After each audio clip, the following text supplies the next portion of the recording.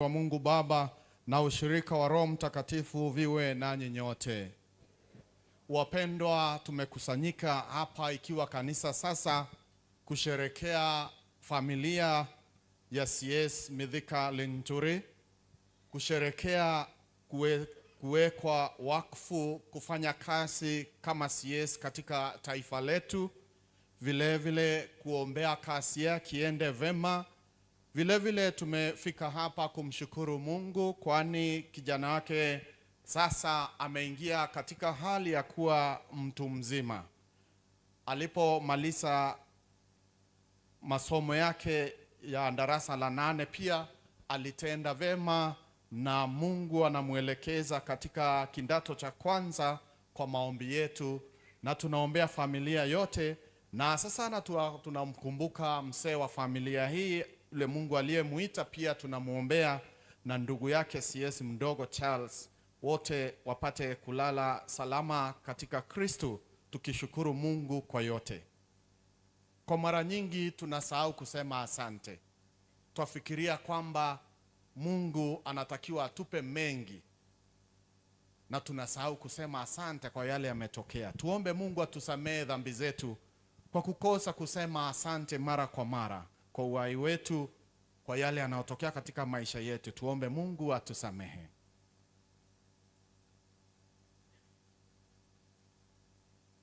Namuungamia Mungu Mwenyezi, nanyi ndugu zangu, kwani nimekosa mno kwa mawazo, kwa maneno, kwa matendo na kwa kutumiza wajibu. Nimekosa mimi, nimekosa sana. Ndio maana na kuomba Maria mwenye heri, Bikira daima, malaika na watakatifu wote, nanyi ndugu zangu, mniombeeni kwa Bwana Mungu wetu. Mungu Mwenyezi atuhurumie, atusamee dhambi zetu, atufikishe kwenye uzima wa milele.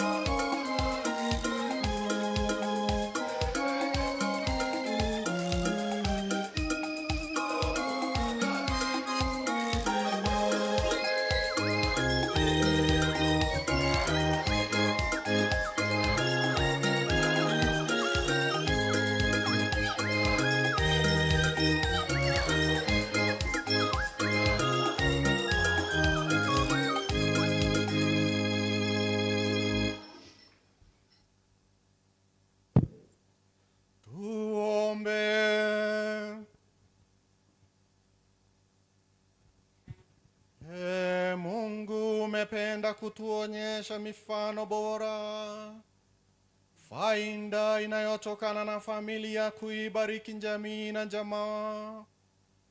Tukifuata familia takatifu ya Yesu, Yosefu na Maria, jalia familia yake Linturi wema, fadhila na upendo, ili kwa wema na kwa wingi wa mfano ya fadhila za nyumbani na mafumbo ya mapendo, tuweze kufaidi tunzo la milele katika furaha ya nyumba yako, anaishi na kutawala nawe katika umoja wa Roho Mtakatifu, Mungu moja milele na milele. Amina.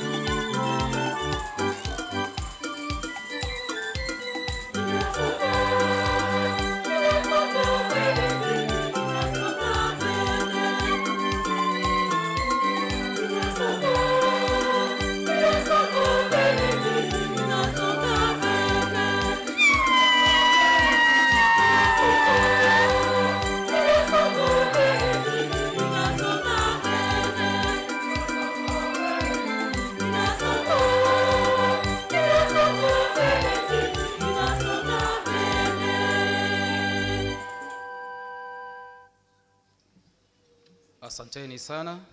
Somo letu la kwanza latoka katika kitabu cha Mwanzo. Tutasomewa naye Muturi.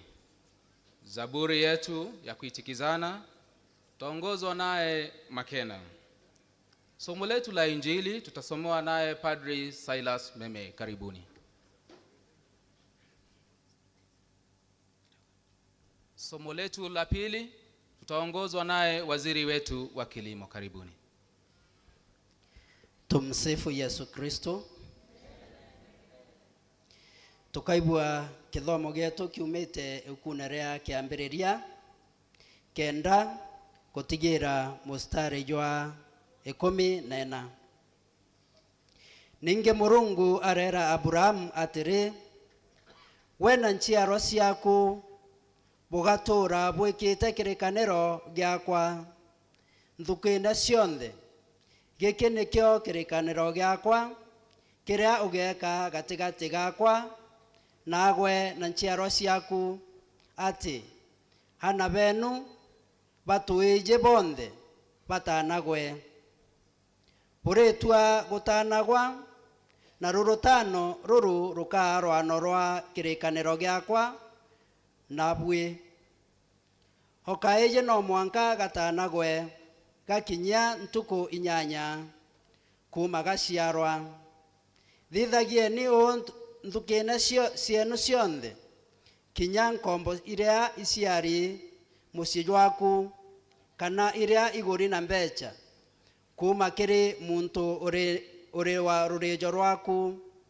No mwanka itanagwe kinya ciethirwa iri cia guciarirwa mucii jwaku kana cia kugura na mbeca, tontu bo ni rwano ru rukaraga mirine yenu ruri rwa kuonanagia ati kirikaniro giakwa nabwe ni gia Kenya na Kenya.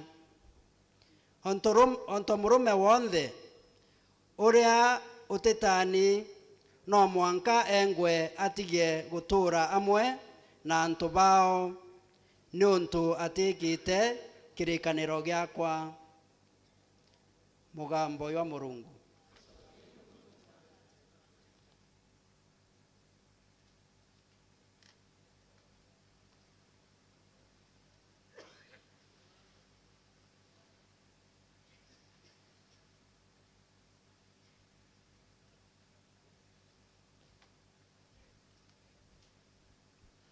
Wimbo wa katikati.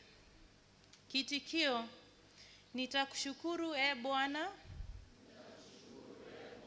kwa ajili ya fadhili zako na uaminifu wako. Nitakushukuru Bwana kwa ajili ya fadhili zako na uaminifu wako.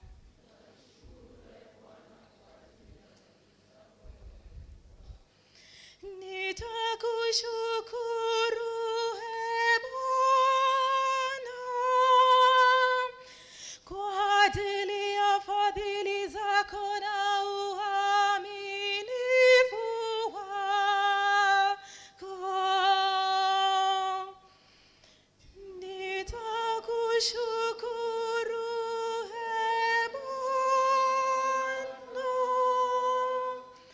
kwa ajili ya fadhili zako na uaminifu wako. Nitakushukuru Bwana kwa ajili ya fadhili zako na uaminifu wako.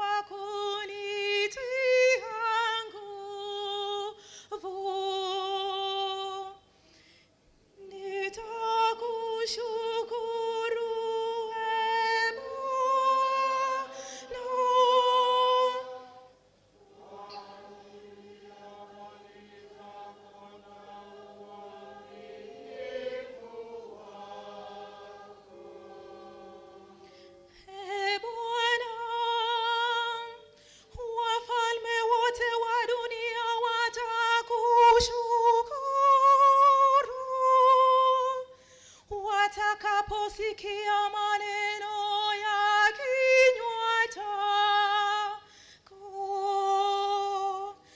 naam, watazima jihazamo, naam, kwa maana utukufu wa Bwana ni mkuu.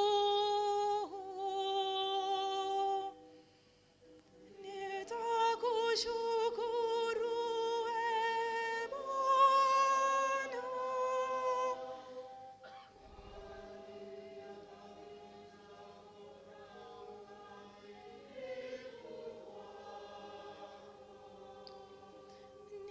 Nitakushukuru ee Bwana kwa ajili ya fadhili zako na uaminifu wako.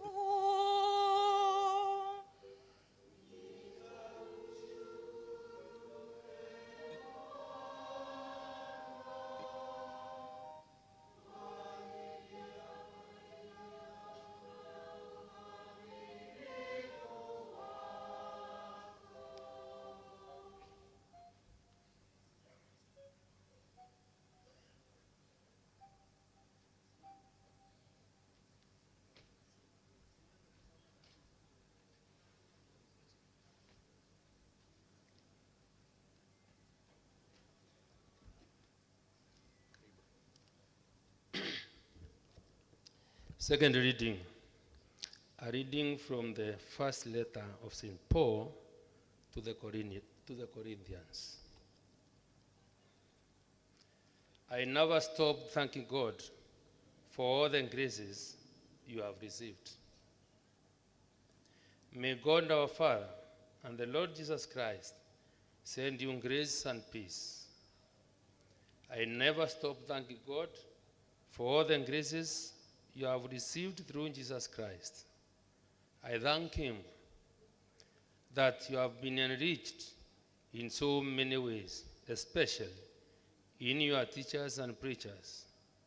The witness to Christ has indeed been strong among you, so that you will not be without any of the gifts of the Spirit while you are waiting for our Lord Jesus Christ to be revealed, and He will keep you steady and without blame and until the last day, the day of our Lord Jesus Christ, because God, by calling you, has joined you to a Son, Jesus Christ, and God is faithful.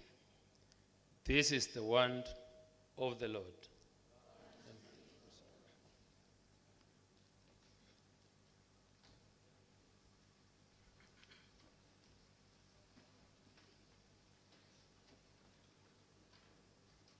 Shukrani kwa kila jambo, maana hayo ni mapenzi ya Mungu kwenu katika Kristo Yesu.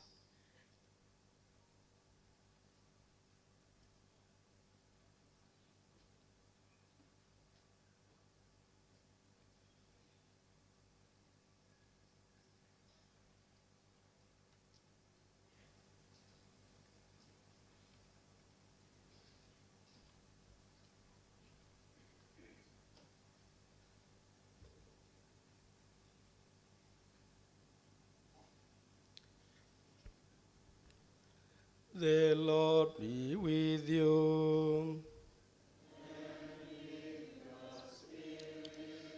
Somo katika Injili iliyoandikwa na Luka.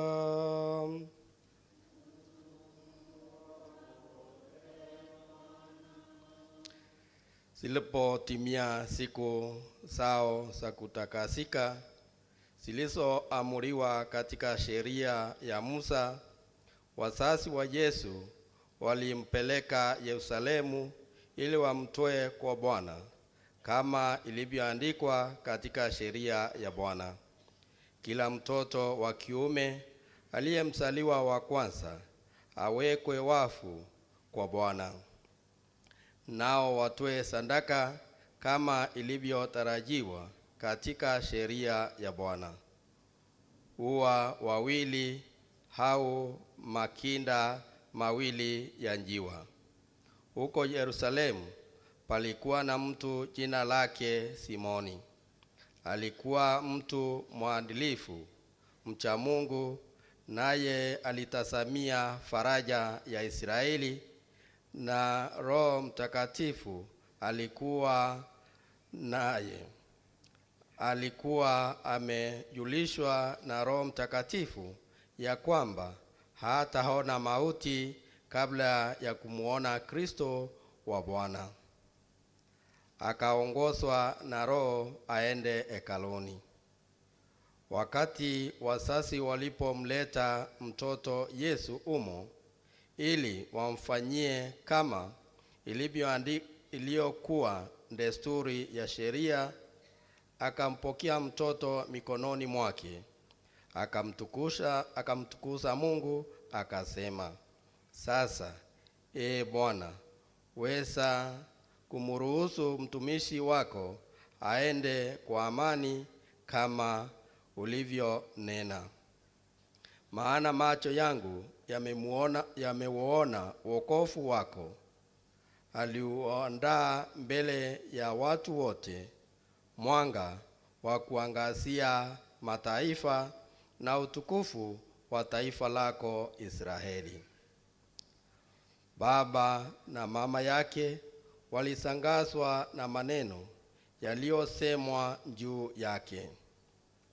Simoni akawabariki na akamwambia Maria mama yake, "Tazama, huyu amewekwa kwa kuanguka na kuinuka wengi katika Israeli, tena kama ishara itakayokataliwa, na upanga utakao kupenya moyoni, ili mawazo ya mioyo mingi yafunuliwe."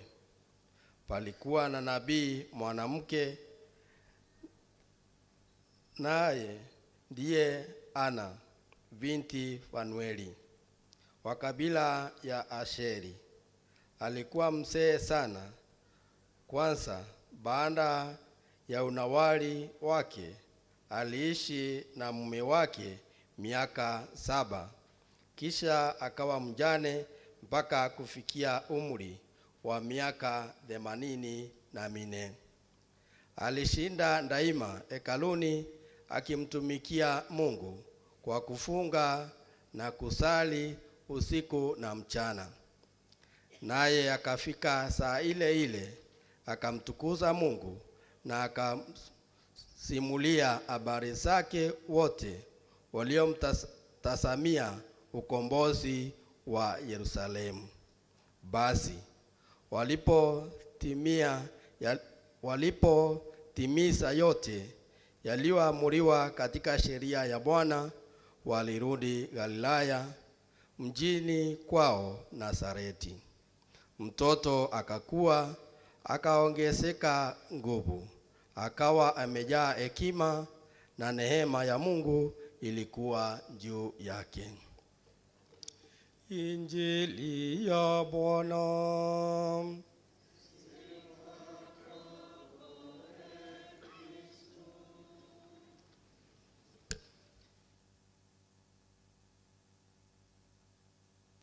Tafadhali tuketi, na muomba waziri pia aweze kuchukua kiti chake.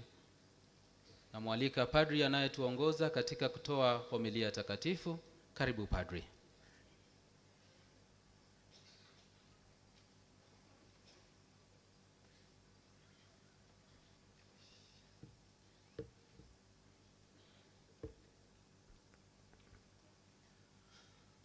Tumsifu Yesu Kristo.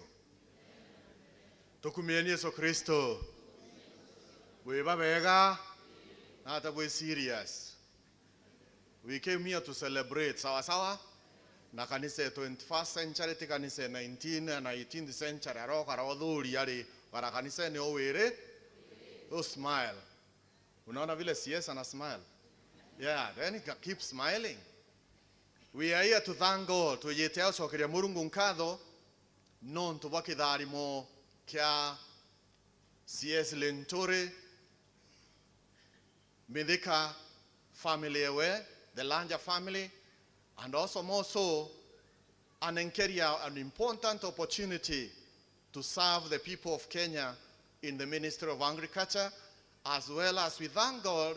We also say, Lord, give him more strength na energy kumba kujuria mantu jaja.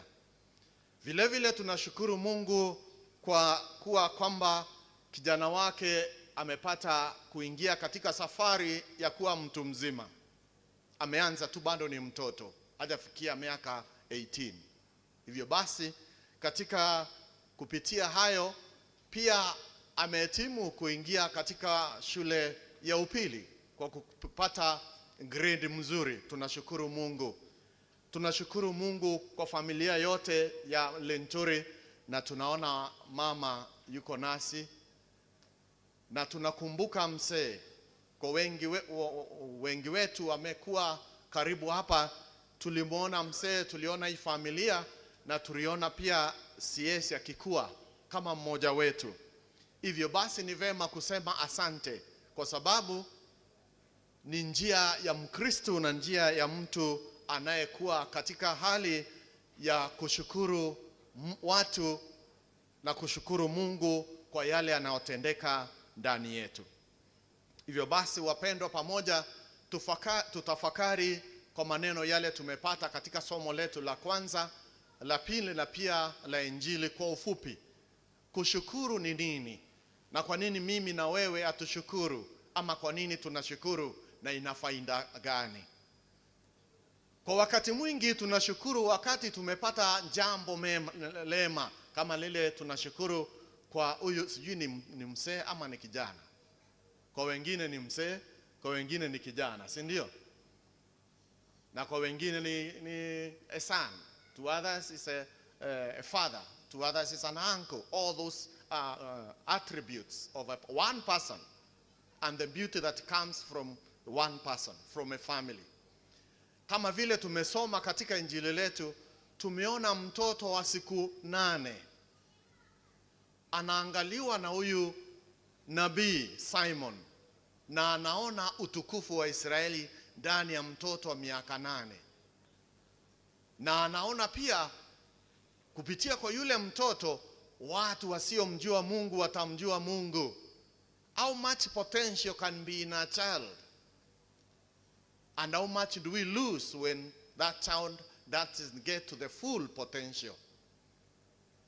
Hivyo basi tunataka kushukuru kwa huyu mtoto wetu ambaye anabariki nchi yote, na tunaomba pia abariki dunia yote. Tunashukuru kwa sababu ya success. We see success in this son of the soil. But what is success? Kuna mtu mmoja aliyekuwa msomi sana wakati wa zamani, aliitwa Socrates. Na kijana mmoja alitaka sana kuwa successful, akaenda kwa Socrates, akauliza Socrates, je, mimi ningetaka kuwa successful, ningetaka nitimie katika maisha yangu, nitafanya nini? Nifunze, nieleze, kwani wewe waonekana ni mzee wa hekima. Yule Socrates akachukua yule kijana, akampeleka kwa maji mingi inaitwa aje kama ile kwa Mombasa?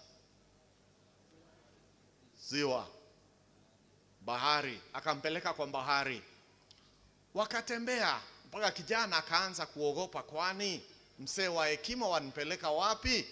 Ndani ya bahari. Wakaenda wakafika pahali maji imewafika hapa. Socrates akamuuliza, je, ulitaka kujua success ni nini? Kijana akamwambia ndio. Socrates akamshika kichwa vizuri na mabega, akamweka chini ya maji. Sekunde 1, 2, 10, 5, kijana akaanza kutumia nguvu yake anjitoe kwa ile maji. Akajaribu kabisa, kisha Socrates akamtoa. Akamwambia, success is when you badly need to get something, you have the great desire, and you have to put effort into it. That is what success is. Tumsifu Yesu Kristo.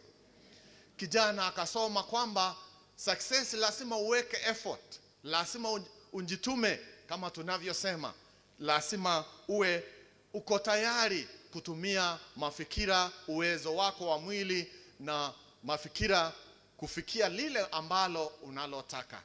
Hivyo basi tukisherekea ile success, tunaona ni vizuri pia tujue ya kwamba huyu tunayesherekea na familia ile tunayesherekea haijafika pale kwa kuwekewa mambo kwa meza kama vile unawekewa yai. La, amejitoa kama vile Kristo alijitoa mwanga ili sisi tuweze kubarikiwa. Tumsifu Yesu Kristo. Vivyo hivyo mimi na wewe katika pale unapotenda ni vema kunjitoa, ni vema kuwa mtu wa effort. Let us now look at why we don't give thanks. Let's start from the negative. Do you give thanks all the time? Allah, are you still around? Mnasema asante kila wakati? Sio kila wakati tunasema asante. Kwa watu na kwa Mungu. Hello? Hizo laini mbili. Hii inaitwa nini? Hii laini inaitwa nini? Horizontal. I must be thankful to the horizontal line. That is me, family, friends, school, fellow cabinet ministers, the president, the citizens. I must say thank you. And I must most of all say thank you to me, to God, to God. But why don't we say thank you all the time? Sometimes, especially Kenyans, we are very good at grumbling and complaining. Like now. Hey, maisha ni ngumu. Hey, imekuwa. Sasa mtu anasema maisha ni ngumu, amenunua gari. Na ananunua shamba pale.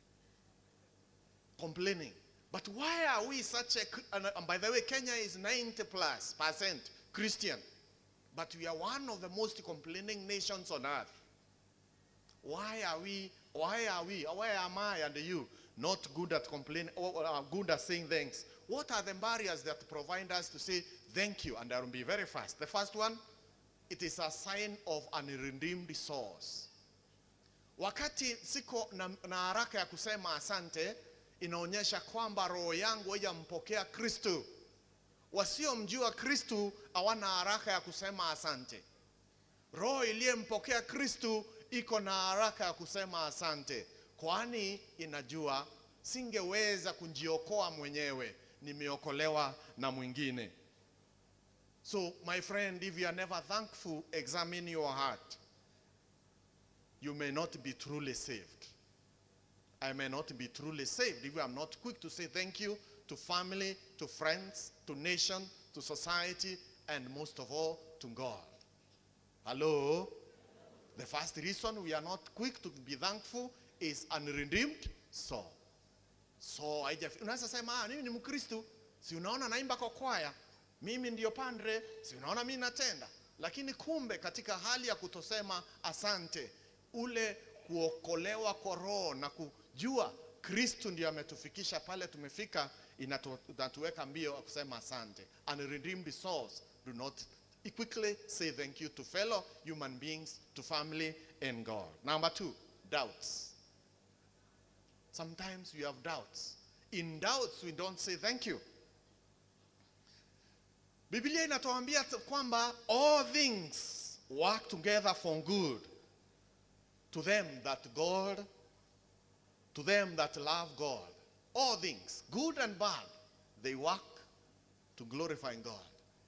Therefore, I have no reason to doubt, even when things are very difficult. You should have watched CS when he was nominated. He was sweating. I saw him. Wondering, my goodness, now I'm nominated. Will I go through all the process until I am confirmed? In such a time, doubts can arise. Just like they do in you and me when we are in a situation of challenge. When I am sick, when I have a conflict, when we are fighting, when I'm angry, doubts can arise. And forget that all things work for God's glory. even the difficult ones, and say, thank you for bringing me this far, for giving me this challenge. I know this challenge is going to work for the greater good of God. God is good, and that's what you are celebrating. Because while you may have felt a little doubt, doubts can lead us not to be quick to say thank you. That's number 2. Number 3, ignorance, kutojua. Kutojua yale Mungu ametutendea na wenzetu, yale wametenda katika maisha yetu, tunakuwa wachache. Sijui kama hiyo Kiswahili ni sasanifu. Wachache wa kusema thank you. Sawa sawa? Hatuna haraka ya kusema nini? Thank you, because of ignorance. We are not aware how much God has done to our life. We see all things not in the context of others having done and God having done. We think we did it. That ignorance makes us less quickly to say thank you. Tumsifu Yesu Kristo. Number 4, pride. Manjivuno inatufanya tusiwe na haraka ya kusema asante. Tuko hai, atukumbuki uhai wetu tumepewa. Tuafikiria ni sisi tumeiweka. Pride makes us at times and not quick to say thank you. Pride makes us assume we worked hard for everything. We kept ourselves alive. We healed ourselves. I went to the doctor. I paid for it. My friend, be quick to say thank you. There were doctors there. There was family there. There were Christians praying for you. There is a God who made you, who made us go through the things we go. Pride makes us not say thank you. We thank you. We say, yes, thank you for teaching us not to be proud, to come back and say thank you. It's a sign of humility. Number 5, anger and disappointment also makes us not quick to say thank you. Asira na kutosheka. Tunataka. Katika hiyo hali ya kuwa unakasirika, kwa sababu nataka yale ajaja nifikia bando, ningetaka ile pia, ningetaka hii, ningetaka kile, unakasirika na unakuwa disappointed kwa sababu hakijafika, and then you are slow to say thank you. Anger and disappointment. Number 6, self-centeredness. Kujifikiria tu mimi mwenyewe. Me, myself and I. Everything is me, myself and I. It can't be. Life can't be me, myself and I. We are to link and see there is the other who is my fellow citizen, the other who is my fellow member in the family, the other who is my fellow workmate, the other who is God. It's not about me. Self-centeredness makes us unable to say thank you. Number 8, umechoka. Those are still few. I came with my students, so I will forget and tend to think I'm in a lecture room. Someone has to remind me. A critical spirit makes us not quick to say thank you. Some people have very high standards about ourselves, but mostly about others. But you have high standards, not because high standards are bad, but high standards can make us less quickly to say asante. It's not too bad. But instead of seeing good, badala kuona yale mazuri, we look for faults. That's where we come in as Kenyans. Very specific, very special character of human beings. We are quick to see faults, not the good. I had a meeting somewhere with some people and we were debating the question of taxation. I told them, my friend, there is no nation that can be free without taxing itself out of debts and out of economic depression. No one. You become a slave of other people. You keep borrowing and become a slave. There is good in that. Seeing good in that which people think it's not good. A critical spirit can become a barrier to being grateful. God is good. Those are the negative reasons why we don't say thank you. Let us now look briefly on the benefit of kusema asante. When someone says thank you, what benefit is yes and his family going through as they say thank you? The first one, inasaidia kupenda Mungu back. Kamoi back ni nini na Kiswahili? It helps to love God back. God has loved us.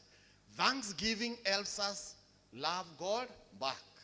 Say that in Kiswahili, ambia mwenzako. Inatusaidia kumpenda Mungu back. No, that translation is not good. Okay, kuonyesha Mungu upendo. Ametupenda kwanza, na alafu kumuonyesha upendo pia tunasema asante. We keep wondering, what is the will of God? God's will for our lives is when so much of it is clearly revealed in the scriptures. So it is good. The God's will for us is to be thankful. Kwa yale yote ametutendea. Na ndiyo CS anatufunza example kusema asante kwa yale yote yametendeka kwake na kwa familia yake. Number 1, it helps us love God back. Hello? It helps us love God what? Back. I don't mean like loving the back of God. God has no back or front. I mean kumpenda kama alivyotupe. Number 2, it is a form of worship. We have been brought here by this family ili tuweze kumwabudu Mungu na kumtukuza, because worship is thanksgiving is a form of worship. Is a living out worship. Tunaishi yale tunayoomba na kumtukuza Mungu kwa njia ya kumwambia asante. Kwa njia zozote na njia zote ambazo tunaambia Mungu asante. Tumsifu Yesu Kristo. Number 3, inatufunza to discipline our thoughts. When we say thank you, it teaches us to discipline our thoughts. To always know there is other fellow human beings and God who is in play. Rather than grumbling, when our mind embraces this discipline of thanksgiving as we have in Philippians 4:8. Finally, brothers and sisters, that is Paul talking. Whatever is true, whatever is noble, whatever is right, whatever is pure, whatever is lovely, whatever is admirable, if anything is excellent and or praiseworthy, think about such things. To discipline our thoughts, to say thank you. Hivyo basi kusema asante inatusaidia kuweka mipango katika mafikira yetu. Number 4, it gives us a posture of humility. Inatupa nafasi ya kunyenyekea. Kuwa na maisha ya kunyenyekea. Katika dunia yetu ya leo tunatafuta number 1, si ndio? Watu wakifanya mtihani tunatafuta number 1. The whole week and month tunaonyeshwa number 1 kwa KCPE, KCSE. Out of almost 2 million, we shall be seeing 1, 2, 3, 4. The others wote. Katika hiyo hali ni vema kujifunza humility kwa njia ya kusema asante. A humble person knows that they can do it. They can't do it on their own. That's what an humble person does it. That's what CS is saying. It's just 1 year into government. It's 1 year or 2. It's 1. We still have very many years. He knows he can't do it by himself. He needs our prayer. He needs our support. He needs our goodwill. So does the government. It needs our prayer, our goodwill, so that they can do the right thing. It's a posture of humility. God is good. So in our interest, sometimes we lose humility. Yukieni rogono. King yomore adidete KIATHO. Yonto ya KCS ya KIATHO kemo ya kurigaria. Nae tanto bonde, ende kwa tuwe kote muntu eta KIATHO na ngakethre na kimencho. Criteria no mwanga wethe na kimencho. Atangazo nya kwerwa KIATHO anto bakiuma KIATHO ne bakarea na bakiuma KIATHO ne omuntu akana ndenge. We ambia yu ako karibu na wewe asikiki Meru hiyo. Kwa sababu ilikuwa sherehe katika Meru. Ate wakuje sherehe. Na wale ataingia kwa sherehe ni wale wako na upara. Na hiyo sherehe kila mtu akienda nyumbani ataenda nyumbani na senge. Inaitwa senge ama beberu? Wewe nani nilikwambia unaniambia hiyo Kiswahili na uko wapi? Senge, si ndio? Beberu. Ando waware ule, there is no way nkamisi KIATHO na misinde ando beta kabenje. Omuntu enja kibi. Benja kimenso kenda beta KIATHO ne. Antu wamekuja kama tumekuja hivi. Katangazwa karibuni, hata ile lori imeenda kuleta senge.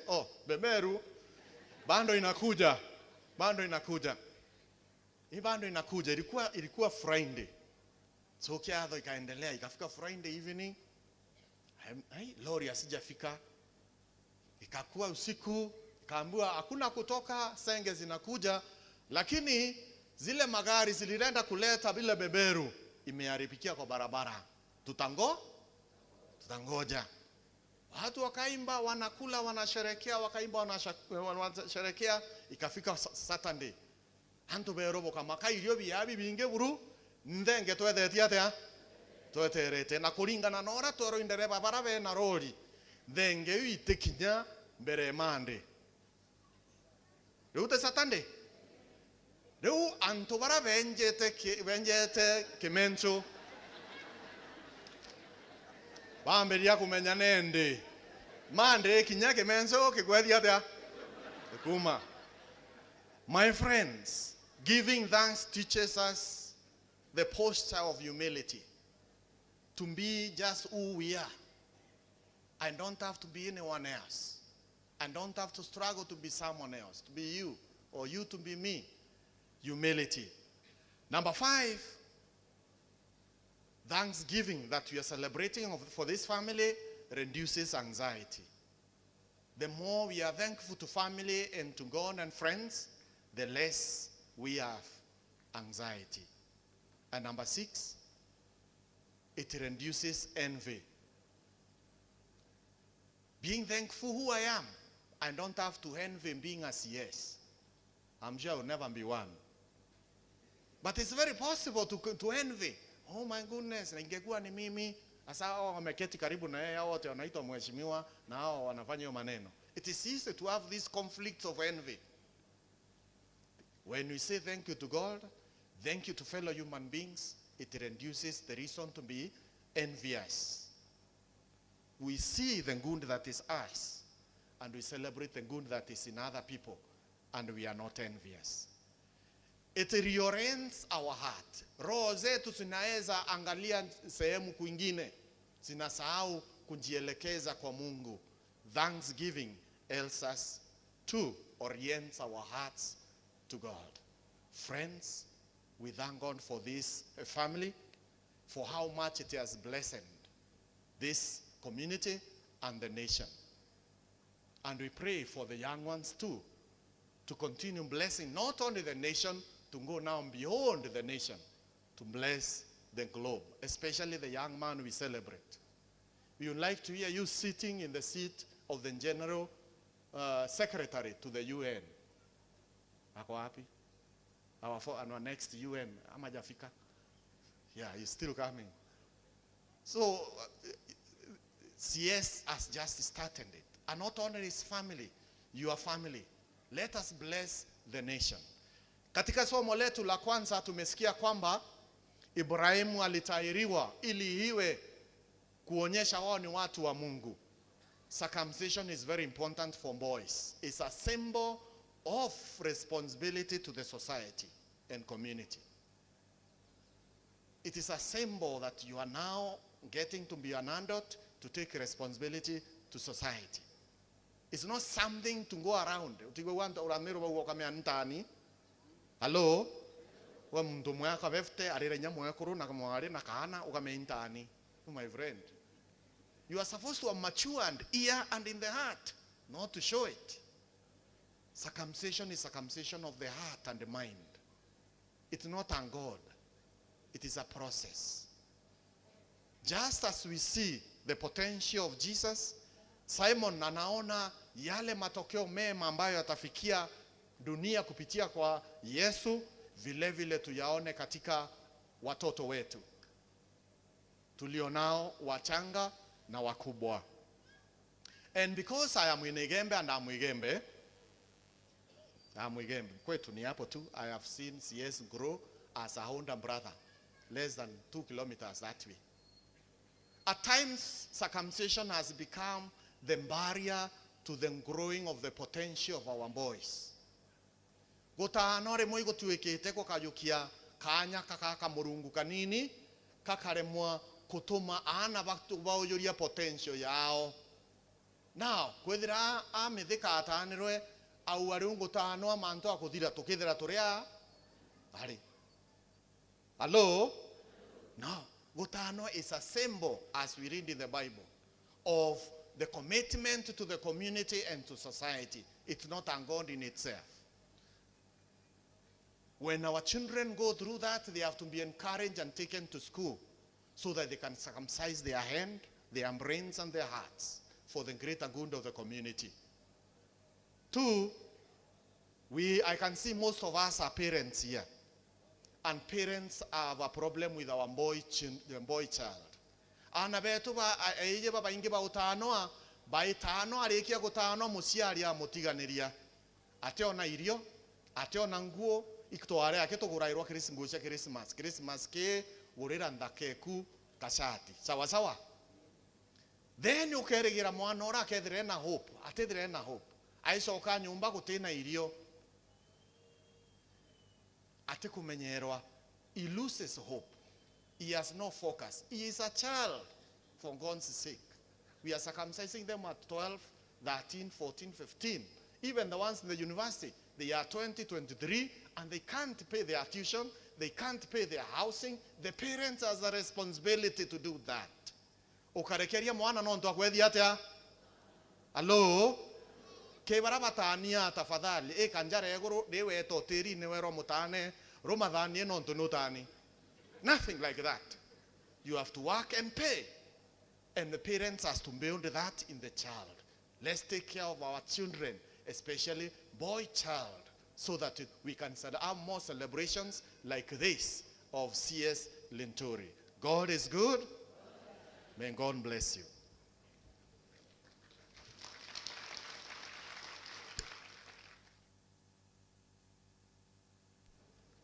Baada ya kusikiliza homilia tulioongozwa na padri kiongozi wa ibada ya misa, tutaomba tutulie kidogo tuweze kutafakari maneno aliyotuongoza nayo, kisha baada ya sekunde chache tutasimama ili tuweze kukiri imani yetu.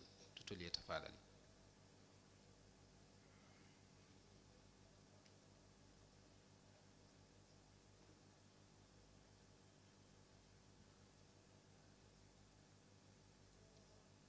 Tusimame wote tafadhali. Na sadiki kwa Mungu moja,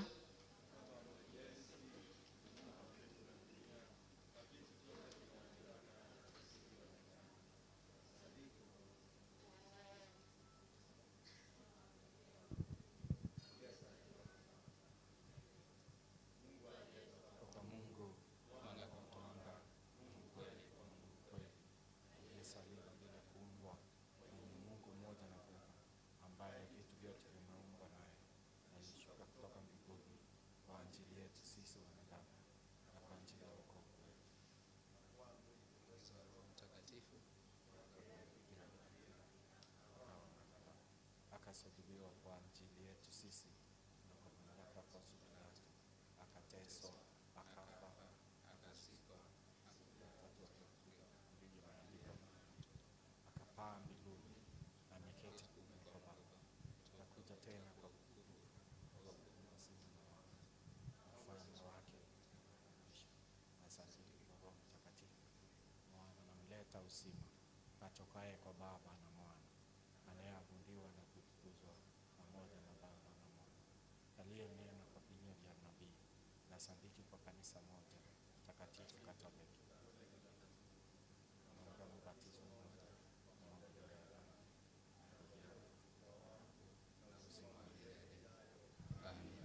nitawaomba wale watoto wanaotuongoza katika sala za waamini, tafadhali jongeeni hapa altareni.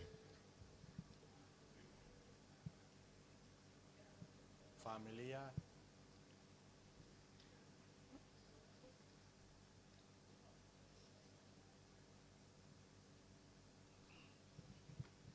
jongeeni hapa mbele tafadhali.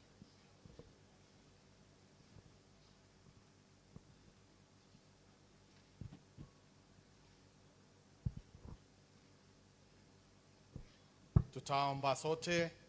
Ulifika hapa kwa sababu ya sala, hivyo basi weka sala yako kwa roho yako kuombea familia hii kuombea kasi ya mheshimiwa, kuombea taifa letu, kuombea kanisa, kuombea yote ya familia yako na wewe mwenyewe. Na tutaomba tukisema, Bwana twakuomba utusikie. Tumshukuru Mungu kwa kuwa Mungu wetu na kuweza kutuweka wakfu ili tuwe watoto wake wa imani kwa kifo na ufufuko wa mwanaye Yesu Kristo, ili tuishi tukiwa watu wa shukrani katika yote. Bwana tunakuomba.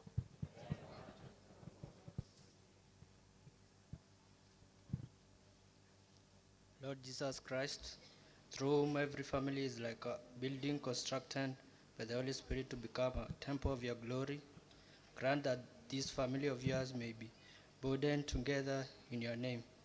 May you be the unshakable foundation of their life together.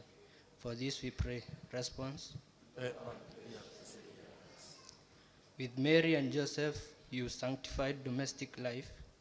Teach all who live here that self-giving is the way to guide and uphold their life as a family. For this we pray. Response?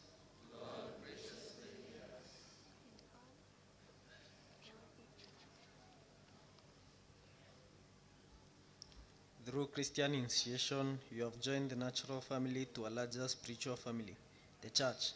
Help the members of this family to carry out faithfully their responsibility in your church. For this we pray. Response?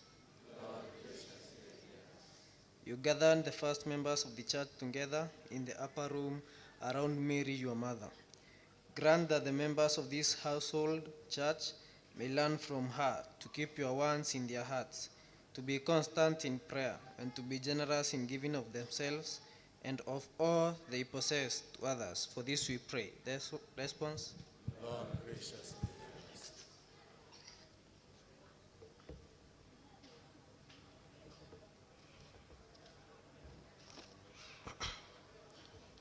Your loving response far exceeds the merits of the expectations of those who pray you to you. Grant that with our lips and our heart we may sing the wonders of your works.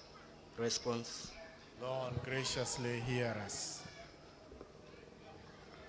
You prepare and bestow upon all countless signs of your love. Grant that as we receive your gift, we may always see you as their givers. For this we pray. Response? Lord, graciously hear us. You have told your disciples to share what they have with others. Grant that our neighbors may share in your gift to us, so that they may also share in our joy. For this we pray. Response? Let us join our prayers to the prayers of our mother, who shared our son to the whole world, as we bring this family to the same intercession of Blessed Virgin Mary as they share their son, Linturi, with the nation, as we say, Hail Mary, full of grace.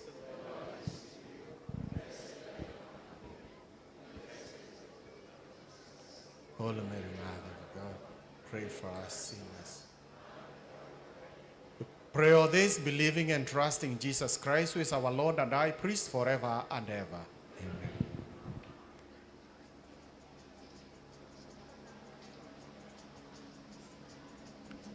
Asanteni sana. Ni wakati naomba kwai tuongoze katika wimbo wa kutoa sadaka. Ndaomba waseminaristi wote walioko hapa waweze kusaidia katika kukusanya sadaka. Waseminaristi tafadhali. Kwaya, karibu.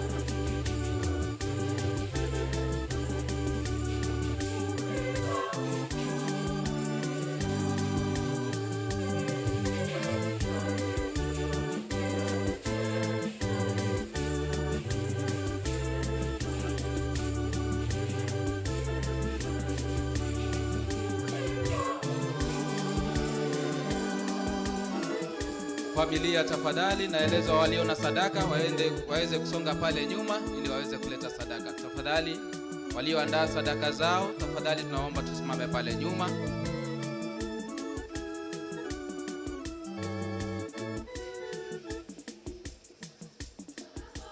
Tafadhali tunaomba tusonge pale nyuma.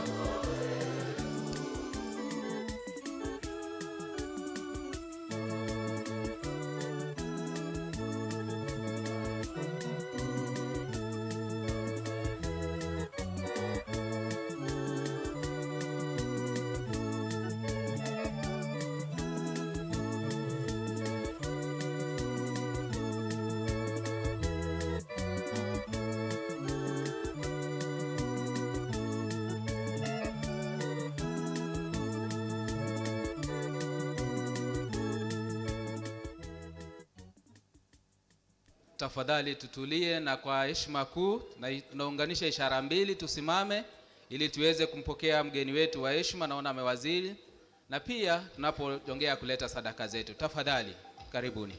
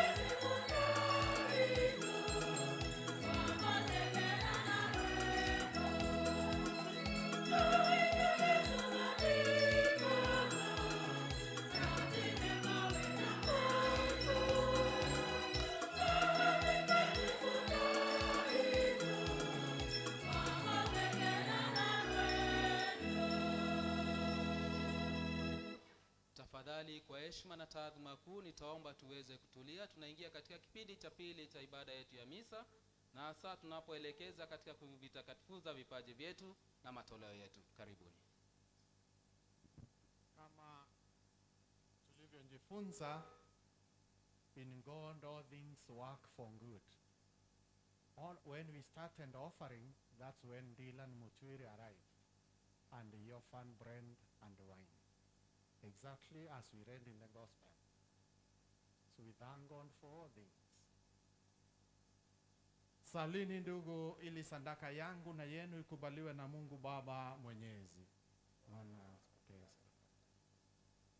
Wasifa.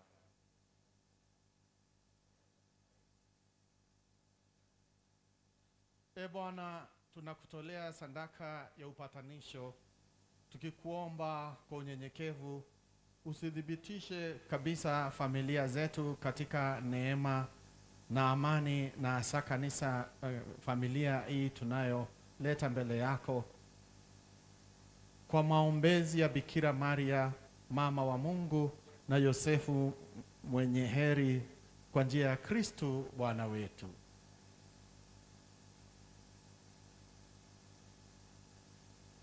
Bwana awe nanyi. Inueni mioyo.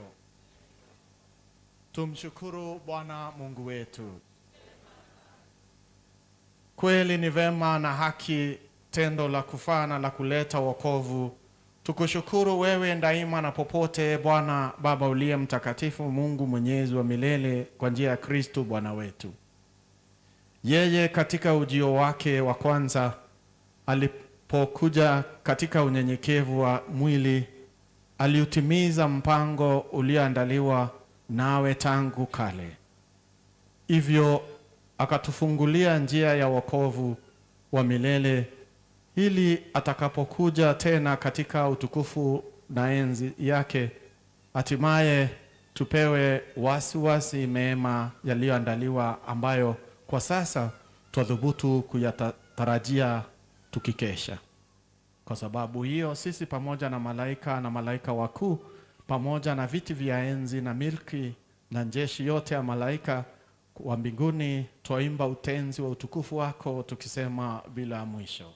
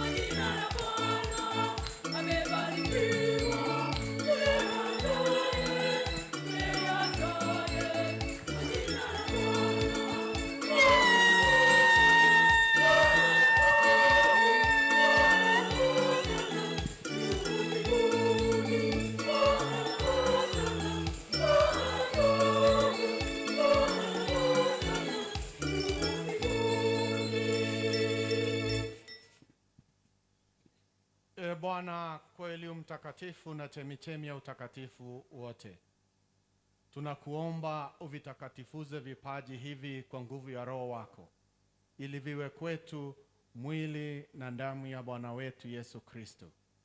Yeye alipotolewa kwa kuingia kwa hiari katika mateso,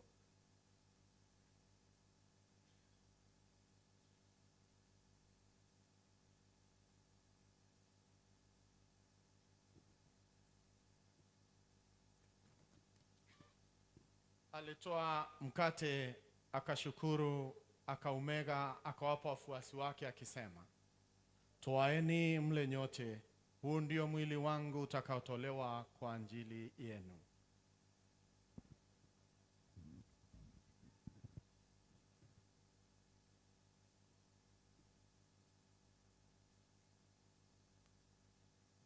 Vivyo hivyo baada ya kula, alitoa kikombe na kushukuru tena.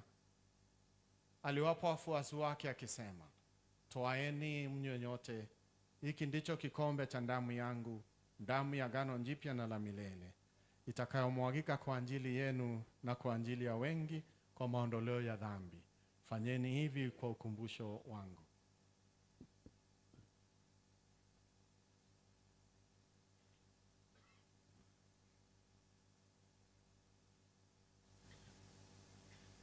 Fumbo la imani.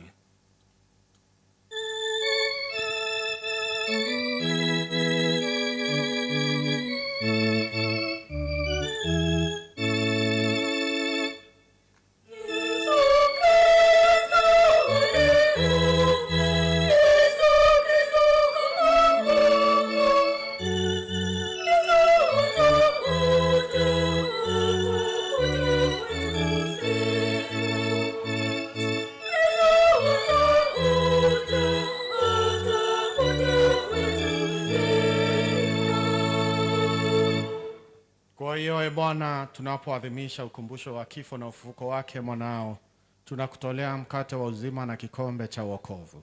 Tunakushukuru kwa kuwa umetustahilisha kusimama mbele yako na kutumikia. Pia tunakusihi kwa unyenyekevu, ili kwa kushiriki mwili na damu ya Kristo tukusanywe na Roho Mtakatifu tupate kuwa jamaa moja.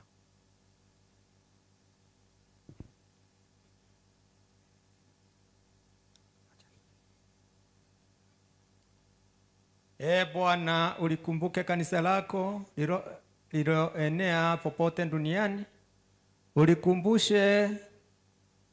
Ulikamilishe katika mapendo pamoja na Baba Mtakatifu wetu Francisco na askofu wetu Salesio Mugambi na wakaleo wote.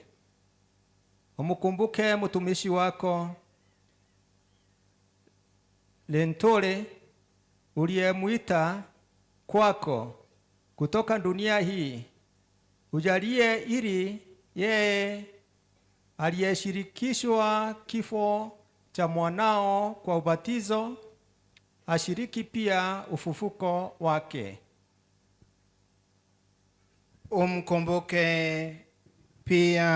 Uwakumbuke pia ndugu zetu waliofariki dunia wakiwa na tumaini la ufufuko, na marehemu wote waliofariki dunia katika huruma yako uwapokee kwenye nuru ya uso wako. Tunakuomba uturumie sisi sote, ili pamoja na Maria Bikira mwenye heri mama Mungu na Mtakatifu Yosefu mume wake huyo bikira, mitume wenye heri na watakatifu wote waliokupendeza tangu kale, tunastahili kushiriki uzima wa milele na kusifu na kutukuza kwa njia ya mwanao Yesu Kristo.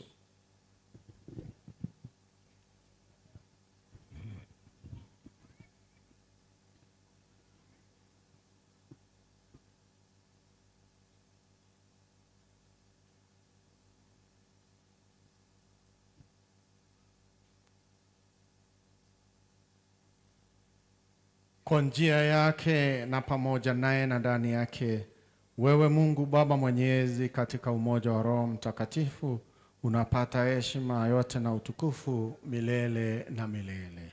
Amen.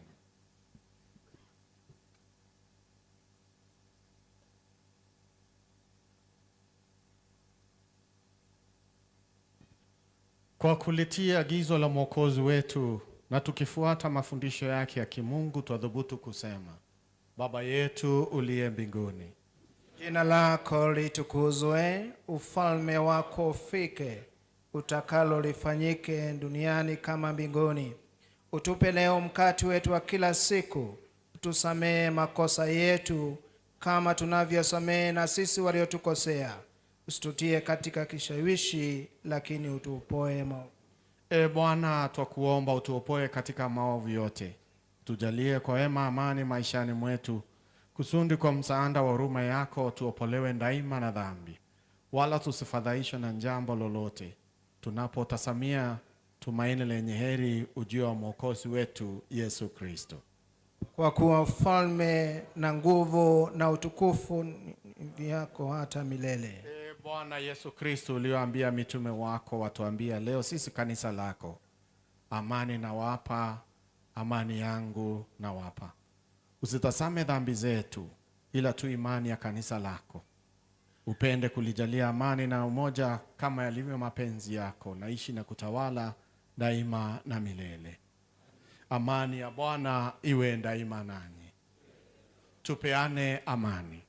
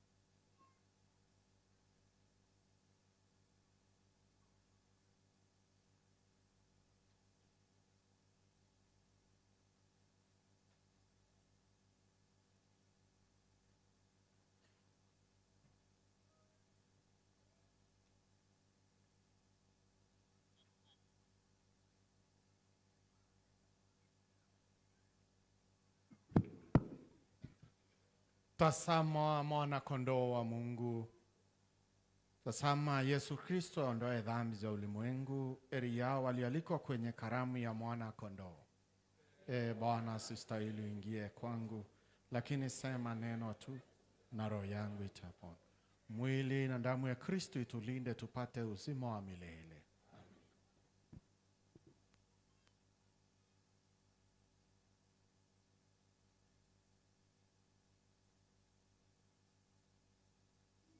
Thank you. Tafadhali tunaweza kuketi, tunaweza kuketi. Ni wakati wa kupokea Ekaristi Takatifu. Ni Wakristo wa Katoliki na waliojiandaa katika kupokea Ekaristi Takatifu wanaoruhusiwa pia na kanisa wanaweza kupokea. Tuna mapadri wengi wa kutosha, kwa hivyo msijali, mapadri wataweza kuwafikia mahala mlipo. Karibuni. Kwaya tuongoze katika wimbo wa kupokea. Thank you.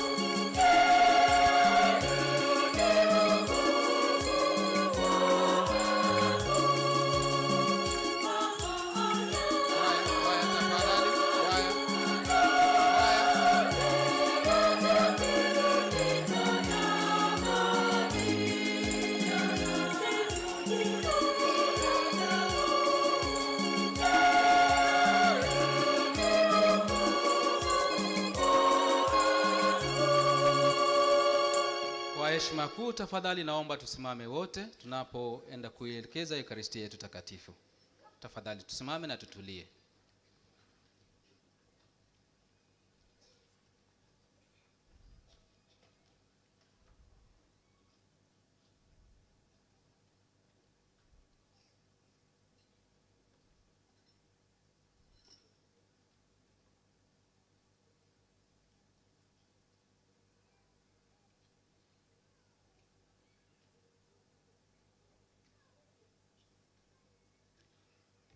Karibu kwaya, asante. Karibuni. Tuongoze katika wimbo wa shukrani ili hali tumesalia tumesimama.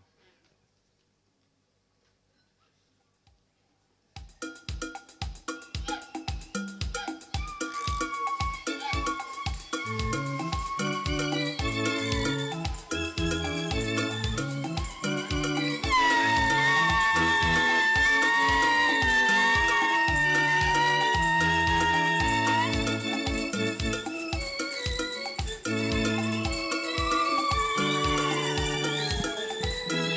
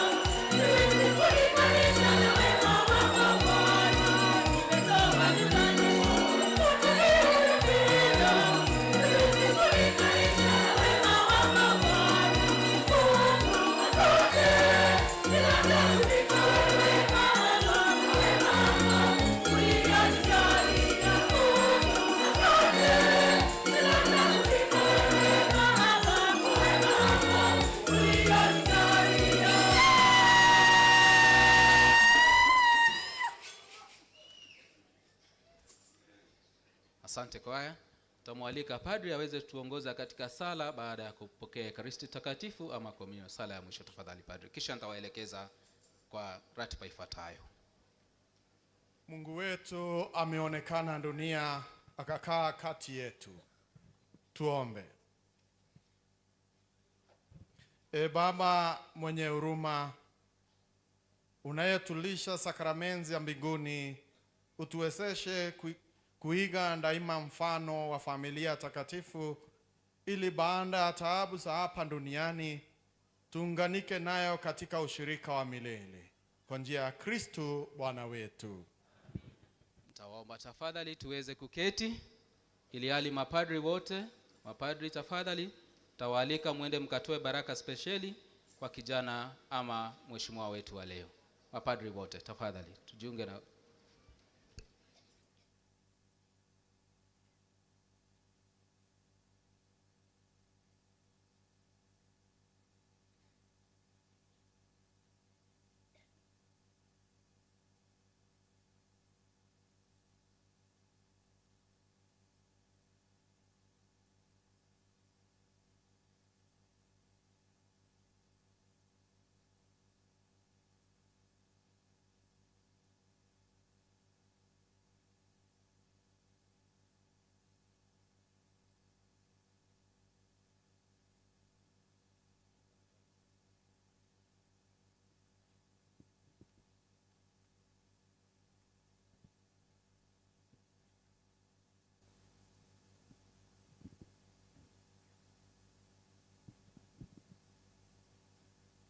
Friends, our blessing comes from the book of blessing. This book has a blessing for everything. So if you need blessing, you can get it from this book. We shall bless the family, and then a special blessing to the CS, and a special blessing to the young man who is growing into a great man. Let us all rise. Our help comes from the Lord who made heaven and earth. The Lord be with you. And with your spirit.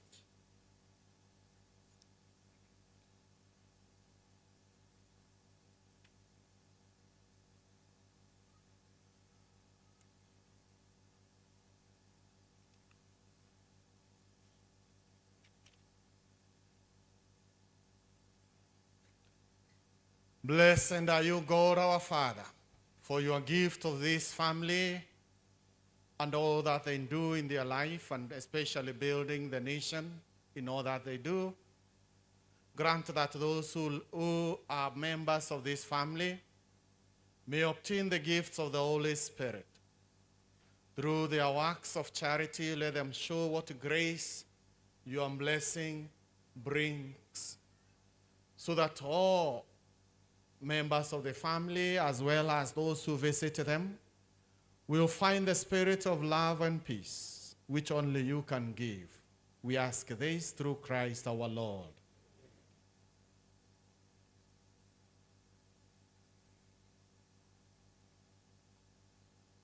Lord, we pray for the Cabinet Secretary, Midika Linturi, as well as we pray for our President, his deputy, and the entire nation, for the members of the legislature, for the members of the Senate, for the judges, elected civil officials, especially those elected from this region of AMERU, and all others, who you have entrusted to guard our political welfare. May they all be enabled by your powerful protection, and in a special way, our CS, give him the strength, the spirit, to accomplish the dreams of all the members of this nation, the farmers and the consumers of the farmed products, as well as the markets related to discharge its duties with honesty and ability. We commend to your unbound mercy all the citizens of our country, that we may be blessed in the knowledge and sanctified in the observance of your holy law. May we be preserved in union that the peace which the world cannot give, and after enjoying the blessings of this life, be animated to those who are eternal. Through Christ our Lord.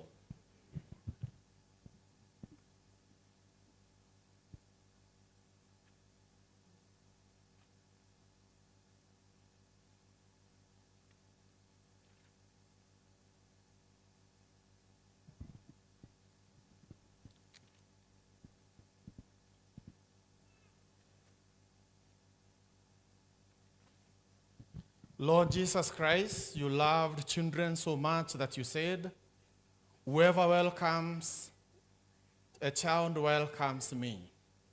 Hear our prayers for the children of this family, and especially darling Mutweri, who has done his school and continuing to do his school and entered in the process of becoming an adult. Give them all unfailing protection. Watch over these children, whom you have blessed with the grace of baptism. When they are grown to maturity, grant that they will confess your name in a willing faith, building your nation in all the aspects they choose. Be fervent in charity and persevere courageously in the hope of reaching your kingdom, where you live forever and ever. Father, the Son, and the Holy Spirit.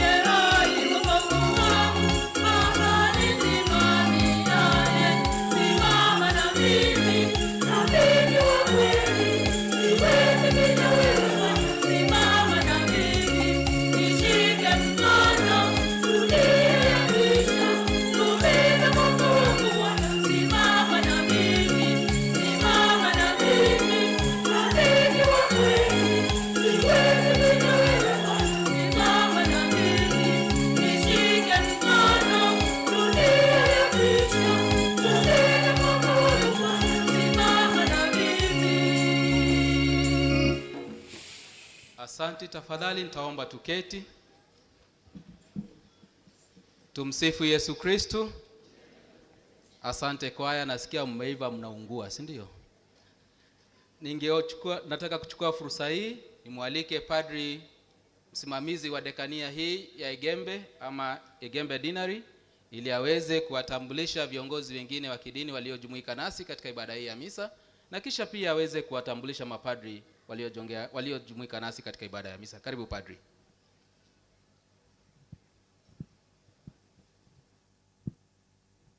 Bwana Yesu asifiwe. Praise God. Nimepewa nafasi kidogo Kwa hivyo Mheshimiwa CS wetu Bwana Linturi na waheshimiwa wengine ambao wamekuja siku ya leo kwa sherehe za leo, and the whole protocols observed, nimepewa jukumu ya kuweza kualika wachungaji wengine ili waweze kuzitambulisha. Aliyesimama mbele yenu ni Reverend Father John Peter Gitonga ambaye ni dean wa dinari hii. Dinari maana yake ni sehemu ndogo ambayo tunaweza kusema kama sasa ni hii dinari ni ya Igembe ambayo inasimamia Igembe North, Igembe Central and Igembe South. Kwa kifupi inasimamia ni mimi namwakilisha baba askofu katika eneo hili la Igembe. Kwa hivyo ndio maana inaitwa dinari na ambayo inasimamiwa na dean akiwa msimamizi wa hiyo dinari. Kwa hivyo kwa kifupi ningependa wachungaji niwaalike hapa, mkuje hapa mbele. Pia wao ni wakristo wa Kristo ama watetezi wa Kristo ama neno la Mungu kwa wale ambao wanatumikia. Karibu baba, asanteni na karibuni sana. Reverend pastors, karibuni sana. Wachungaji wetu wapendwa, na pia mnajua sherehe ya leo sio yetu. Mkuje hapa tu, kujeni hapa. Mchague mmoja wenu ndiye atasema neno moja tu. Wengine ni njina na mahali unahudumu. Njina, mahali unahudumu, kwa sababu tuko wengi. Tafadhali. Yeah. Sawa, simama hapa. Kwa hivyo huyu ambaye ameketi hapa ndiye atasema neno moja because ndiye chairman. Thank you. Mnaweza simama hapo akisema tunaondokania, si ndio? Sawa. God is good all the time. I'm Reverend Gitonga Joseph. I'm in charge Igembe South, Igembe Central, kwa kanisa setu Livingstone International Church. Mungu ambariki. Before I give mic to my colleague, I have one advice. The best gift you can give to your children is to love their mother. Thank you. Bwana Yesu asifiwe. Mheshimiwa CS, viongozi wa ibada na Wakristo nyote, Bwana Yesu asifiwe. Kwa majina naitwa Bishop James Kubai. Nafanya kazi Igembe Central kwa kanisa la AIPCA. Miongoni mwetu hapa tuna wachungaji wetu wa AIPCA. Mungu awabariki sana. No protocol. Jina tu, jina na mahali unahudumu. Sawa? Bwana Yesu asifiwe. Kwa CS wetu majina naitwa Askofu Jacob Nyingi. Jina nasimamia kanisa ya AIPCA huko Igembe North. Pastor John Mitheka na hudumu na Full Gospel pande wa Kiengu. Bwana Yesu asifiwe. Naitwa Bishop Sami Mwithalie, kiongozi wa muungano wa maaskofu na wachungaji katika Igembe yote, Igembe North, Central na South. Barikiwe. Bwana asifiwe. Haleluya. Naitwa Bishop Peter Maore, nasimamia kanisa la Fountain Church International na vile vile ni member wa IPN. God bless you. Bwana Yesu asifiwe. Naitwa Pastor Joel Tarangwe, nimeokoka, Yesu ni Bwana, na hudumu na kanisa ya AIPCA. Bwana Yesu asifiwe. Kwa majina ni Pastor Mutembei, New Apostolic. Bwana asifiwe. Kwa majina ni Church Linda Martin Kangwana na hudumu na kanisa ya AIPCA. Bwana Yesu asifiwe. Kwa majina ni Pastor Jacob Mkonja na hudumu na kanisa la AIPCA. Praise be to God. My name is Deacon Karani Moturia na hudumu na kanisa ya AIPCA. Bwana asifiwe. Majina ni Pastor John Muliongi na ndumu na kanisa la Foursquare pale Nduto. Mungu ambariki. Bwana asifiwe. Naitwa Pastor Josephat Mutembei na ndumu na Christ Gospel Church Tira. God bless. Bwana Yesu asifiwe. Naitwa Pastor William Tongai Ntoiti na ndumu na Live Gospel. Bwana Yesu asifiwe. Tumeambiwa tuwasalimie, si nimsalimie sasa? Okay.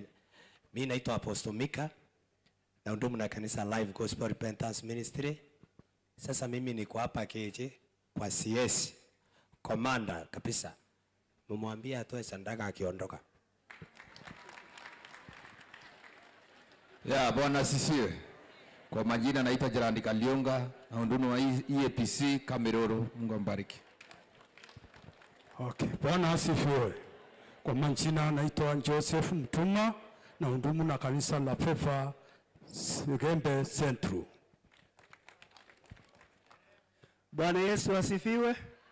Kwa majina naitwa Pastor Patrick Kobia na ndumu na AIPCA sehemu za Lare. Bwana Yesu asifiwe. Naitwa Pastor David Murongi na ndumu na kanisa la East Africa Pentecost Churches. Amen. Bwana asifiwe. Jina langu ni Martin Getonga Gekundi. Mimi ni askofu wa kanisa la Full Gospel Churches of Kenya, Igembe North. Asante. Bwana Yesu asifiwe. Kwa majina naitwa Pastor Ened Meme. Yesu Kristo ni mwokozi wa maisha yangu na ndumu katika kanisa la Brotherhood Gospel Sasi upande wa Igembe North. Bwana asifiwe. Naitwa Reverend Moses Turanira na ndumu na kanisa la Fountain Church International. Amen. Bwana asifiwe.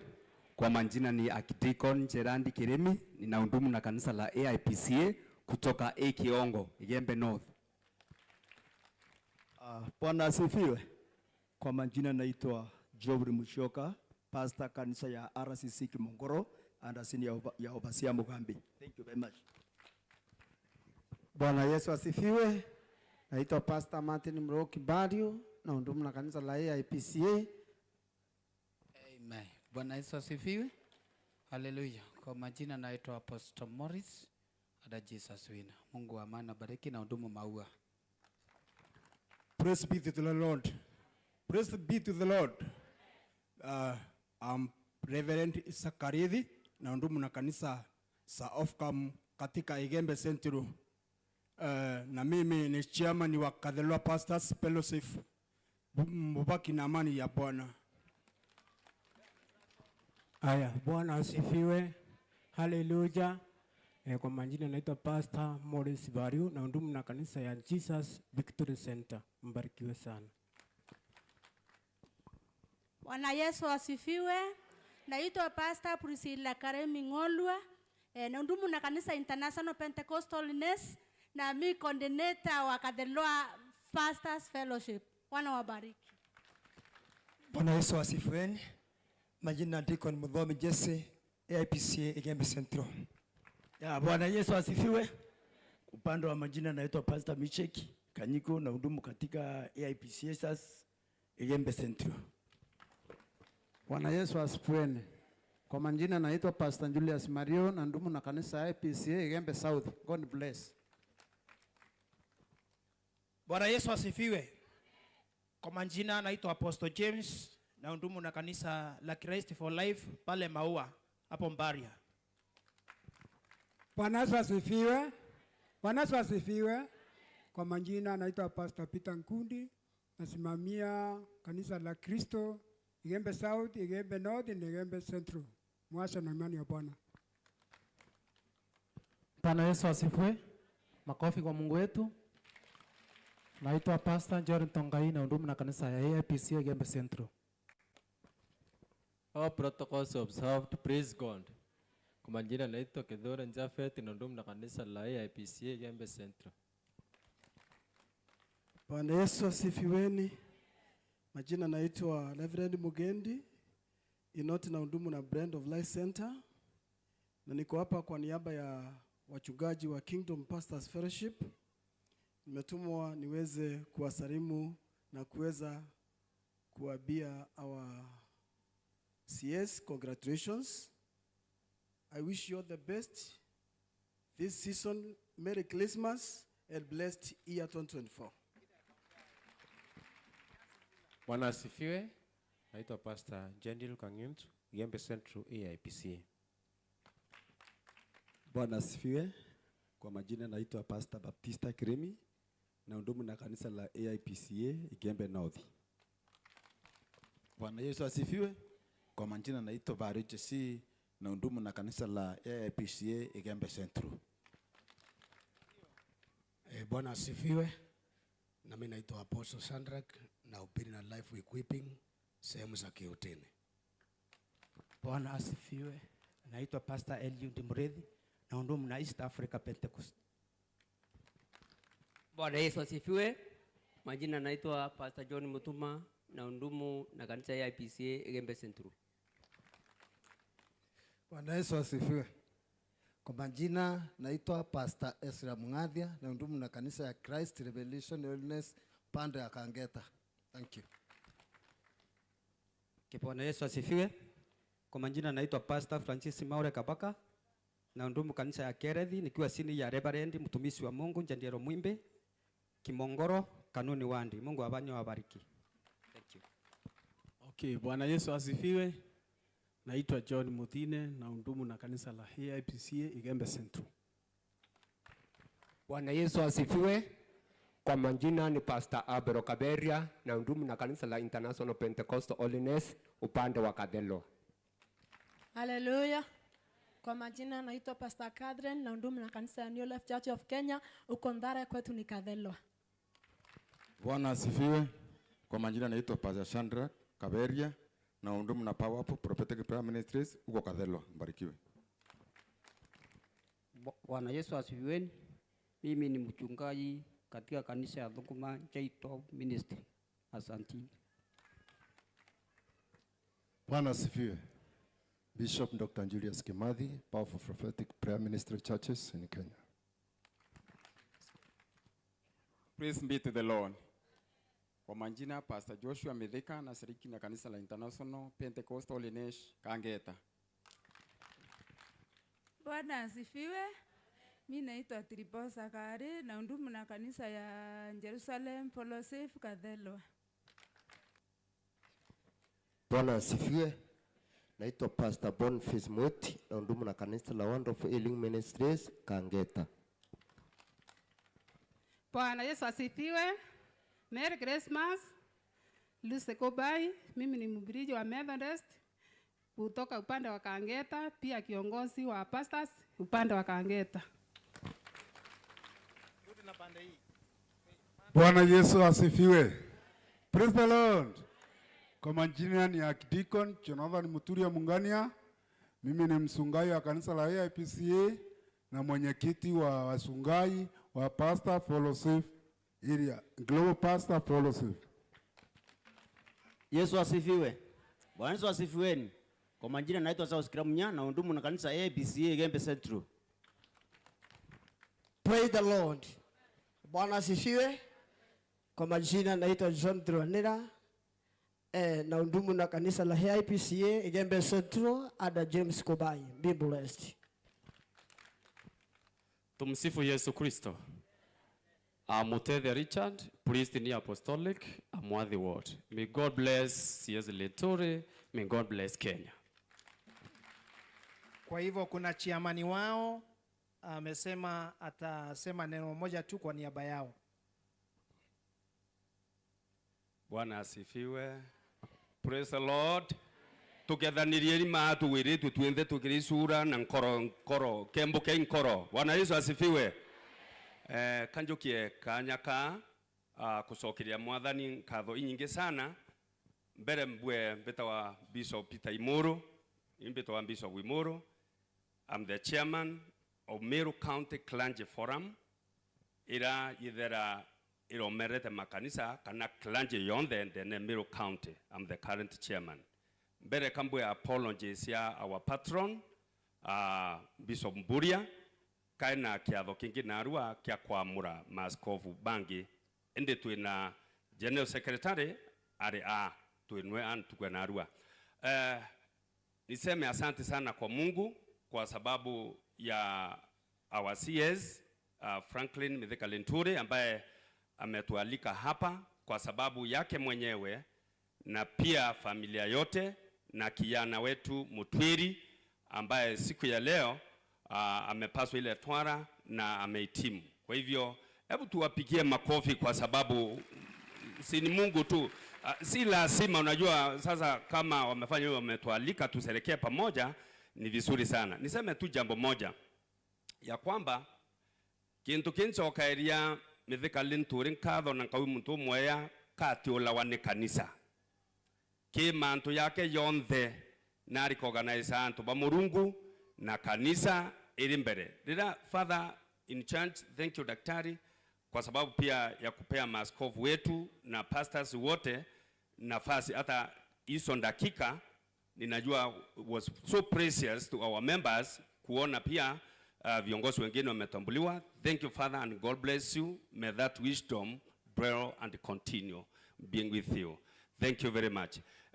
Kambwe Linturi tareonde neta maaskofu neta antu ba Murungu na ya mainge kinya itenera campaign kana maitene jonde kantu ba Murungu mbere na tulia maru akaromberwa nibwo nonto wona aina favor kuwa na to have favor with even the president of the land is not a small thing. To be also chosen to be a CS na hata ile trophy ambayo alipewa just the other day and being amongst those other people who have performed perfectly and with great victory is among the best CS in our nation even today. Si kwa sababu ya nguvu yake, ni kwa sababu anaheshimu Mungu na anaitisha maombi kila wakati, na kila wakati huwa anatupigia, especially mimi wakati mwingi ananipigia omba. Na tukiomba Mungu naye anatenda. Watu wa Mungu niseme hivi, kinyatwa kinyaku Murungu nethe arimbe na Murungu kiomukulu kiambere kinyantu bakona yeka weta kuthira Murungu nwene wa akeya we au kulukia mbere ibugo garawa wo na ibugo ni mwana wetu Linturi mantu yake ondhibo ya karau nto bakona yaka karau bukibwa no one bukibwa ringe no one katukuwa ntukwenarua leaders, let us copy, let us eager, let us see what our captain and our AMERU leader ambaye the other day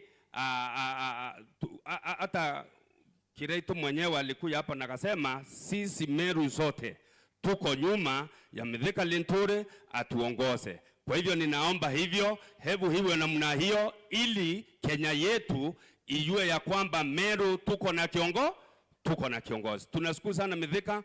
You are our son, you are our hero. We are behind you, we are backing you because of your faith and patriotism in this nation of Kenya. God bless you. God bless Meru County. God bless Kenya. God bless Mithika Linturi's family. Asante sana. Thank you and God bless you.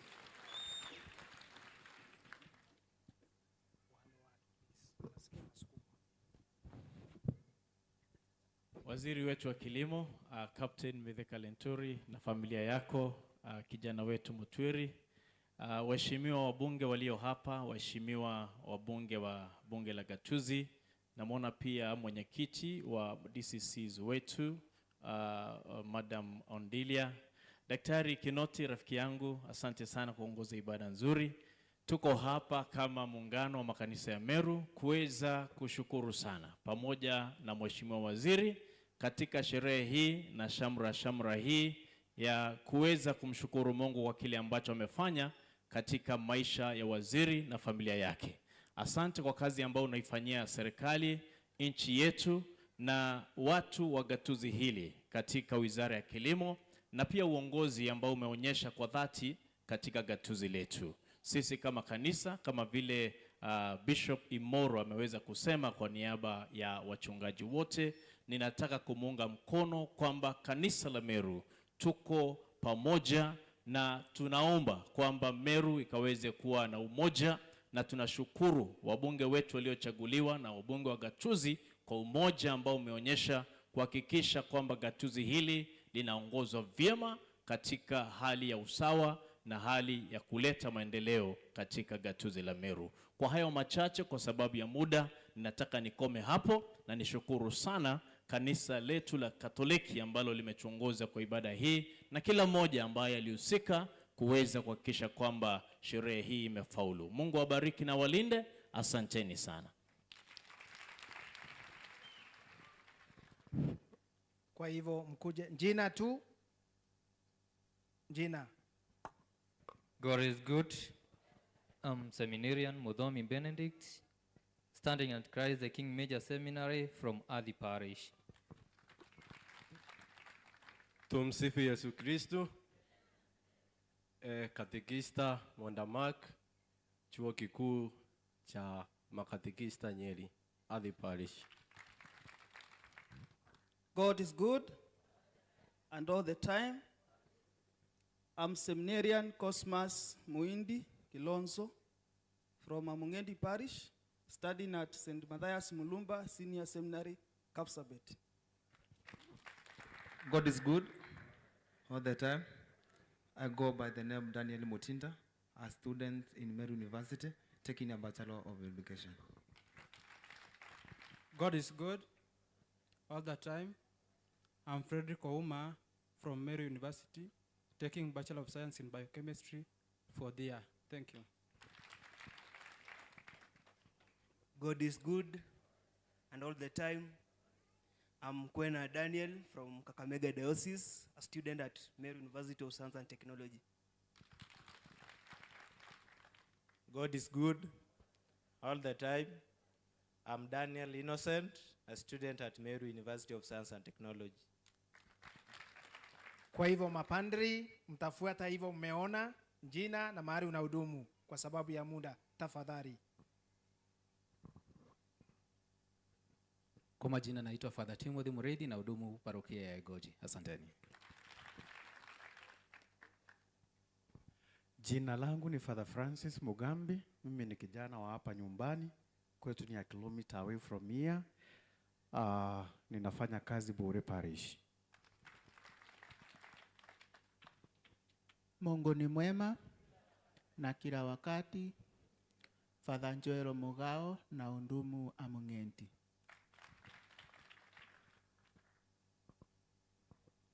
God is good.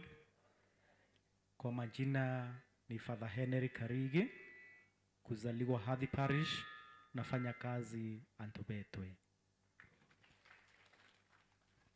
Itifaki zote zingatiwe.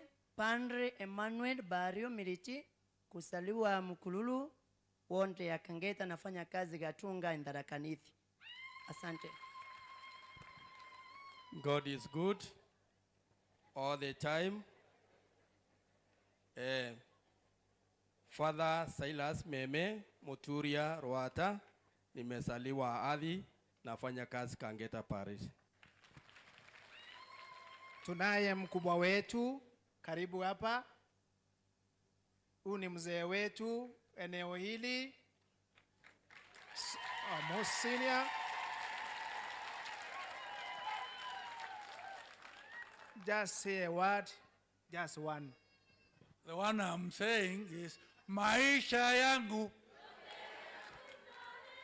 Wana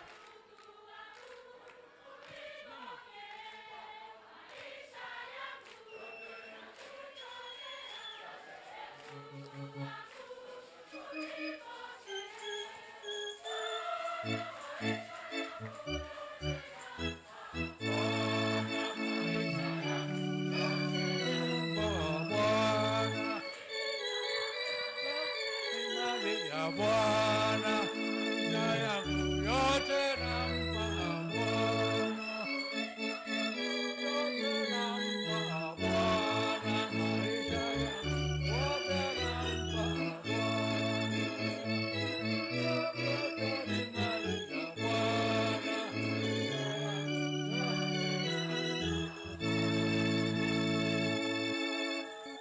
Kama kwenda ambwira unge na bondi temya. kutoka ina message ngeni sikuwa na message nyingine. Ile naye hiyo maisha yangu yote. Sasa I'm 40 years as a priest.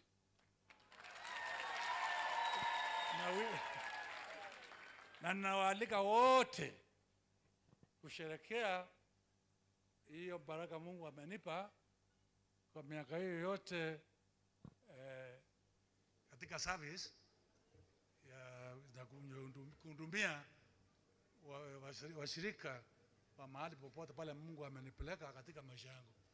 Kwa hivyo on 20th tarehe 20 Jumatano ijayo, I am asking all of you to come and celebrate with me my 40th anniversary at Mawa. I'm a father in charge of Mawa Catholic Church.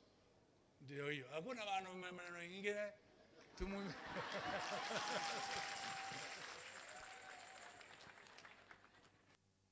Nimwalike baba paroko. Jina tu ulisema.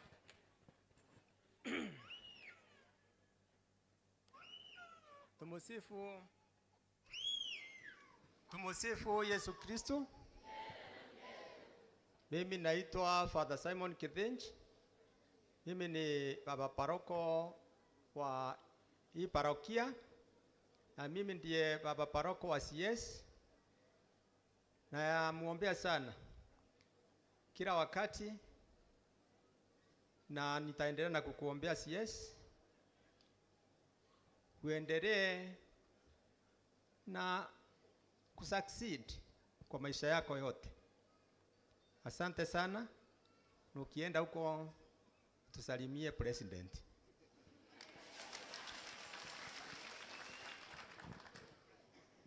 Tumaliziwe sasa na kiongozi wa ibada ya leo atumalizie. God is good. God is good. My name is Father Kinoti Kithuri. I was born in Ngongone, Maigene, few meters from here. This is my senior brother, Nandita Meru. I work in Meru University. Where is Meru University? Where are you? Simama. Munasema father ana watoto, hebu simama waone watoto wangu. Angalia my kids, very many, and this is just a small fraction. I have 20,000 of them. Thank you very much for coming. They came to say hi to you. I work at Meru University. I also work at St. Rita's Parish as the parish priest. I'm also celebrating 20 years behind Father Kaberia. So Kaberia, great job. Thank you for giving birth to us as young ones. And on 29th December, I will be having my celebration at St. Rita. 29th December, tukifunga mwaka. You are most welcome. I am also the chairman of all the priests, religious men and women. That sounds funny. Priests, the Catholic priests are either diocesan. We have a chairman who is called Mawera. Then we have priests who are not in diocesan. They don't belong to Meru. They come from Europe, they come from Kakamega, they come from everywhere. They are called religious. And they also have sisters. So I'm the chairman of all of them. The diocesan, religious. Those ones, I'm their chairman. I'm now an old man following Father Kaberia's example. That's all I am. Sio mambo mengi, I'm just that. And I thank God, and particularly thank God for you, for the great work God has done, and for the example you have given. One priest has left, Father Machale, who is the parish priest of Charanga, and you know him, he worked here. Thank you very much. Our time is done. Let us rise and bless ourselves as we go to the next activity. I want to wish you a great Christmas, a very prosperous New Year 2024, especially all of us, the government. And yes, say hi to the president, our friend. CS, when you go back to Nairobi, say hi to our friend and tell him to visit us again. Bwana awe nanyi.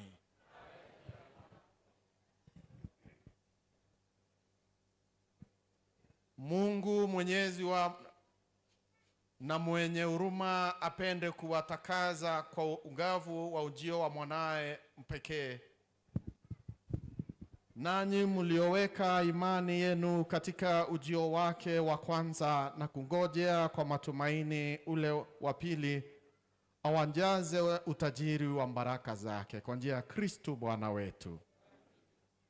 Katika maisha ya sasa hapa duniani, yeye awafanye imara katika imani, wafurahifu katika mtumaini na wenye juhudi katika upendo kwa njia ya Kristo Bwana wetu. Ninyi mnaofurahia sasa kwa moyo wa ibada ujio wa Mwokozi wetu katika mwili, mjaliwe thawabu ya uzima wa milele atakapokuja tena katika utukufu wake kwa njia ya Kristo Bwana wetu. Na baraka yake Mungu Mwenyezi, Baba na Mwana na Roho Mtakatifu iwashukie na kukaa nanyi daima na milele. Thank you, may God keep blessing you always. We shall leave this and then you'll arrange according to the protocols of the CS. Thank you. God bless you.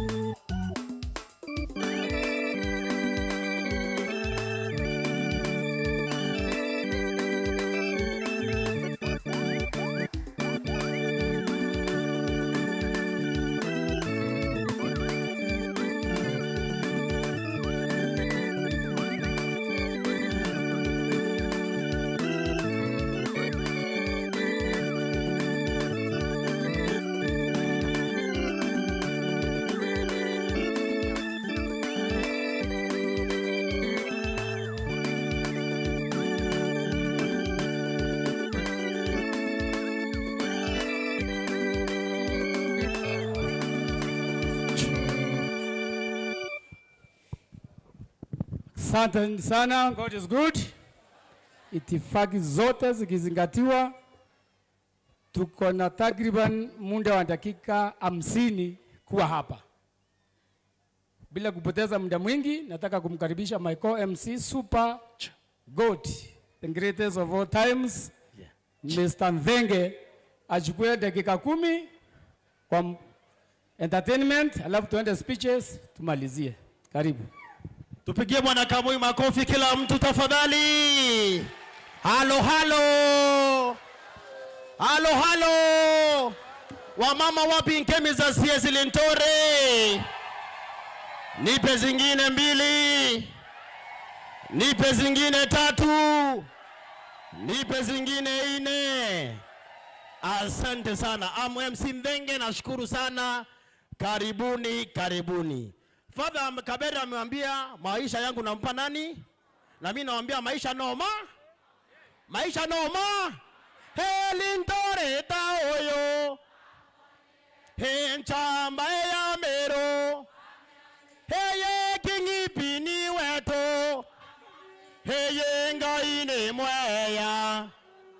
He ye ngaine mweya.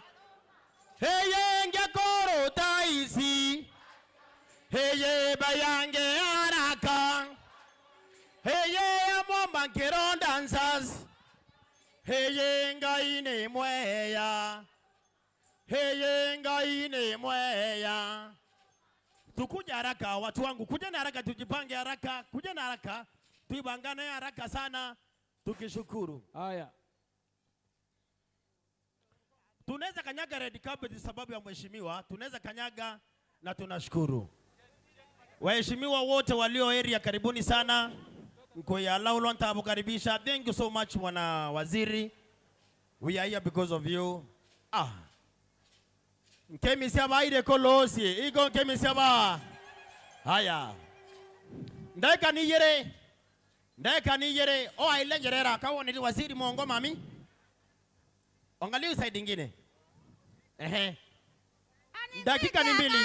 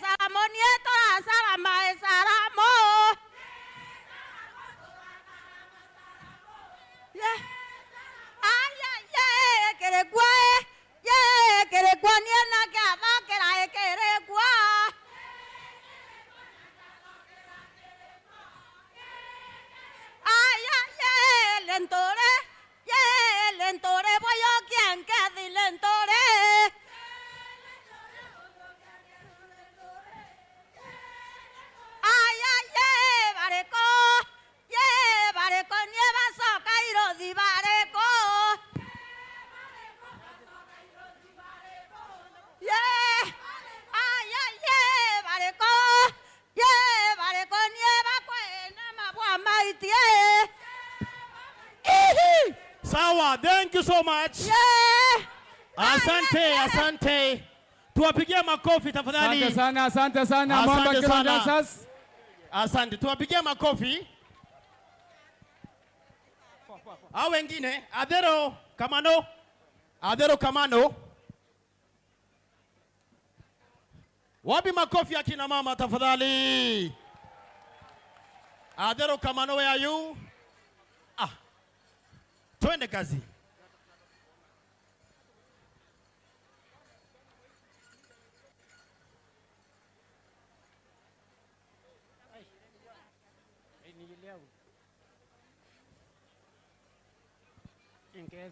Bila kupoteza muda. Yasi eno gokethwa ene kundi gya kanthia sigasi eno gokethwa ene kundi gya kanthia ri siasi ewerwa o ne kundi gya ka ha yasi ewa domu wa ene kundi gya kanthia ri siasi ewerwa muga ene kundi giakanthia siesi ewerwa o ne kundi giaka ha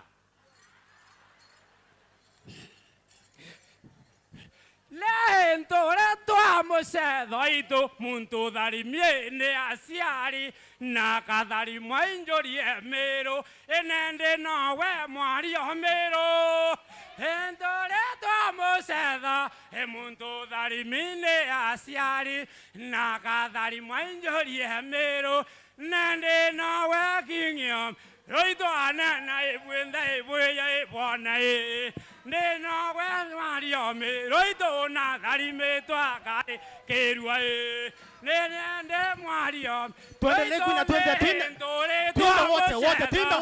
wote dari me ne asiari ena kadari mwainjori Emeru nende no we Mario mero endore to amosedo emuntu dari me ne asiari Thank you.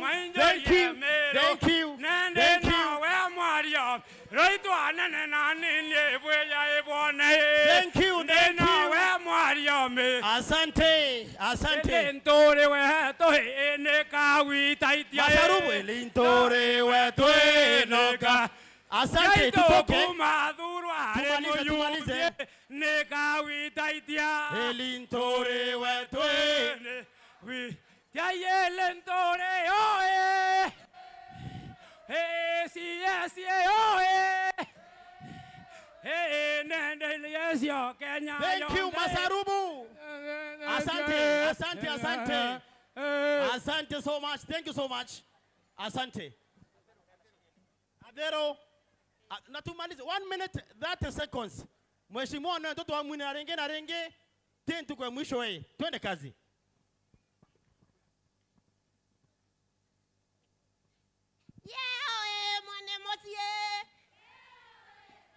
Hope. Karibia Hope. Come on. Mwana Hey, mwana musie. Hey, mwana musie. Hey, mwana mosie.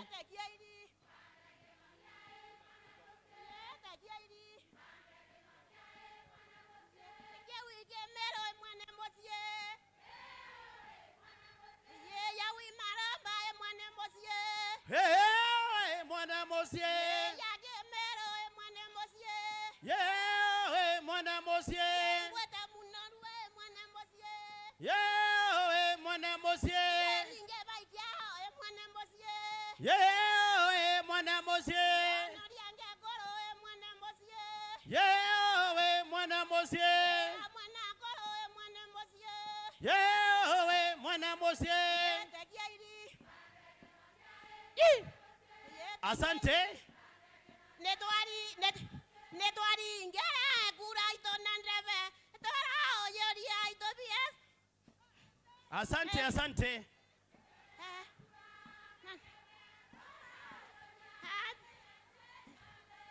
Kundi KIATHO riboya.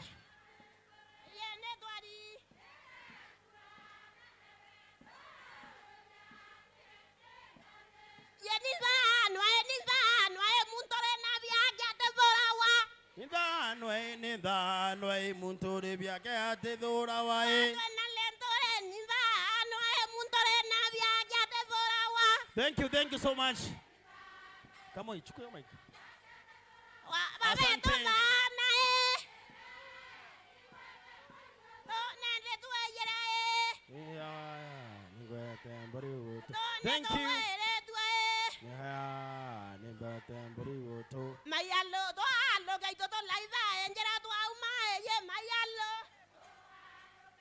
Thank you.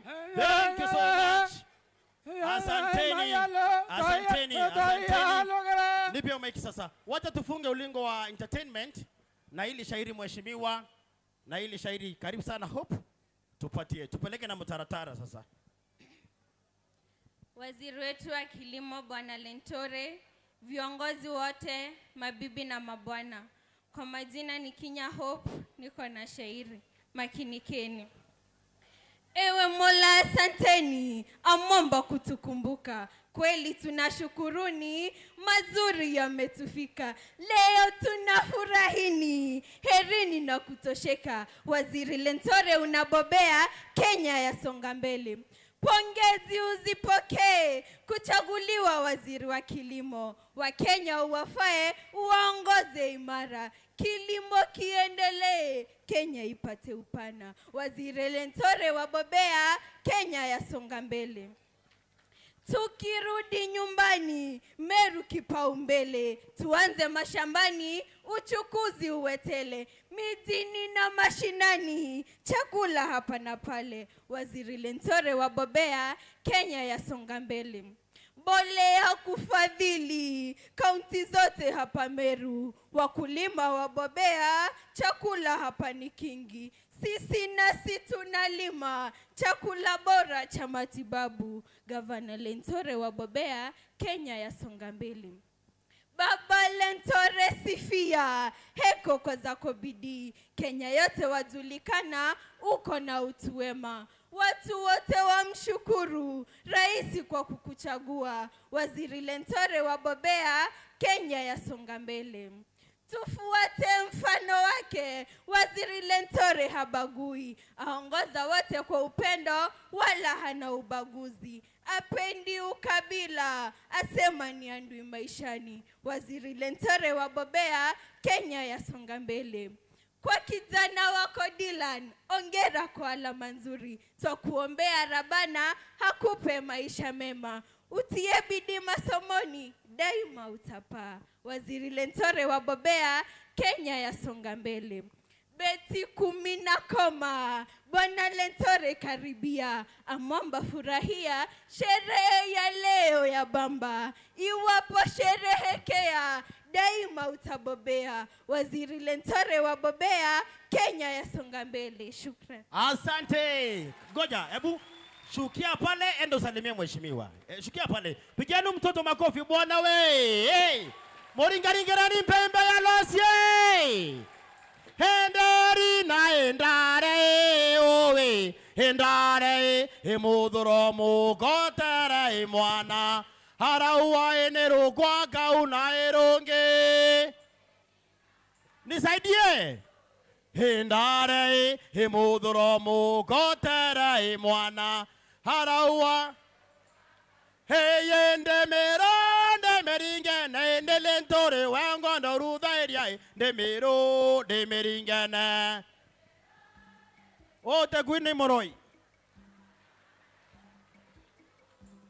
Hey kanaga kamo sere kama kenda kamo ka romba mainda.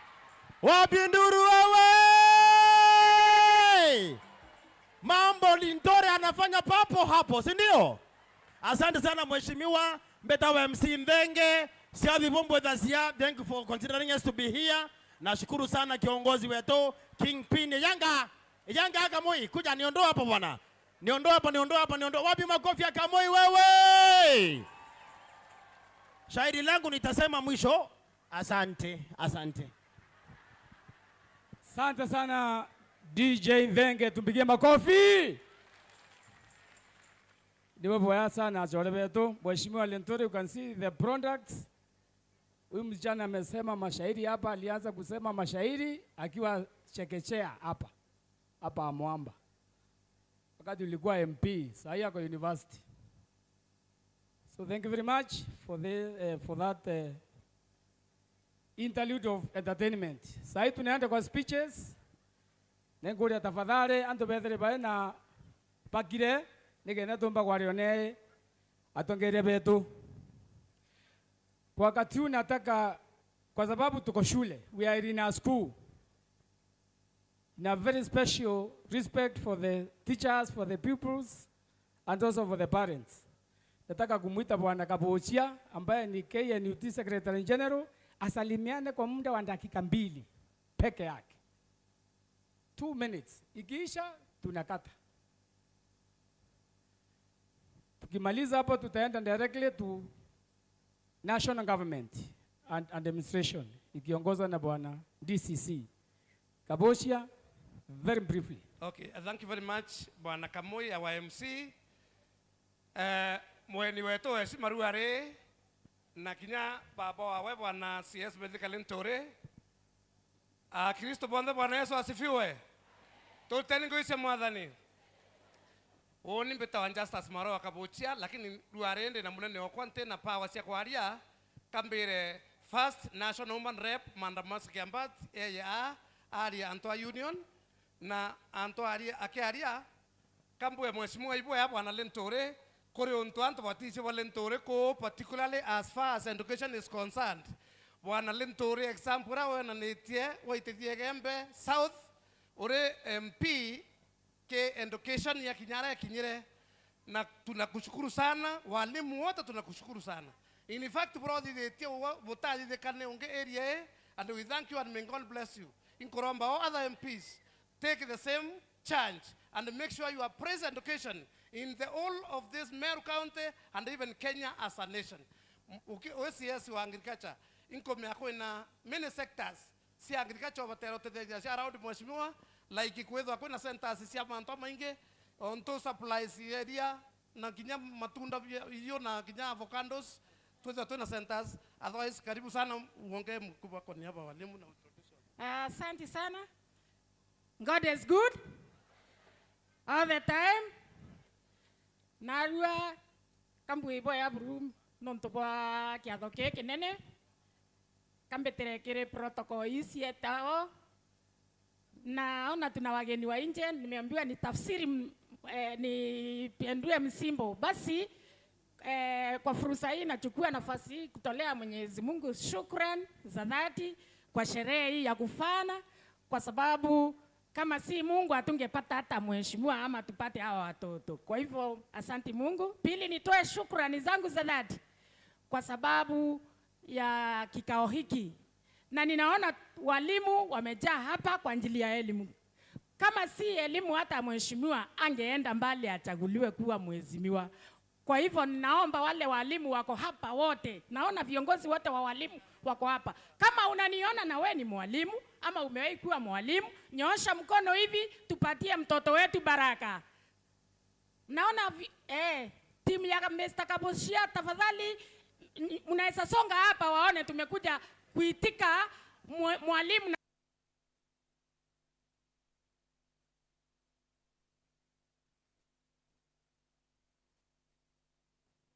Wanawachungia watoto vizuri na asante kwa kuja kuitika mheshimiwa kwa sababu yeye ni uti wa mgongo wa elimu sio eneo hili peke yake bali ni Kenya yote. Na yeye ni mcha Mungu kweli kweli. Alichaguliwa kuenda katika wizara ya kilimo na Mungu akasikia maombi yake kukawa na mvua mwingi sana. Kwa hivyo yeye ni mtu wa maombi kweli kweli. Aliingia kukiwa katika kiangazi. Lakini kwa sasa hivi tunaona mvua ni nyingi. Kwa jina tu dakika moja tunatangulia pale introduce jina pekee. Okay, asante. Nataka mtu aseme jina peke yake. Mamu. Bwana Yesu asifiwe. Kwa jina naitwa Mrs. Linturi. CS ni mtoto wangu na nilikuwa mwalimu nikaritaya. Asante. Bwana asifiwe. Kwa majina ni Dorcas Ireri, Egembe South Women Rep. Kwa majina Peter Ntonjera Nason, branch BC on special needs or teachers with disabilities. Thank you. Tonga Geoffrey, Vice Chairman, Nyambene branch. Joshua Togai, BC. Doris Kanini Peter, branch Women Rep. Mwandegi Meredi, Agajum BC. Peter Mronge, BC, Igembe North. Eyon Julius, Treasurer, Wanyambene. Johnson Gichero, Branch Chairman. Justus Marakabuchia, Executive Secretary, KNUT Nyambene. Thank you very much. Asante tokona nya mwalimu Kamoi yau leo si mambo mengi twekoyete korea na konywa no ntoba mwana na itokona mbura no kayendelete katodharimi pio katuwe. Asante mheshimiwa kwa sababu hata ya wale walimu wameajiriwa kwa on intern. For the first time Kenyan government has never employed as many teachers in 1 year as this time. Thank you. 56,000 is no joke. Na wengi wanaendelea kuajiriwa. Peleka ujumbe, sema tumeshikilia vizuri na Mungu aendelee kutubariki. Asante. Sasa nataka kumkaribisha Bwana DCC, Bwana Tonui.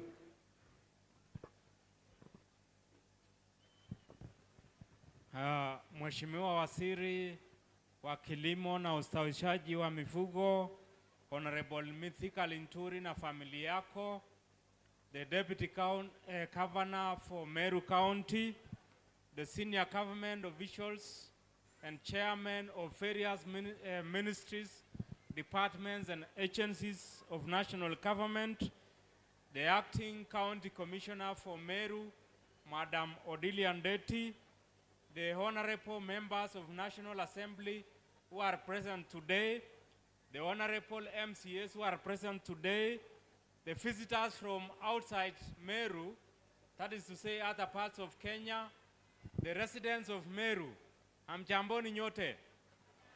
Hamjambo tena. Jina langu ni Noah Kibet Tanui, mimi ni Deputy County Commissioner wa Igembe South, na mimi nachukua nafasi hii kualika nyote, kuwakaribisha nyote hapa Igembe South, mujisikie muko nyumbani na mujisikie muko na usalama. Ya pili, nashukuru kwa niaba ya wakaaji wote wa Igembe South, ambapo mheshimiwa wetu ni mwenyeji. Kwa niaba ya hao wakaaji wote hawajapata nafasi kuongea, nataka kushukuru Mheshimiwa Rais kwa kuwa na imani na mmoja wetu ambaye ni our son na kumteua akuwe waziri katika serikali yake. So mpaka hapo sina mengi, nataka nikaribishe acting county commissioner awasalamie na wakaribishe. Karibu Madam Odilia.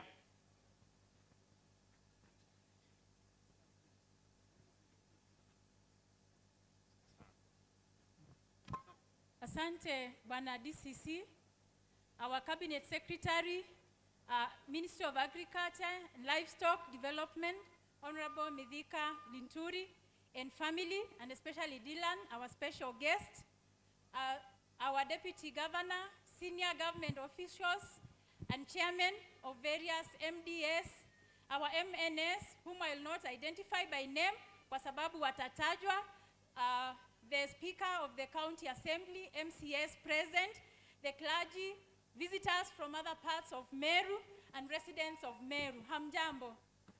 Mugeni. Sina mengi pia kwa sababu siku si yetu. Ningependa kwanza kushukuru Mungu kwa sababu ya siku ya leo. Na kama watu wa Meru, ningependa kuwaeleza, mkiwa na viongozi ni vizuri mjivunie. Kwa sababu kiangalia our cabinet secretary ameunganisha watu wengi. Sijapata kuwa na sherehe ya misa na sherehe zingine nikiwa hapa Meru ambazo ziko na watu wengi hivi. Kwa hivyo tutakuomba uendelee kuunganisha watu wa Meru, na kwa sababu ninajua unawapenda, uendelee kuwaletea mambo ambayo ni mazuri ili pia Meru County iweze kuendelea mbele.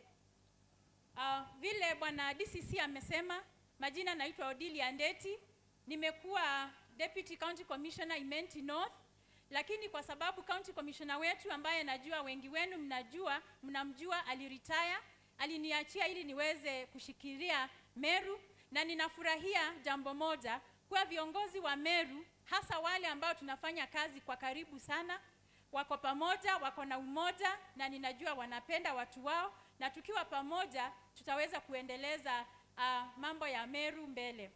Najua kuna changamoto kadhaa ambazo zinatukumba wakati huu wa El Nino. Najua kuna mambo ambayo CS atatuelezea, na pia mambo ya security. Tuko na security committees ambazo wamejitolea wakiongozwa na the DCCs. Kwa hivyo nitawaomba wananchi wote tuendelee kushirikiana na viongozi hawa wa serikali, ndio usalama na mambo ya maendeleo yawe bora zaidi katika maeneo yote bunge 9 ya Meru County. Nitataka pia kushukuru our cabinet secretary kwa sababu ya mipango mizuri ambayo umekuwa ukifanya, Najua tumekuwa na shida ya serial board pale Meru, lakini kwa uongozi wako najua tuko na satellite depots. Najua wananchi wetu wataendelea kunufaika, na nitawaomba wananchi mambo mazuri ambayo tunaletewa na serikali tuyachukue, kwa sababu sisi ndio tunasaidika zaidi. Nikimalizia, ningependa kuwatakia Christmas njema, mwaka mpya wenye mafanikio. Tuwe na Krismasi na sherehe zote, tukijua Januari tutahitaji kupeleka watoto wetu shule. Ninatoa mwito mmoja. Tumekuwa na 16 days of activism against sexual and gender-based violence, dhulma jinsi ya kijinsia. Tumeona kuna dhulma nyingi ambazo zinafanyikiwa kwa wanaume, lakini wanaume wananyamaza kwa sababu wanaona haya kuongea. Wamama wanajua kupiga nduru. Watoto pia tupige nduru kwa ajili ya watoto wetu, kwa sababu tungependa wasome na wawe the best that they can be. God bless you all. Ningependa kurudisha mic kwa MC. Asante sana our county commissioner, especially kwa hiyo dhuluma dhidi ya wanaume. Hiyo tumesikia sana. Si ndio wanaume? Habari ndio hiyo. On behalf of the Ministry of Agriculture, Livestock Development staff, Mr. Marango, kwa haraka sana, 2 minutes to present the staff in the Ministry of Agriculture and Livestock Development, one by CS is your boss.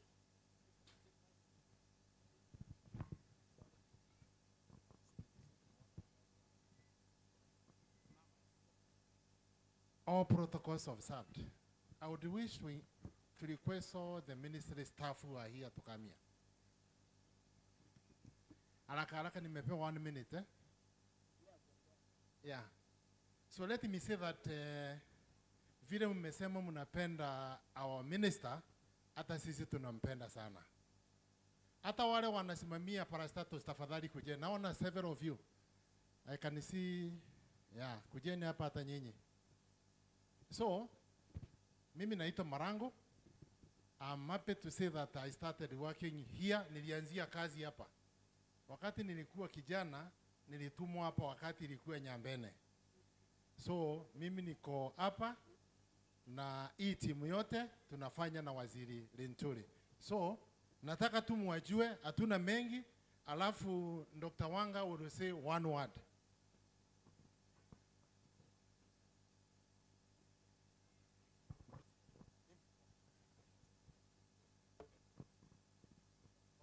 Habari ya jioni. Habari ya jioni tena. Kwa majina naitwa Dr. Nkundi Dennis. Mimi ni technical advisor wa waziri kwa masuala ya ufugaji.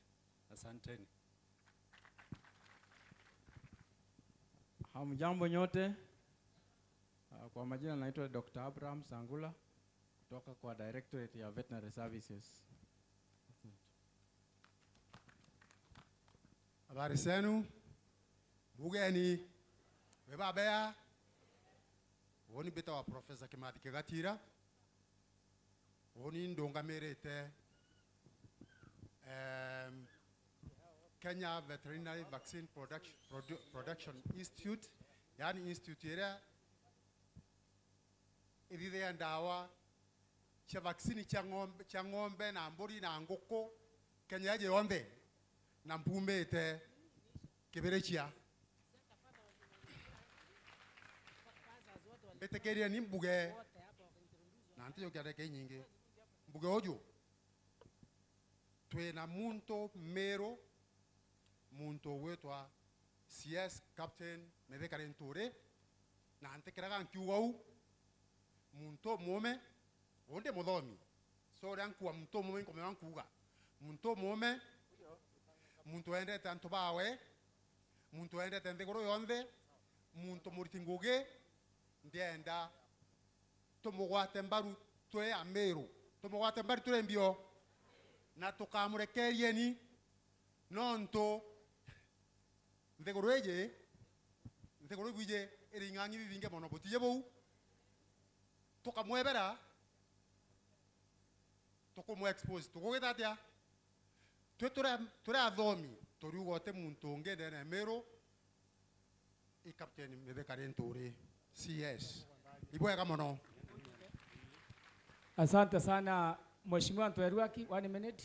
Sasa tunaenda kwa machairman wa Parastatus. Okay, asante sana Bwana Waziri na viongozi wote na akizu wote. Bwana Yesu asifiwe. Tukumie Yesu Kristo. Mungu no mwaya. Na imbito wa Joseph Ntweruaki, Mheshimiwa Joseph Ntweruaki, Kumegembe North. The imbito wa chairman wa KEFIS. KEFIS ni Kenya Plant Health Inspectory Services. Ni sirikere tangu ya kumenyera afya mimea na kuolemantua biashara mimera na nibu wa mno wa asili nuntua kuwatanithia AMERU na ngoro kurutira Kenya na tunakuombea antu wetu wa AMERU ndewere imbere ng'ombe ke karasua kende ikinyithia ng'ombe na itete kura na inywa nibu kwenda tukaria nsambe yetu ibu kwenda ya muringaringire kurongemi turingaingene mutole turenkemi tuera muringo bwana ntoma ke na tura rais boboya president Ruto nonto gwethe na imani na munene Linturi na tuina imani awe munene Mungu akwe inya na obwa kuendelea kutongoria antu ba Kenya na AMERU. Asante sana Mheshimiwa Ntweruaki, tafadhali Bwana Kubai kwa heshima na kwa time limit tuseme jina na bali tunafanya kazi. Please. All protocols observed. Waziri wetu Linturi na antu betu ba AMERU mueni rengi Marieto Mbita Wanjonji Kubai Bidra Wande Managing Director wa Agricultural Finance Corporation na kanju kinafasi nontonde ya narua tuwe iko karibisha antu betu nonto tuina branch ya AFC Amaua na ibo ya antu betu bumenye otumira branch ya AFC kuromba mikobo nonto mikobo yetu ni 10% utia yoeta banki ne kumiswa kwa kanju kikanya kandi bukaribisha ni kenda bweya kuromba mbecha na bomba witedia urimi bwa ng'ombe na bwa imera na bwa kinya bwa miraa. Kwa karibuni bwinde branch yetu nyumbera ya Nabea ara Maua tauni. Kwa inko ya kanyaka ubukaribisha nikenda bomba kubwithi urimi wa kisasa kenda tuitikira mwito ywa waziri ywa kwa kijaito ku increase production ibya kuria. Thank you very much. Murungu abudharime. Yeah. Jina langu naitwa Professor Theophilus Mutui. Mimi ni mkurugenzi mkuu wa Kenya Plant Health Inspectorate Service, KEFIS. Sisi tunahakikisha ya kwamba ubora wa bidhaa za kilimo na mazao. Asanteni sana.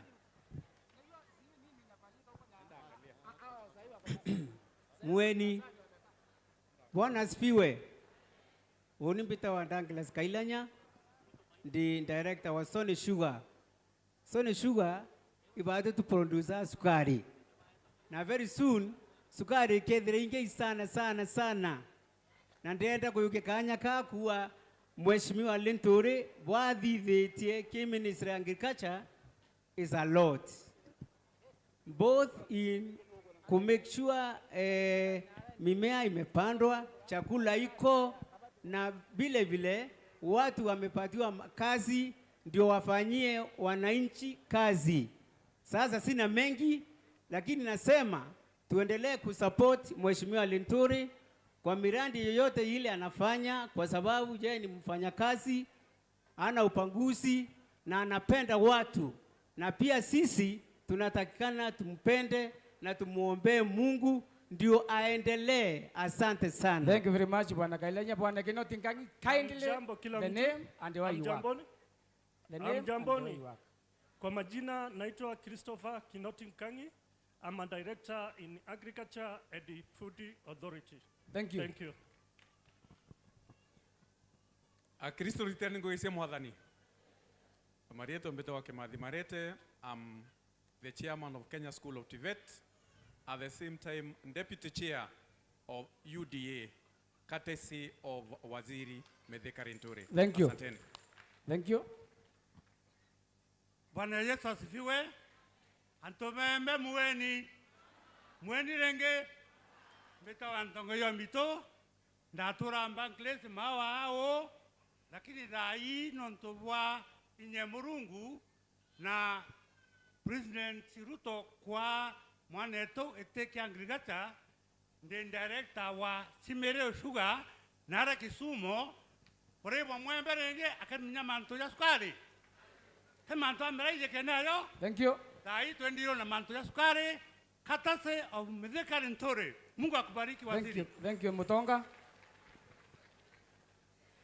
Turi ngwĩcia mwathani andu betu mueni we marietu ambita wa Gitonga ntolimbine wantu achuru mbumite alare na nini chairman wa Nyayo T-Zones Development Corporation courtesy of Mheshimiwa Linturi.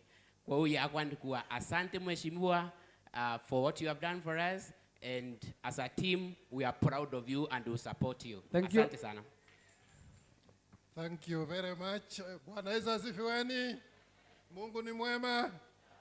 Unmita Director Julius Inyingi, Independent Director Nyayo T-Zone Development Corporation. Ito tumanyera majani chai na midho na ingwete kia iwibete impact yetu. Thank you Mheshimiwa. Ninakuja kwa Kenya National Farmers Federation na ninakusapoti sana kueneza kilimo bora na kilimo biashara. Mungu awabariki sana. Thank you Daktari. Engineer. Bwana asifiwe sana. Uimbeta wa engineer Bernard Ngore na ambua uni ni ile matunda ya njusi tu waziri alipeana katika hii eneo yetu ya Egembe. Nilichaguliwa kuwa board member wa National Construction Appeals Board. Kwa hivyo niko hapa kushukuru waziri sana, tukisherehekea hii siku ya Thanksgiving na kusherehekea kijana kutairiwa. Asante, Mungu awabariki sana. On behalf of the staff, mgeni wetu wa leo Mheshimiwa Mithika Linturi ambaye ndio waziri wetu wa mifugo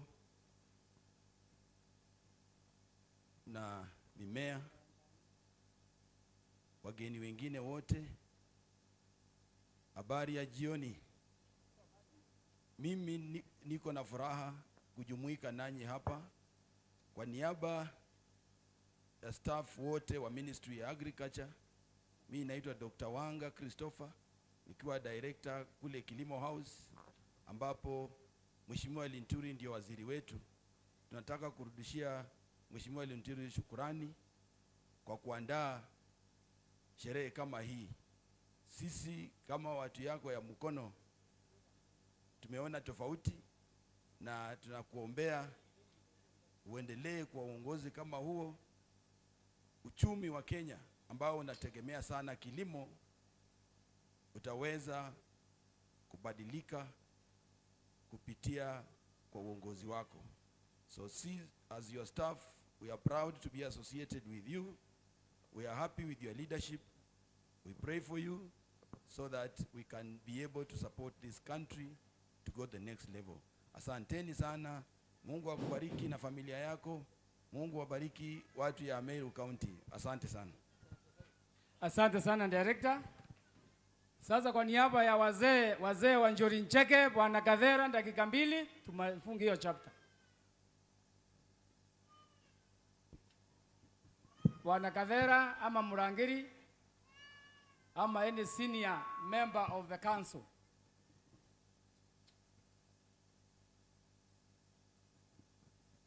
Wakinjiandao ni wazee agoroba tenga ingawa.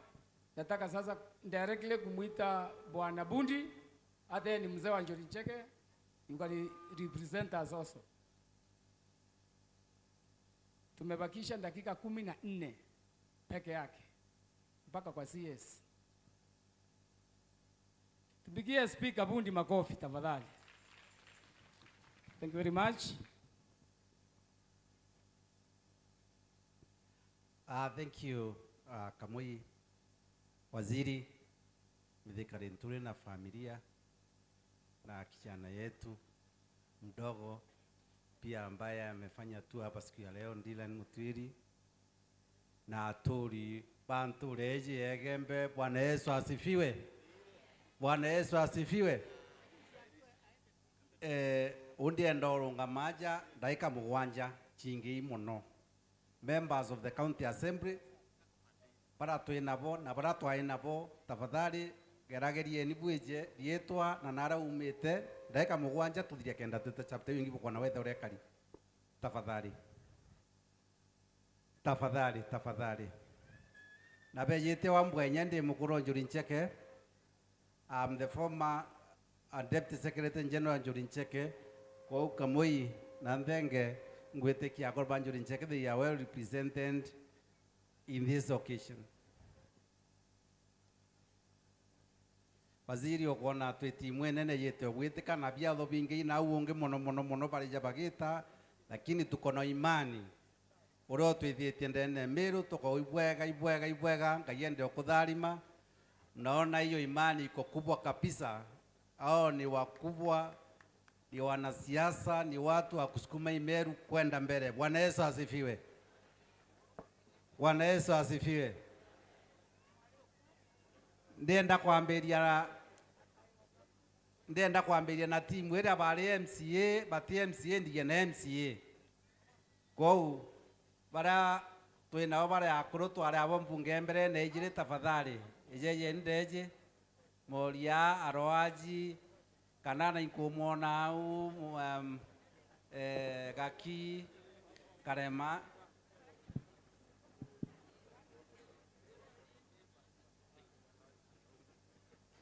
thank you.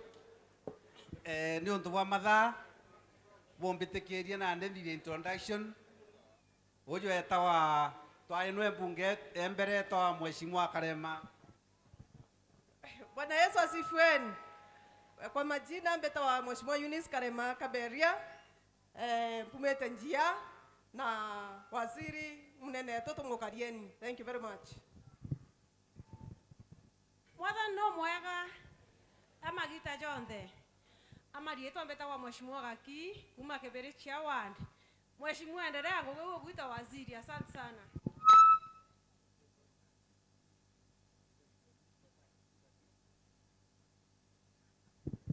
Bwana Yesu asifiwe. Mari yetu Frida Mwendo Mbiti dare nominated MCA last term. Thank you so much. Bwana Yesu asifiwe.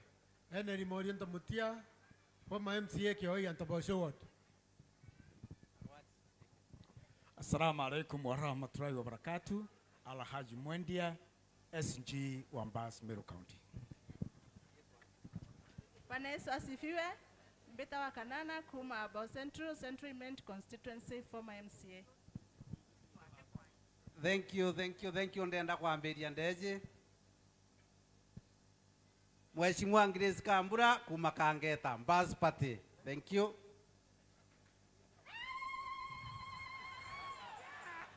Mheshimiwa Patrick Mudhuri Abodho Guchi West.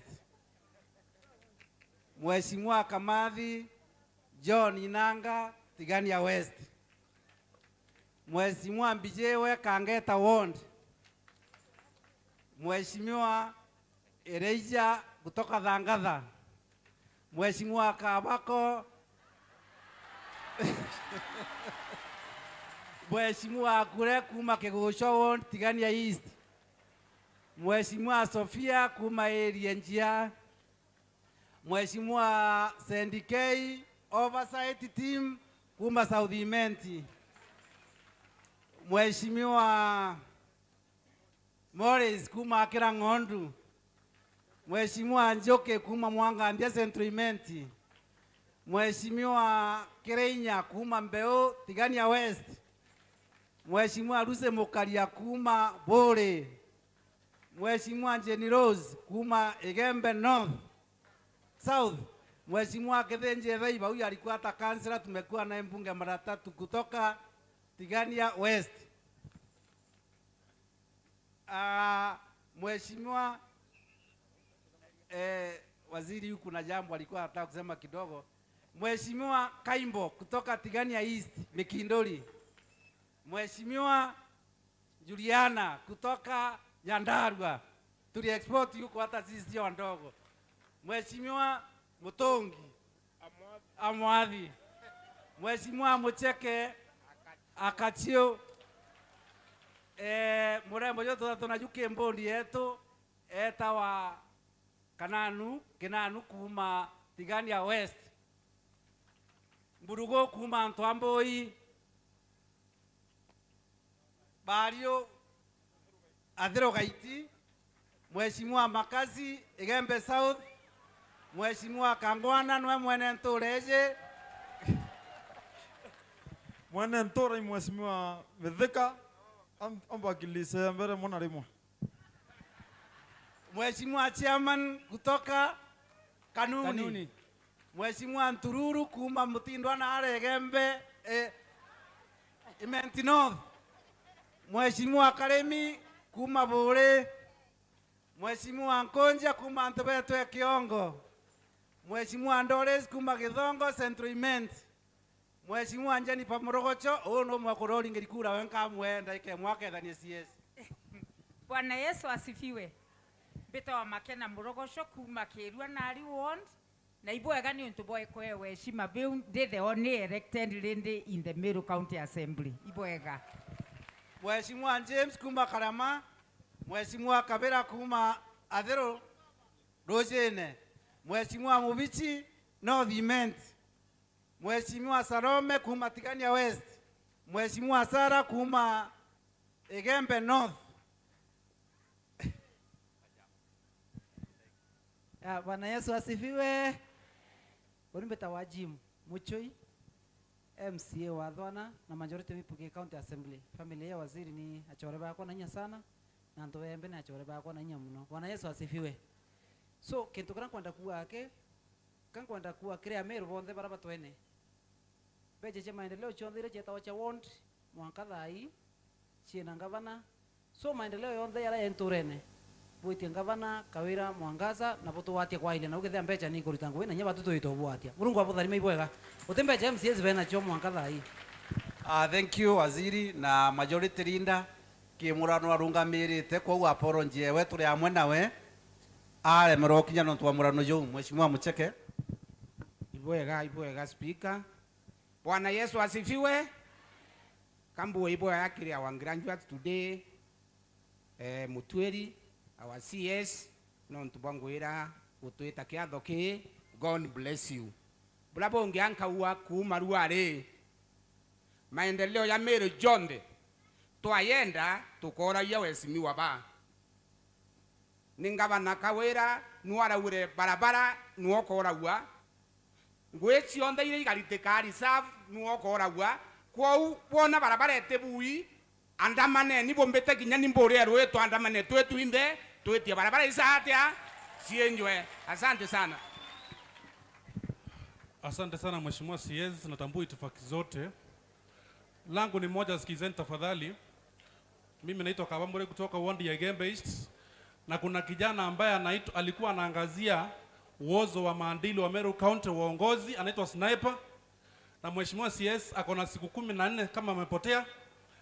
Na wale watu ambao wameandikwa kwa statement, kuna wale ambao hawajashikwa na huyo kijana mpaka saa hii 15 days hajapatikana. We demand for justice for Sniper tafadhali. Na wale watu ambao wako kwa statement na hawajashikwa tafadhali wapatikane. Leo familia imeambiwa iende Marimanti ikaangalia kama kuna mwili mwingine uko mochari kama ni wake. Na kuna watu ambao walishika huyo mtoto na hawajashikwa. Please we demand because he comes from my ward. Mheshimiwa CS tusaidie hiyo familia ipate justice. Asante sana. Thank you waziri Mithika Linturi na family na tongoria na antu bonde. Bwana Yesu asifiwe. Bwana Yesu asifiwe tena. Waziri CS itukwendete na itutambua kiongozi wa Meru. Ibwega no ntuba kwethira wina ability o chama ni atongoria ba Meru tukweru ari turia kana tukugwira KIATHO ki na ibwega kinya no ntuba waziri kwethira wina misa tukweru ari pokwa kibo mwake kurambenda kuwa waziri itukumenya oro iturare na atongoria na ara na itukumenya ndiktiba ngambe CS Mithika ni CS kindikina aretere KNPR nara lakini waziri tu namba ndiktibangi na obakuia antu na ibo tukwenda butwatia no ntukwina kijana wetu Sniper na urite ntuko 14 waziri na we kiongozi etu Meru kirenjensi cha thirikari ira cionthe ciumba kwethira imamirite ngwe na ite kurita ngwe yacio no ntubo chunkuni bura tukwenda CS tuwatie na atongori betu bonthe ba Meru baria kenda family Sniper yuba kona justice yara yange itukumenya mheshimiwa bakua uti mheshimiwa kinyo mwenda na Meru aina mbecha cha ward so ngabana Kawira Mwangaza aragwire nwa kumya tubalabala na unturene tuonthe nwa kumenya kinyama antu ambasare na nende antu betu aratu kinyite tuatane twa kintu kimwe kenda twitie maendeleo ya Meru. Thank you so much. Waziri Linturi na familia na Kristo. Bwana Yesu asifiwe. Na Ibeto wa Mwenda Ali, MCA wa Gia Ward na Deputy Speaker wa County Assembly ya Meru. Batu ina ato wa shokeria President Ruto Nkaatho no ntobo kwa Waziri Linturi ngui. Tumwire asanti na waziri, tuko na imani na wewe. Na itowire Linturi niwe mutongeria tu tore antu ba Meru. Na atukuitwa wewe heshima. So waziri, Meru bando ina yumba kidogo. Na no wetu loeletie iwe babetu. Waziri President namenye bando tuko na shinda. Kana nati hawa MCAs bando tuko na shinda.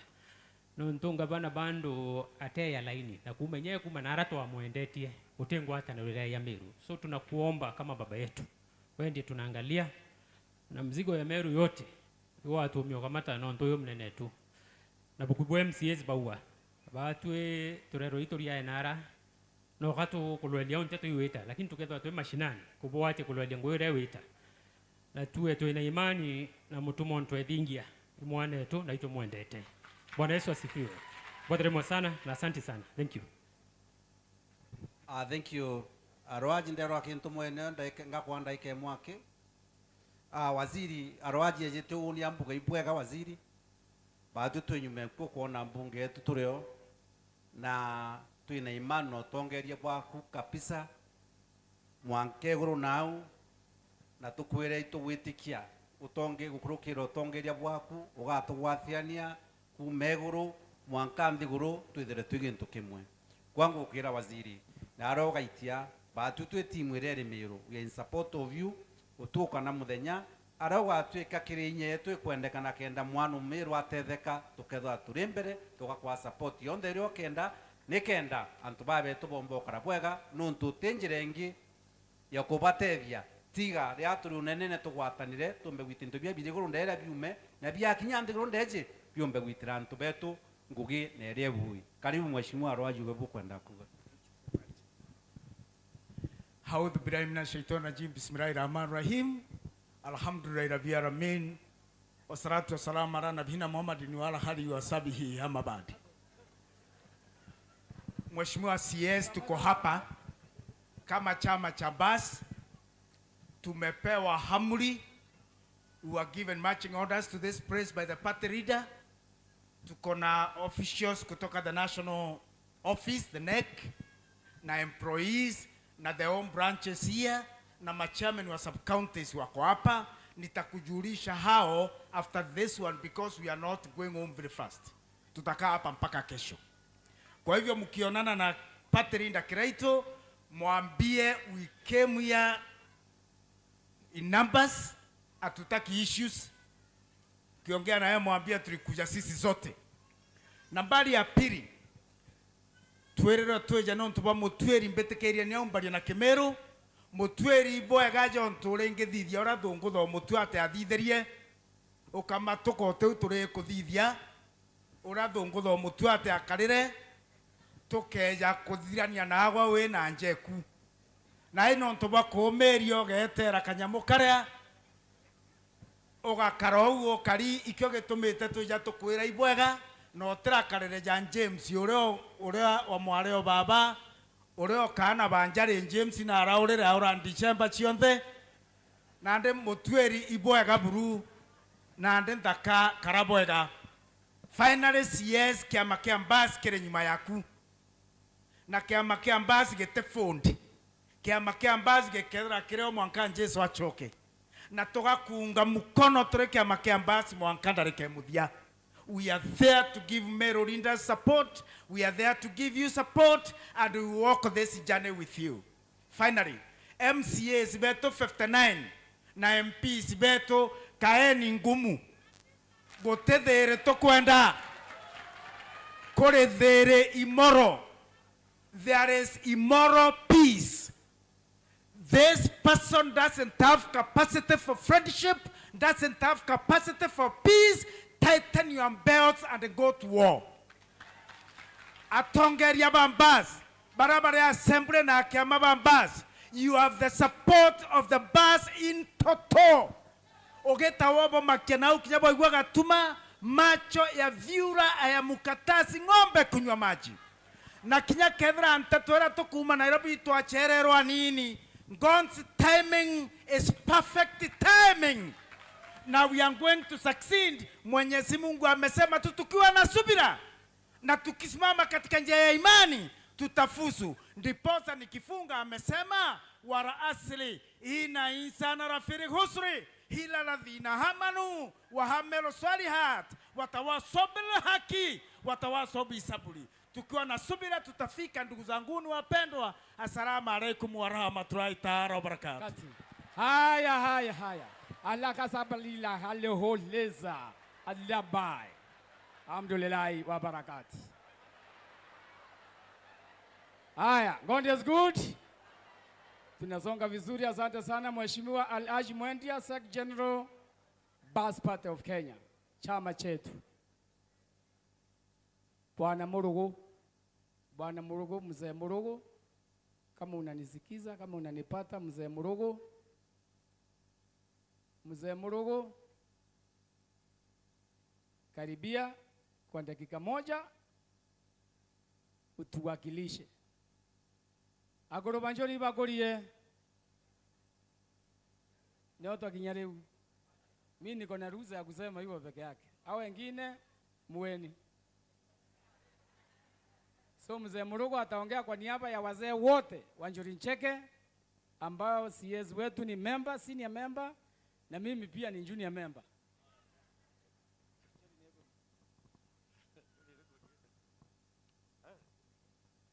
Bwana Yesu asifiwe. Bwana Yesu asifiwe tena. Marieto ni ubo iwambito wa Murugo. Banto mugweka.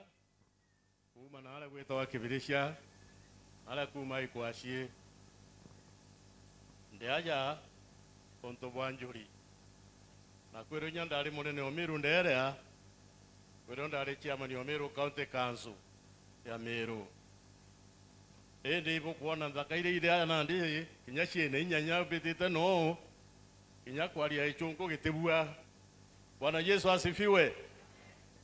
Ayubu bo kuona kale aja indakekwa ini mukuritie o speaker ini mukuritie Nkaatho iko gwakari na ibo kuona nongosete ngurupu ya antu babega buru na bakuthugania na bakumenyora bakuthithia. Bwana Yesu asifiwe. Nteta na mbere nkuru kino ntwete ntukwekwa intukwera mugeni ura twina wana na arwaria kamwire ake mugeni vingata makinya ya bagu kendo kala ya bagu kendo kura ya bagu kendo wiyo tongeria ya bagu otemenya gutongeria kethe otetaga mitugo ya bagu na nkwira waziri Linturi mbere no twitithitie bwega Linturi munene na ntekwenda kwaini mukoshite nyaciasa ya Kanu inda muretere na ndamukaria mwanga karogwa akari na ibwega nchamba nutwitithitie bwega na ugacoka nyuma na tuli nyuma yaku na tugaukaria na ntigakare yocio wengwa kandombe anontu nyende de munene wa Njuri mbuge akuru ba Njuri beja bonze nithikare nturi atigakare ja utiakuruba karanyu mewe Njuri nikurie Njuri ni ja yonze bono aki ibe ya ba je bono akwa kuruba u aya ndea ibe yenze kuruba ale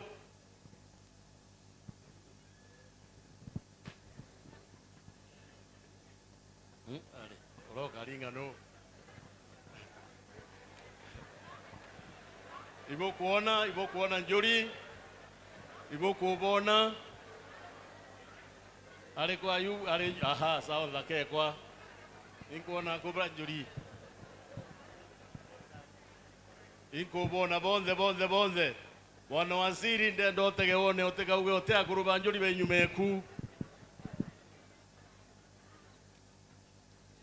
ukubona tutiringa rembo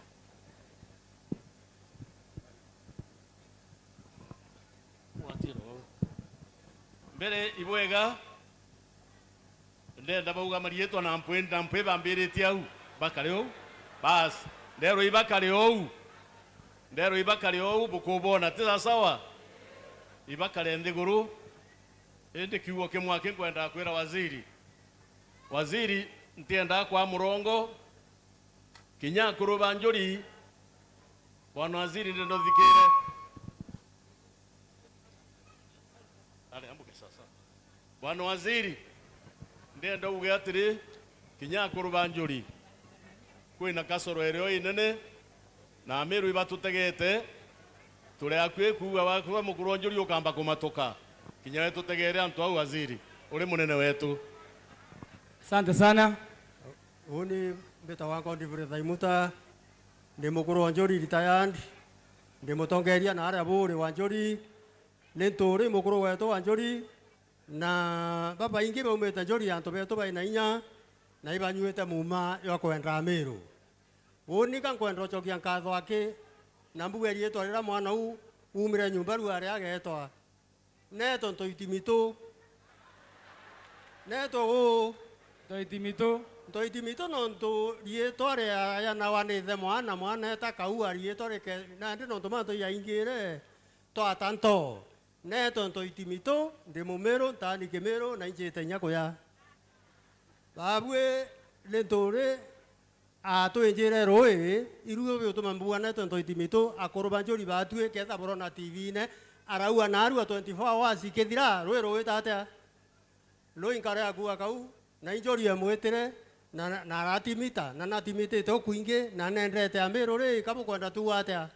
Asante. Digerera ni boire ore onge korwa na AMERU aro ethera imoka kana nto murume manto akathira te choka ro ibo tuina manto akathira te tata ditoreke wako egitokera wanga jori rathithia kato are tu kana to are athirikari to are na ne bathirikari national government county assembly tuingo akurubanjori tutaua tuoka na ningere kurone awire nkare akana kamoe kurone arire machiara injori yainere u onge ararema arema rero angai onyambe ne ntedia kurona bai muthiro aremete ngai onyambe ne oi ntedia kurona lai banjiro. Asante sana mzee.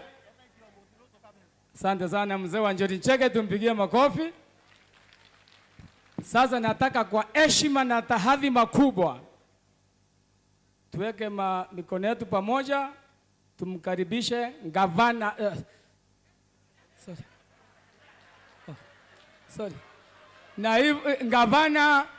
naibu gavana wa AMERU County Mheshimiwa Mutuma Ntwethingia. Gavana wetu wa AMERU County Mheshimiwa Mutuma Ntwethingia ambaye ni kijana wa hapa Igembe. Karibu mheshimiwa.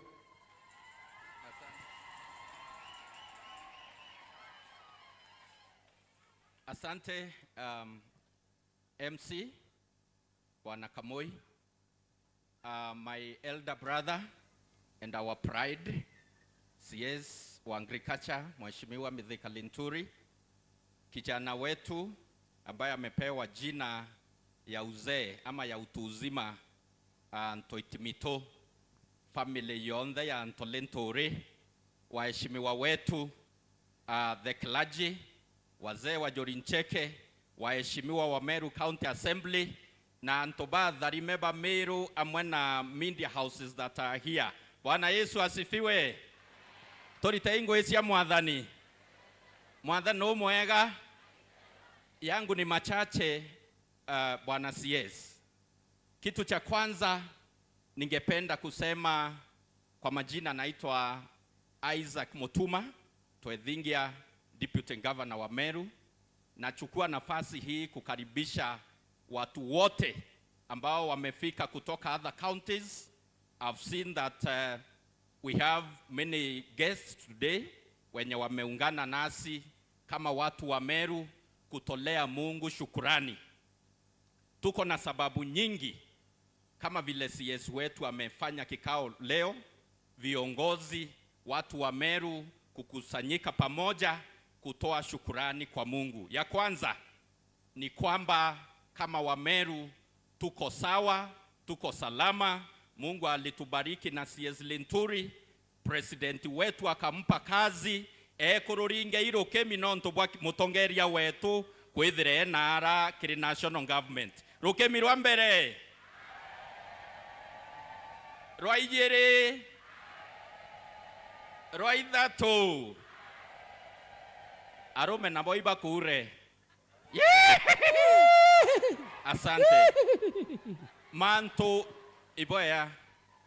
Jambo la pili ambalo tumekusanyika hapa kutoa shukrani kwa sababu there are 10 lepers ambao walipoponywa ni mmoja alirundi kutoa shukrani. Ni kwamba Mungu alipotupa kiongozi CS Linturi akawa minister ama cabinet secretary for agriculture, ni mwaka huu Mungu ametubariki na mvua ya kutosha. Kwa hivyo msimu ambao CS Linturi ni kiongozi wa agriculture, Kenya haina njaa tena. Sio ni jambo la kuambia Mungu asante? Kana loi takato dharimi amesambaza fertilizer Kenya yote, na Meru CS Linturi nikiwa deputy governor wa Meru ni kuhakikishie watu wa Meru hawana njaa tena, kwa sababu tumepata fertilizer, kwa sababu umetufunza smart agriculture, umetufunza climate smart agriculture, and so the people of Meru among other counties in Kenya hatutakuwa na njaa. Kwa hivyo tunatolea Mungu wetu shukurani. Bwayere na nkethiria kambue Meru atuko sawa, tuina thina kidogo, na wewe ukiwa kiongozi wetu, wewe ndiye utaleta amani Meru. Tafuta vile utafanya amani rejee Meru CS, na tunakuomba kama wa Meru, tunakungojea. Bado wewe ndio uko na kazi ya kurejesha dignity ya Wameru mahali pake. Sina mambo mengi, ni kuwatakia kila laheri. Tuko na shinda ya kansa hapa Meru, na kwa hivyo pia tuletee cabinet secretary wa health, pia county government ijaribu ifanye kazi yake, ndio watu wetu wa Meru wasizindi kufa kwa sababu ya hili janga la kansa hapa Meru. Merry Christmas, Happy New Year, muwe na mwaka wenye baraka. Asante, Mungu awabariki sana. Asante sana mheshimiwa Gavana tu, sijui Mungu ananiambia na sahau ni gavana tu. Botuma Twethingia for your very powerful and wonderful speech. Sasa nataka tuende upande ule wa kumalizia kwa wabunge waheshimiwa. Na kwa sababu pale naona First Lady wa Igembe South, nataka akaribishe Mheshimiwa Rahim, who is the senior most, alafu endeleze program kutoka hapo. So First Lady wa Igembe South, Madam Wanja John Paul, njoo hapa ukaribishe Mheshimiwa Rahim. Mheshimiwa Rahim, uchukue program hiyo, protocol ya MPs, you are the senior most. Wewe ni kama mimi huku. Tumpigie First Lady wetu makofi.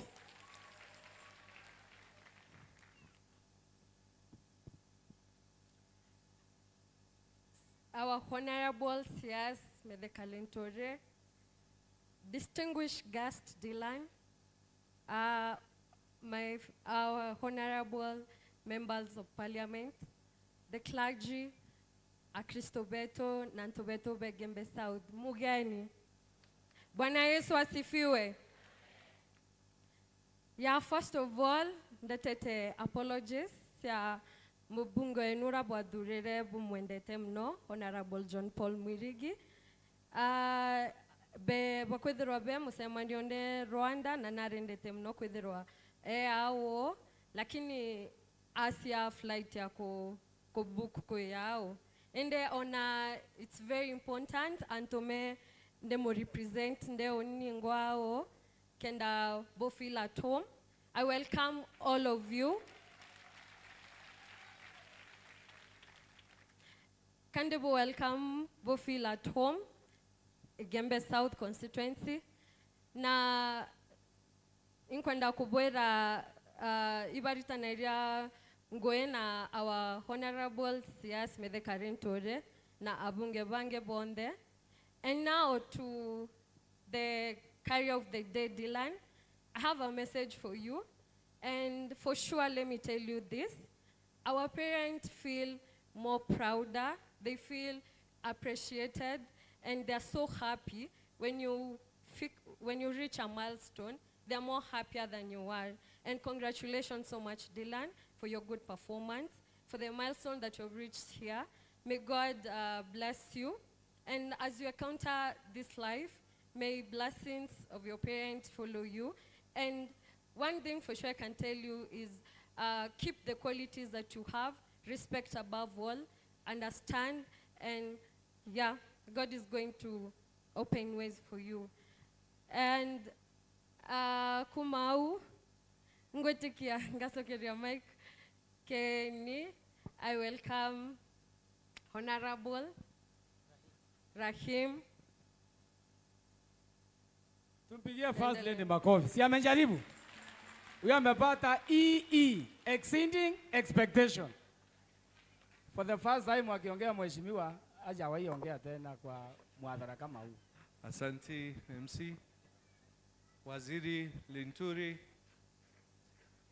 guest of honor wetu Dylan Mutweri, familia ya waziri, waheshimiwa wenzangu wote, county commissioner, MCAs wote wale wako hapa wameongozwa na speaker wetu, na wananchi wote wa Igembe South, hata wazee wa Njuri Ncheke. Bwana asifiwe. Bwana asifiwe. Sasa nitaelika wale nitawaelika watasema itifaki zote zimezingatiwa. Sawa sawa. So you don't repeat the protocols. Ningependa kwanza kumuita ndugu yangu, rafiki yangu wa zamani, Mheshimiwa Kiptanui. Mheshimiwa Kiptanui ndio alikuwa mjumbe na kwa saa hii ni CAS, ndio atasaidia waziri kesi ikimalizika kotini. Karibu mheshimiwa. Asante sana mheshimiwa. Mgeni wetu wa heshima Dylan, waziri wetu wa kilimo, viongozi wote walio hapa na wakaji wa pande hii, tumsifu Yesu Kristo daima na milele. Mmesikia jina yangu, ninaitwa Jackson Kiptanui. Nimekuwa bunge na mheshimiwa huyu wenu zamani, na mimi natoka upande wa Elgeyo Marakwet County, KO South Constituency. Ikiwa mnamfahamu mzee mmoja alikuwa anaitwa Total Man, mimi ndio nilipumzisha Total Man wakati huo nikiwa kijana. Niko na maneno mawili. Nimefanya kazi na waziri katika bunge kwa miaka 10, na juzi nimepewa kazi, na tuko na imani kwamba hiyo kesi ikisha tutafanya kazi na waziri. Jambo ambalo ningependa kuwaeleza ni kwamba waziri Linturi ni waziri ambaye anafanya kazi kwa bidii, na ni waziri ambaye anaona mbele sana. Watu wa AMERU, na waomba mchunge waziri Linturi. Yeye sio wenu. Yeye ni waziri wa Kenya mzima na anasaidia sisi kila mahali. Mumeona maendeleo katika upande ya agriculture, na waziri akiendelea kutuongoza nchi yetu itaenda mbele zaidi.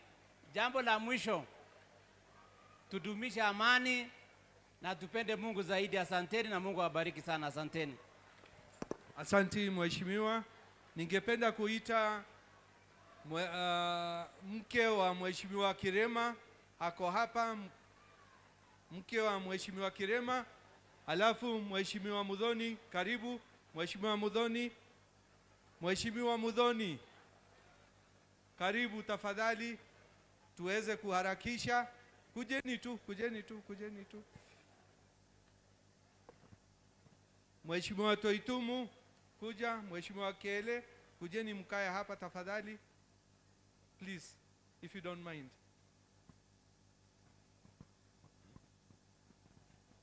Thank you, Mheshimiwa Rahim.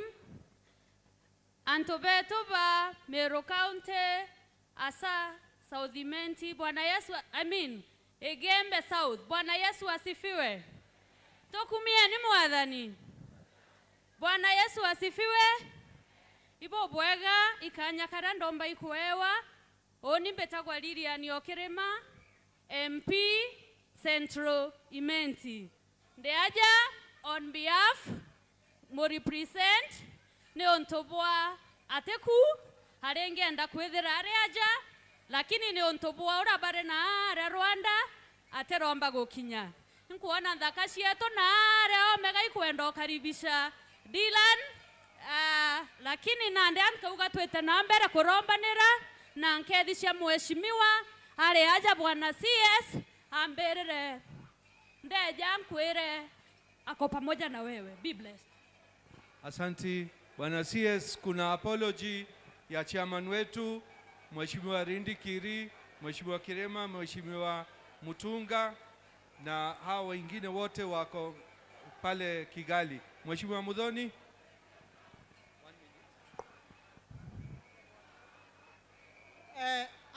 Thank you so much, Honorable Rahim. CS wetu Mheshimiwa Mithika Linturi, our guest of honor today, Mutweri, kijana wetu, familia ya Linturi, Antobegembe South. Bwana Yesu asifiwe.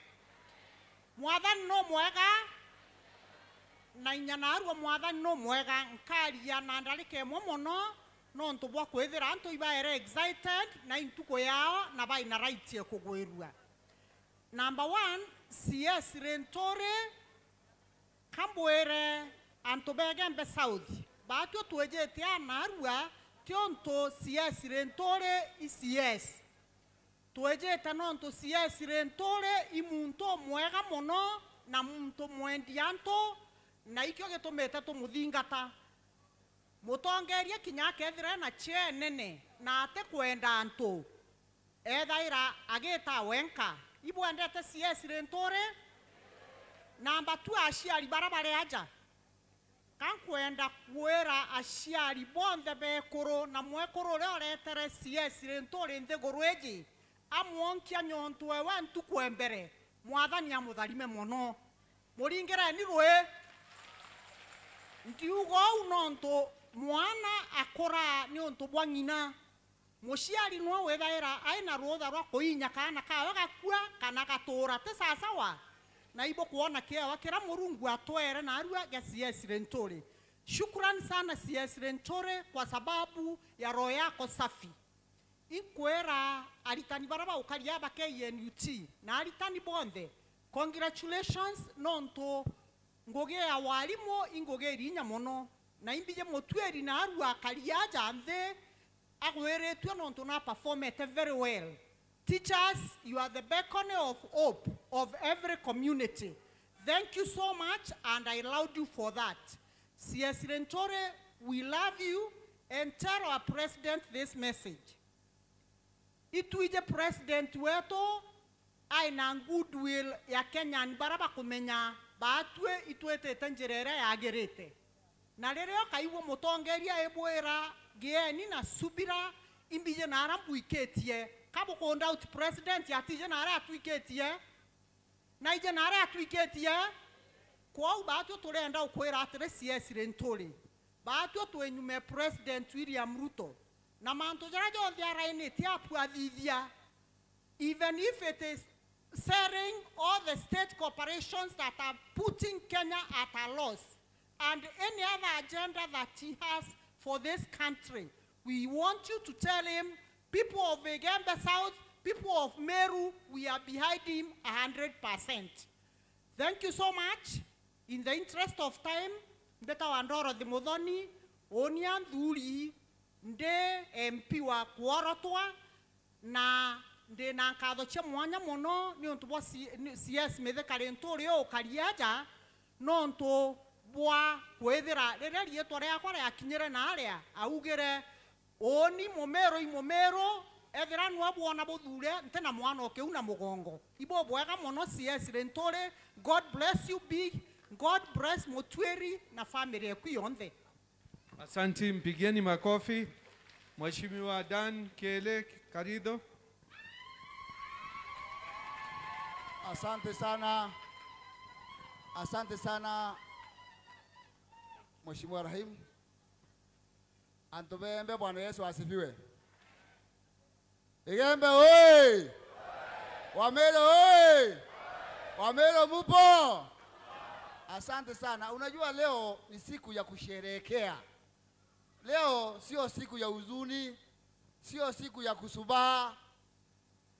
Hii ntukwenene era Mulungu atwete and we are supposed to be happy. Kanate boloi. Te ntukweko werua. Mheshimiwa wetu Bwana Mutweri ambaye ametufanya tufike hapa leo kwa kazi nzuri ambayo ulifanya. Waziri wetu kipenzi cha Meru, ndugu yetu mchapakazi, mpenda watu, Waziri Bwana Mithika Linturi, viongozi wa serikali wote waliopo hapa, viongozi wa mbunge la taifa na wa viongozi wa mbunge la ngatuzi la Meru, wananchi watukufu, Bwana Yesu asifiwe. Hebu tusalimianeni hewani. Bwana Yesu asifiwe. That's better. Mimi sina mengi ila kumshukuru Mwenyezi Mungu kwa kutupa mchamba, kwa kutupa kiongozi chupavu na kiongozi mpenda watu. Bwana Waziri, maisha yetu ya watu wa Nyambene hatujawahi kuwa na waziri mwingine mwenye amefungua macho na mwenye anaona mbali na mwenye anatakia nchi yake mema. Na tunamshukuru rais wetu Daktari William Ruto kwa kutambua ya kwamba wewe unaweza na kweli umeonyesha unaweza. Na sisi kama watu wa Nyambene kuonyesha serikali ya kwamba tuna imani na serikali na tuna imani na waziri wetu, kwa sababu waziri wetu alipewa wizara iliyo na uzito na ambayo ni tegemezi katika nchi yetu, wizara ya kuzalisha chakula. Na mnajua sisi sote tunahangaika kwa sababu ya tumbo kutafuta chakula.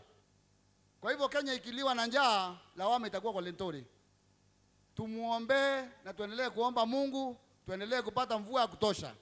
La pili, tupuate msimamo wake wa kuhakikisha tunazalisha chakula kwa mashamba yetu kama inavyofaa. La tatu, tuhakikishe zizi zote tumepanda miti ya matunda kama anavyotuagiza waziri. Tuhakikishe tumefuga ng'ombe za maziwa kenda ndiye twenyira. Na waziri ametusaidia sana, hata ametupatia mwenzetu hapa ambaye anasimamia idara ya pesa AFC Bank. Twende huko tukakope tupate pesa ya kufanya biashara. Mimi waziri nimefika tu kusema hongera na kukuambia tuna imani na wewe. Sisi kama wambunge we are 100% loyal kwako. Loyalty yetu haina kutingizwa na chochote. Na nimesikia watu wameongea hapa, wamekwambia kuna vurugu Meru. Kweli, unajua wewe ni kiongozi wa Kenya. Hii mambo ya vurugu ya Meru iko mbali sana na wewe. Wewe ni kama baba taifa kule juu kupanga mambo ya nchi. Sasa sisi na wa MC hawa na wabunge tutavurugana na huyu mwenye hataki Kenya iwe na Meru iwe na amani. Sisi tuachue nafasi tuvurugane na huyu, wewe ukae kule juu. Tukikuja tu kuomba mswada wa mawaidha na sasa ile tumelemewa, tunakwambia hebu ongea na hapa, kama ni wazee wa kanisa waitwe walete maombi. Lakini vurugu ya siasa wacha tuifanye sisi, kwa sababu wewe ni kiongozi wa serikali kubwa. Mheshimiwa Waziri, hapa kwetu Igembe tuna kilio. Kuna kijana yetu mmoja alipigiwa simu akaitwa, na hii simu haikutoka chini hapa. Hii simu imetoka kwa viongozi ambao ni majundazi, ambao hawataki kuona kijana wa kiume akilelewa akue. Na huyu kijana mpaka sasa hapatikana. Kwingine kunasemekana mwili imepatikana huku, na tunaona ni kama serikali imelalia masikio, serikali uongozi wa usalama umelalia masikio. Kuna watu kadhaa wametajwa na hakuna kile kimefanyika kwao mpaka sasa hivi. Na sisi hatutaki kuanza malalamiko na maandamano tuko ndani ya serikali na tuko kwa serikali. Kwa sababu mimi siwezi kuandamana kwa ajili ya serikali yangu ataifanyi kazi. Lakini tunaweza tukaleta ombi kwako. utingize, uguze kule kunatakana kuguzwa, kwa sababu wewe ukiguza lazima kutatingika. Ile indara imelala katika kazi hii iamuke, tusikie kila mwenye ametajwa yuko chini ya ulinzi na anaandika statement kueleza alimpigia simu huyu kijana na ameenda wapi. Ndio kwetu kupone. Mheshimiwa Waziri, najua leo umetualika tusherehekee, na mwaliko huu hatujai kuona tena, na mimi sitaki kuongea sana kwa sababu najua chakula iko mingi, watu wakaondoka bila kula, na hata mimi nataka kwenda kukula. Nataka nikule na nirudie tena na tena nikule na nikule, kwa sababu leo ni siku ya kula. Na hata nyinyi wote mjipange sasa kukula. Kila mtu aanze kufikiria vile atakula, tumbo yake ikae tayari kukula. Kwa sababu tunaenda kukula jasho ya ndugu yetu, mtoto hapa ambaye ametualika tuje kula. Na bwana sisi asante sana, kwa sababu kutuambia tuandika kitu kidogo kidogo. Unajua kutusema tutoe kitu kidogo ingekuwa sasa kutuambia kitu kidogo umetuambia tu tukuje tukula, hata wewe utakula usikuwe na wasiwasi. Chakula iko mingi na hata imekatwa singo na Waislamu bwana Alhaji, iko halali. Chakula halali kabisa. Kila mtu atakula na tutasherekea. Ya mwisho, Bwana Waziri, tunataka kukuhakikishia wewe ndio kiongozi wetu wa siasa Meru. Wewe ndio baba wetu wa kila jambo katika hii kaunti ya Meru. Na tuko nyuma yako, na watu wa Igembe, watu wa Nyambene, tusimameni na waziri wetu. Akituambia left, hakuna kuuliza kwa nini tumeambiwa left. Tunaenda left. Ukirudi na Nairobi, mwambie rais kama alivyoambiwa na mama wetu nominated Muthoni, yale anasema sisi tunaunga mkono. Tunajua anajua kutuliko na ndio sababu amesema. Na kama baba yako anakuambia chinje yule ng'ombe, usiulize kwa nini chinje huyu. Unachinje yule umeambiwa uchinje kwa sababu anajua labda kuna mwingine akao pembeni ama huyo ng'ombe analaana. Kwa hivyo sisi tunamfuata nyuma, hatuna maswali ya kuuliza na tunamuunga mkono. Asanteni sana. Igembe mbarikiwe. Igembe oi! Asante sana, Mungu awabariki. Asante Mheshimiwa Toitumu. Na wewe usikae kama Mheshimiwa Dan. Okay, asante sana Mheshimiwa Rahim. Waziri Captain Mithika Linturi, kijana wake ambaye pia ni mgeni wa heshima siku ya leo, Bwana Mutweri, familia ya Linturi, kwa heshima itifaki zote zikizingatiwa. Bwana Yesu asifiwe. Together niriruene Murungu no mwea abaita yothe. Leo ni siku ya furaha, na sitanena kwa wingi kwa sababu kumenenwa mengi yamesemwa, lakini nataka kusema Mutweri, wewe ni kijana wa Simba, a self-made lion. Wakati tulikuwa tukitahiri sisi twatora tokaurua tere unaenda kwa ndaka yao, wewe unapiga ndarubini, unajaribu kuangalia ni nani kiongozi, ni nani mtu ambaye ametahiri na ambaye ni mfano mwema. Wewe uko na bahati kubwa. Leo Meru wale wametahiri wote wamewekwa laini hapa, wengine wako hapa, umewaona. Kwa hivyo wewe hauna upungufu. Na kutahiri kule muhimu ni kutahiri kwa kalamu, ni kutahiri kwa masomo. Nasema hivyo kwa sababu baba yako anapenda elimu sana. Tangu achukue hatamu ya kuongoza ili jimbo bunge la Igembe North, ameangalia akainua elimu kwa sababu ya kupenda. Na kama uliangalia historia yake wakati alikuwa anaojiwa ndiposa awe waziri, ungejua pale alitoka, wewe utaketi kwa kiti mpaka ipate moto ukisoma. Kweli au si kweli?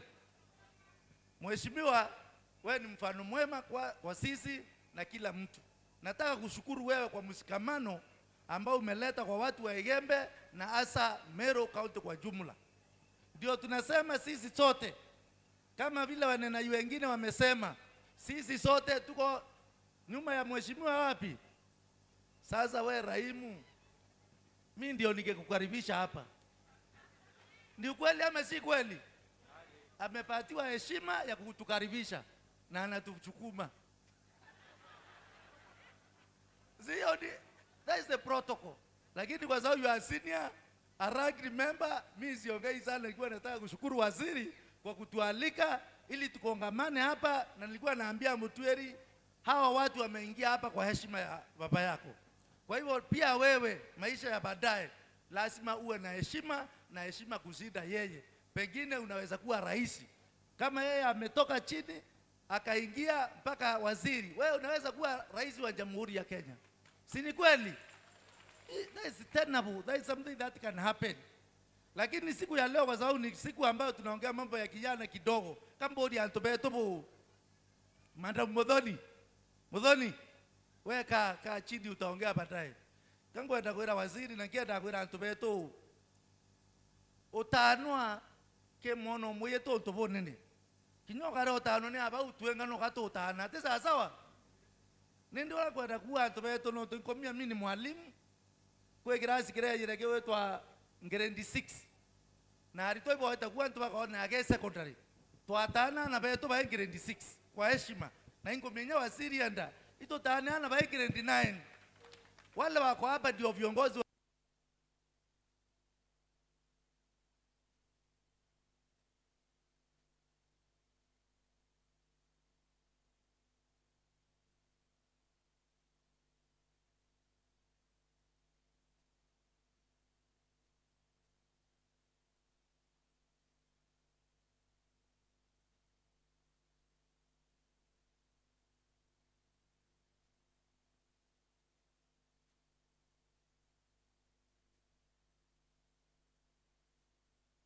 Of all ages.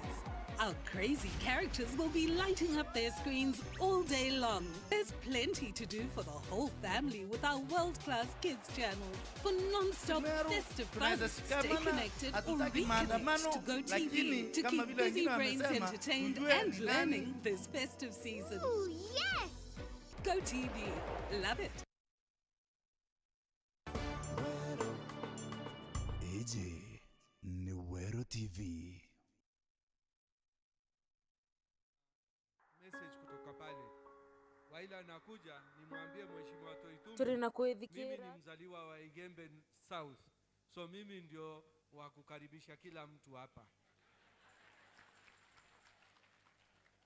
Asante.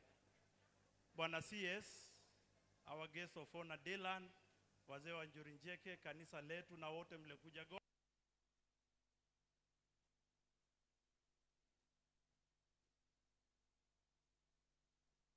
Tale. Nina furaha sana kuja hapa kuungana na jamii ya AMERU kwa sababu ya huyu rafiki yangu Linturi. Mimi ni hustler, natoka huko Trans Nzoia. Nilikuwa nabeba gunia katika kampuni ya mbegu inaitwa Kenya Seed. Nikajaribu kiketi ya MCA, nikakuwa MCA Kitale Town, nikakuwa majority chief whip. Nikajaribu kiketi ya bunge, ikateleza kidogo, nikakuwa namba 2.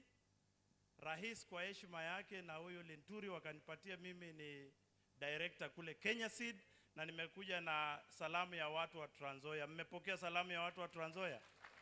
Na mimi kwa sababu mimi ni hustler, nilitoka huko chini. Nimeona ninyi hamjafurahia sana Dylan, lakini nimeona kahasla kamoja kamefurahia Dylan. Nyinyi mmekaona kweli? Na si mnajua mimi nafanya kazi kampuni ya mbegu. Niletea aka kahasla. Mtu aniletea aka kahasla.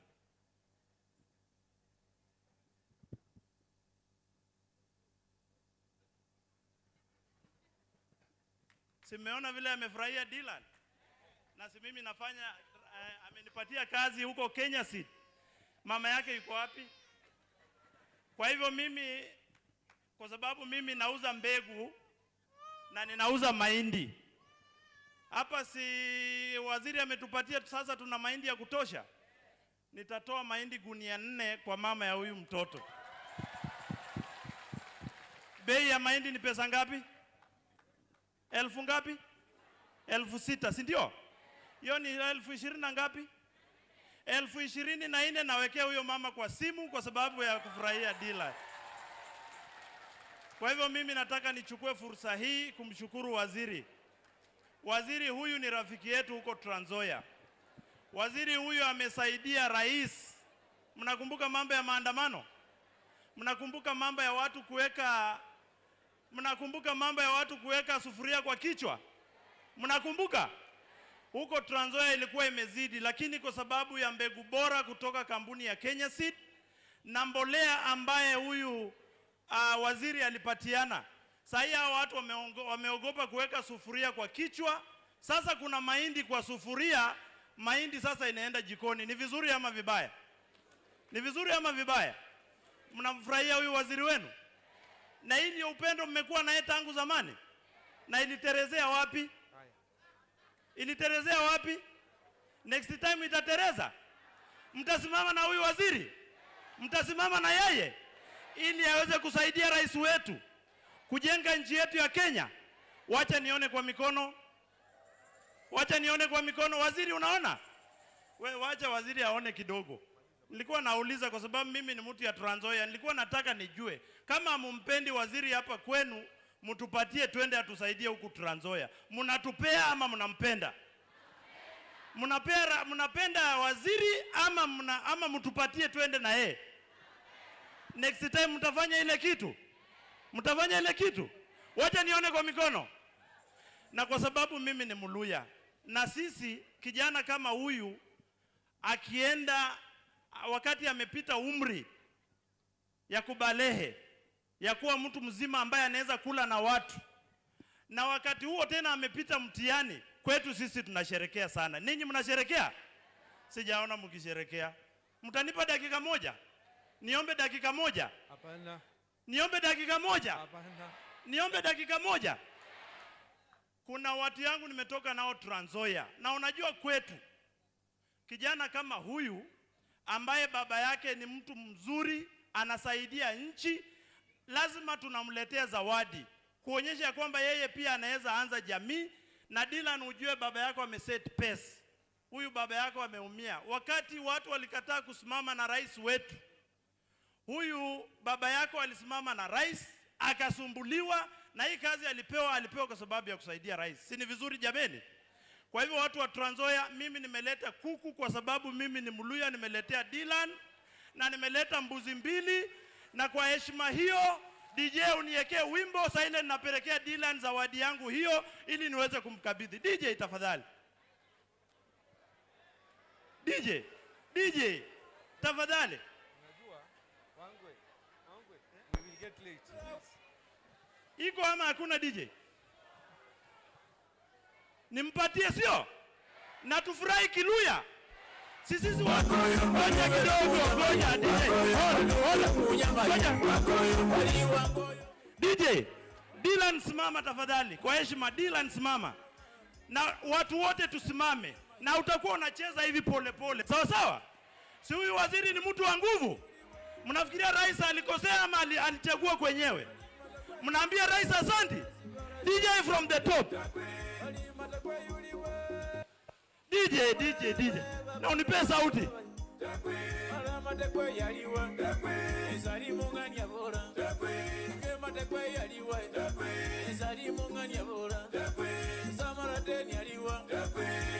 Tupige makofi, tupige makofi.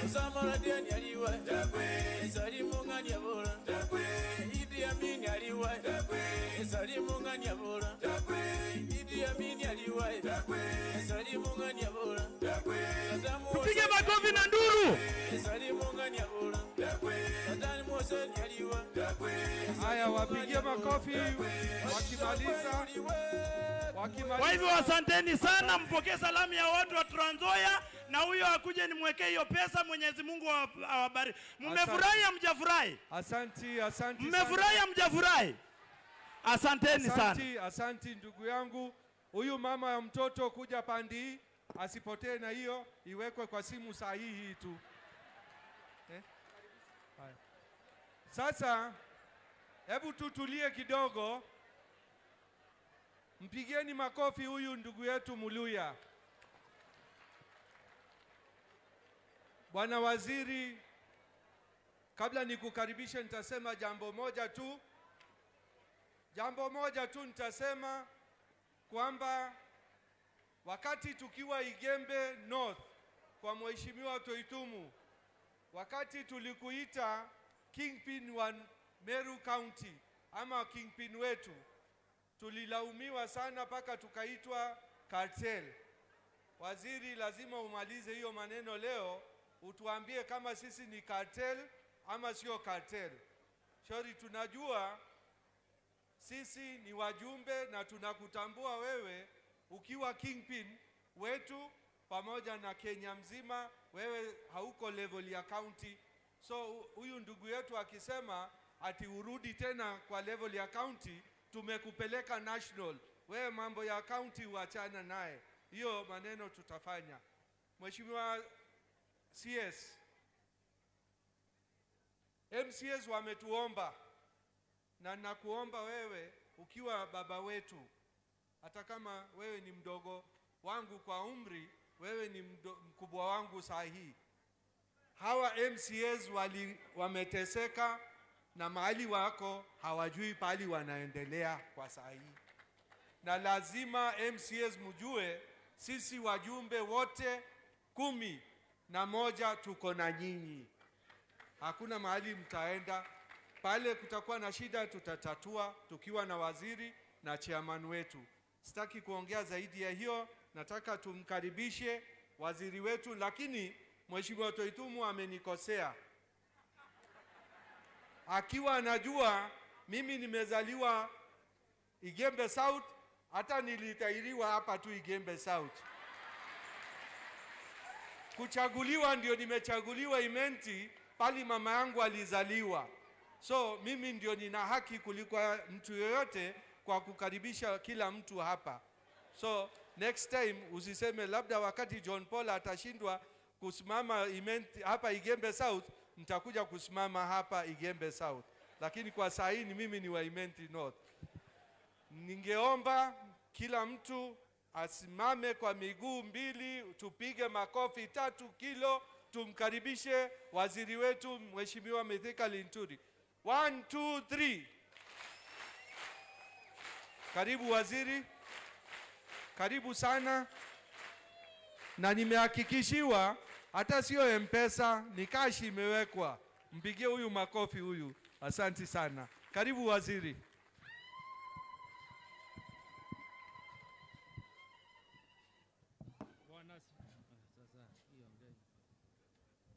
Wow. Wacha tukae chini.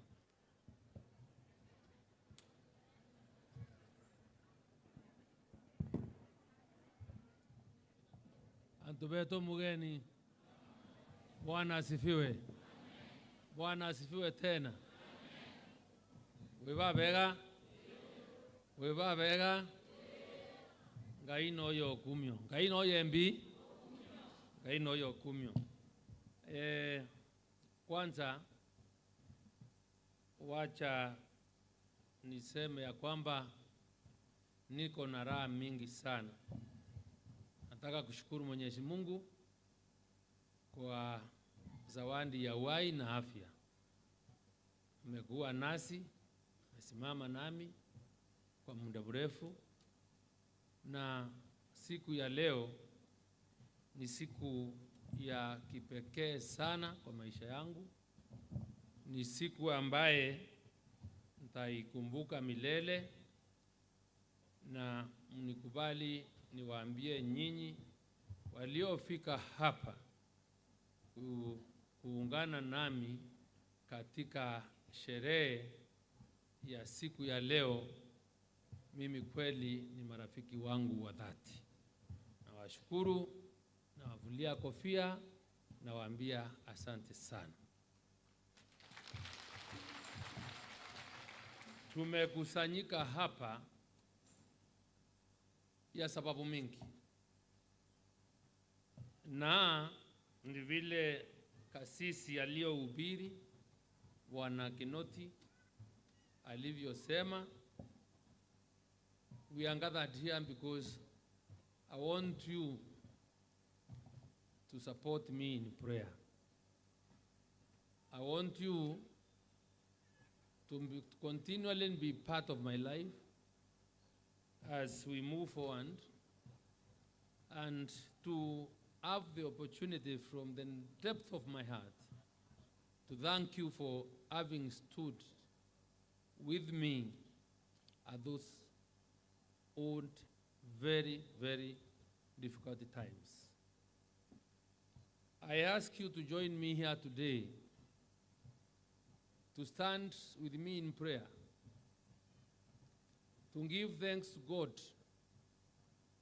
and to ask God to give my good friend, the President of this Republic, Mheshimiwa William Ruto, may God grant him grace and favor to continue leading this country to greater heights. Mnajua tumekuwa kwa safari ya siasa ya muda mrefu, na mimi naweza kuambia ya kwamba nimekuwa na marafiki wengi, lakini kwa maisha yangu hakuna rafiki wa dhati, hakuna rafiki wa kweli nimewahi kuwa naye, na amewahi kusimama pia nasi kama rais wa taifa letu, sababu safari yetu inatoka mbali. Kwa hivyo nawaomba nyinyi nyote mliofika hapa tumweze kumweka kwa maombi, aweze kuwa na afya njema, aweze kuwa na nguvu wakati anaongoza taifa letu wakati mgumu wa kiuchumi. Hiyo ndio sababu ingine nimewaita tuombe na tukumshukuru Mungu kwa yale mema amenifanyia kibinafsi na sisi sote. Nimewaalika hapa sababu ya yale Mungu amenitendea mimi mwenyewe. Kasisi aliyohubiri alisema ya kwamba leo pia tuko na kijana yangu, my last born son, ambaye anaitwa Dylan Mutwiri, ambaye kwa baraka ya Mwenyezi Mungu alifanya mtihani wa class 8 akapata 480 marks,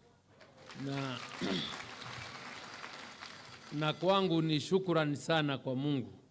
Tunaomba muendelee kutuombea, tumuombee aweze kuangalia na kufocus kwa mambo ya elimu na mambo mengine ambayo ya dunia hayana maana, achane nayo, sababu ule msingi anao ameweka, na akiendelea hapo ainu ataweza kufanya vyema katika mitihani yake kwenda mbele. Pia mnajua nimemtahiri njusi. Kwa hivyo pia kulingana na mila ya Kimeru, mzee akizaa tahiri kijana lazima rika yake ichinjiwe ng'ombe, wafurahi na wakule pamoja. That is the other reason nimemleta hapa, ili aweze kusherekea nasi. Yule wa kwanza alipo tahiri anaitwa Kimathi, tulifanya sherehe kama hiyo hapa, and it's my tradition ya kwamba lazima mimi niweze kurudi nyumbani. Kwa hivyo hiyo ndio sababu ingine tumeweza kuitana hapa. Tumeuita hapa sababu Mungu pia amenibariki. The favor God has given me is countless. Sababu mwaka huu pia huyu kijana Kimathi na Josephine hapa waliweza kufuzu kutoka university, wakamaliza shahada zao za degree, na sikuweza sababu ya kazi vile zilikuwa kuja hapa kuweza kusherekea nao. So nikasema pia nikuje tukule tufurahi pamoja, sababu pia Mungu aliwasaidia. Wengi wanaenda university na wamalizi because the peer pressure na mambo mengine huwa yanakaa huko, yanambadilisha mtu anatoroka shule na amalizi shule. Kwa hivyo it's God's favor mtu kupitia hapo na kumaliza. I know hata hawa wazazi iko wengi, unalipanga fees, unangojea mtoto aende graduation, wengine wakigraduate, ukienda unakuta mtoto hayuko kwa list, so unakufuatilia ukuwa unajua. Kwa hivyo for what the Lord has done, basi pia naweza nawaita tusherekee pamoja na tuweze kufurahia. Dada yao yule ako hapa anaitwa Sandra, pia ako Loreto Limuru Ngaos, form 2 ndio anaenda, and she is doing well in school. So Mungu amekuwa mwema kwangu. Nataka kuwaambia ya kwamba nimewaita pia niwaambie asante na niwashukuru, sababu ule wakati nimepitia mgumu sana tena, mulisimama nami. When I lost my dad, this community, the entire Meru County, stood with me at those very, very difficult times. And less than 2 months later, I lost my young brother, and you really came through for us again. So yangu kwenu ni shukrani nimekuja kutoa hapa. Nimekuja hapa pia ili hawa watoto waweze pia kujua, na niwaambie wazi wazi hapa, hawa wageni mumewaona hapa, ni mimi uhusiano wangu wema na wao, ndio sababu wamefika hapa. Kwa heshima yangu, muko na kazi ya kutengeneza marafiki yenu, na muhakikishe ya kwamba muko na uhusiano mwema na watu.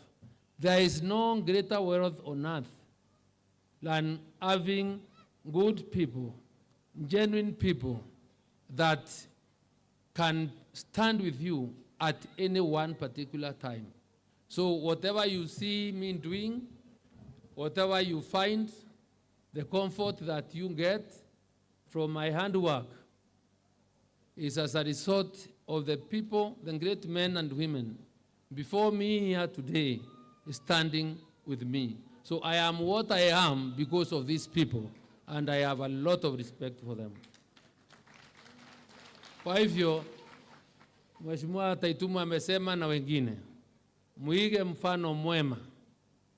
Nawaambia muheshimu watu na urafiki, na mjue hayo ndio mambo ya maana katika dunia. Mnajua njuzi, I'm giving you the other reason why we are gathered here, as we thank our Lord.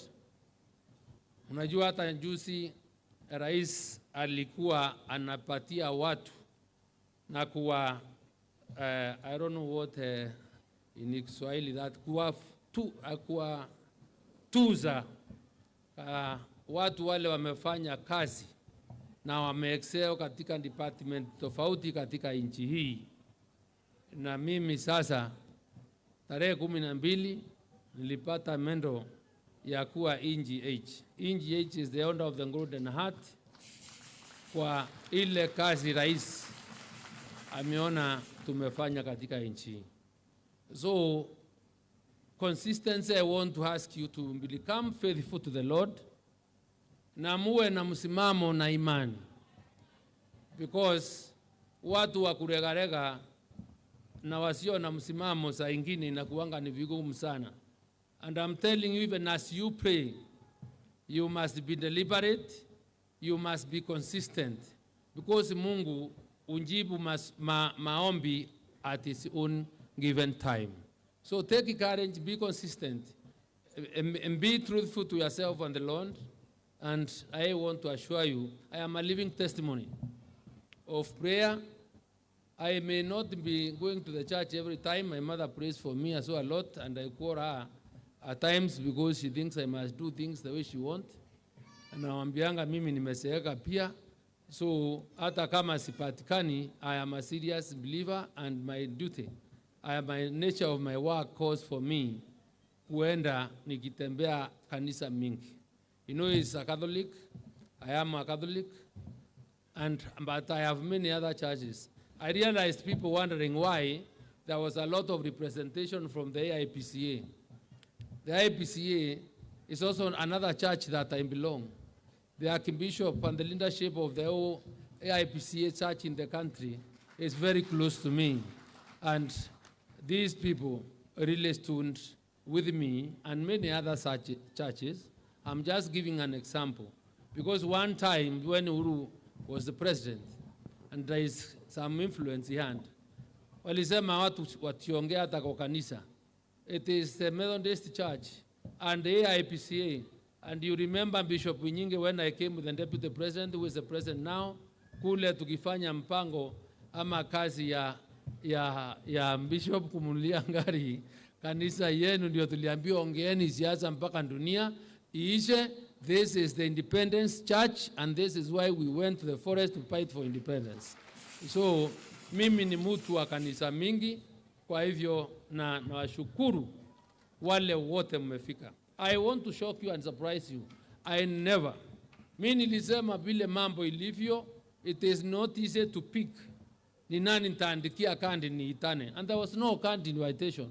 Na watu wamefika. Nisema tu TV tangaza, radio tangaze, watu wafike, na mmefika. Na washukuru sana kwa kufika kwenu hapa, and you people have made me proud, and I've given you a number of reasons why we are gathered here. But let me also say that it's important wakati kama huu ambaye tunasherehekea ama tunajipanga kungojea kusaliwa kwa Yesu Kristo kama wiki ijayo. Next weekend will be Christmas. So I thought it's also important to combine this event with our early celebration of Christmas and thank God for giving us life, kutupea nafasi tukafika hapa na kuweza kusherehekea Christmas ya mwaka huu. Kwa hivyo nimewapea mambo mengi, na hayo ndio madhumuni ya mkutano wa siku ya leo. Na mmeona tumepata baraka mingi, kumekuwa na mvua. And if you allow me, I want to quote one famous writer called Chinua Achebe. In Chinua Achebe, huyu ni mtu wa kutoka kule Nigeria. He wrote a book called or titled Things Fall Apart. And we know when he wrote in one of the chapters in Things Fall Apart, and I quote, alisema, a man who calls his kinsmen to a feast does not do so to save them from starvation. They all have food in their own homes. When we gather together in the moonlight village ground, it is not because of the moon. Every man can see the moon in his compound. We gather together because it is right for kinsmen to do so. So wakati tumekutana hapa kulingana na ni kimtaja vile huyu mwandishi alisema, tumekutana hapa sio sababu hatuna chakula nyumbani. Mmesikia tumefanya kazi, Mungu ametubariki na mvua. Tumekutana hapa sababu kuna umuhimu wa watu wa jamii moja, wa watu kama marafiki kuweza kukutana. Tumekutana hapa sababu sio eti kwamba hapa ndio kuna njua baada ya mvua. Kila mtu angeota njua kwake nyumbani pale anakotoka. Tumekutana hapa sababu kuna sababu ya sisi kukutana. Kwa hivyo tumekutana hapa sababu tuna sababu ya kumshukuru Mungu ya yale mema aliyotutendea sisi zote. Tumekutana hapa tuweze kuambia Mungu asante. And I want to conclude by asking people to really understand or take it seriously, the act of saying thank you. Hata mimi pale niko, mimi ushukuru sana. And I wish there was time, but it was explained how difficult it was for the last 1 year for this administration kupanga mambo ya uchumi, kuhakikisha watu mnajua walikuwa wanabeba sufuria kwa kichwa kila wakati, na rocket yangu ni ile inapaswa na iko na kazi ya kuhakikisha mtu anapata chakula. So it was not, it was very difficult. But by the grace of God, mambo tumemanage, mambo imerudi laini. Nashukuru rais pia kwa kusimama mimi na kunisaidia pia katika utendakazi wangu katika wizara. That's why I'm proud today that as we gather here and we tell the great Lord, asante sana, there are no people, I'm sure, who have nothing or who have nothing to eat. We have gotten very good rains. Ukiingia unapata chakula imemea. There are many greens there. Mahindi tulivuna mingi sana. Tuko na milioni kama 60 the last season na now ya mahindi. Mahindi yetu iko na mashambani. And we must also tell the Lord asante. We cannot always complain because there is El Nino. Hapana. El Nino, let us see that silver lining in that cloud of El Nino. Because we have dams that would have taken 50 years to fill in this country. So our water levels have risen, our dams are high. Our power production, kama kule Kiambere Masinga, karibu tufunge, we are not producing hydropower. Sababu hatukuwa na maji. Kumenyesha, sasa damu zetu sinaenda kujaa. Kwa hivyo, hii mvua imetusaidia hata kama kuna mambo mengine haya si mazuri sana kutokana na mvua. But we cannot permanently complain. Kusema ati El Nino imefanya, kuna yale Mungu ametubariki nayo kupitia mvua, and we have capacity as human beings to manage those effects. And I want to assure you, wale wako hapa na vile mumefika, murelax, musiwe na wasiwasi. Rais is in charge, is in control. We assist him. Tunakutana baraza la mawaziri kila mwezi, not less than 2-3 times. 2-3 times ndio tunakutana kupanga mambo ya taifa la Kenya. Wale waliokuweko miaka 3 iliisha bila kufanya mkutano mmoja wa baraza la mawaziri, mambo ikaharibika. So kwa hivyo vile mulipiga kura kupigia rais, na waambia mzimamo ni hapo hapo. Ukiangalia ile mbona tumelipa majani chai mwaka huu, hamjawahi pata mapesa ya majani chai kama mingi kama hiyo, kweli ama urongo? Wale wanafanya majani chai hapa Kiegoi hapa mmewahi kulipa ile pesa tulilipa? This is the first time. So that should tell you things are working.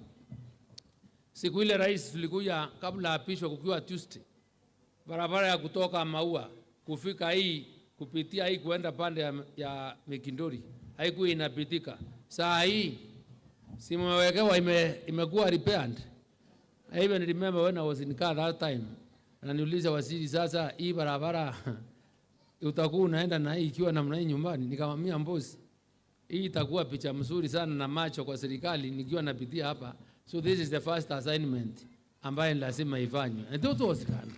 So kile nawaomba rais wetu mpendwa na wapenda watu nyinyi wa Meru, mambo ni mengi katika taifa hii, tuvumilie kidogo, at least mipango iweze kuzaa matunda, ile mikakati imewekwa na serikali. And I'm telling you, Kenya is moving in the right direction.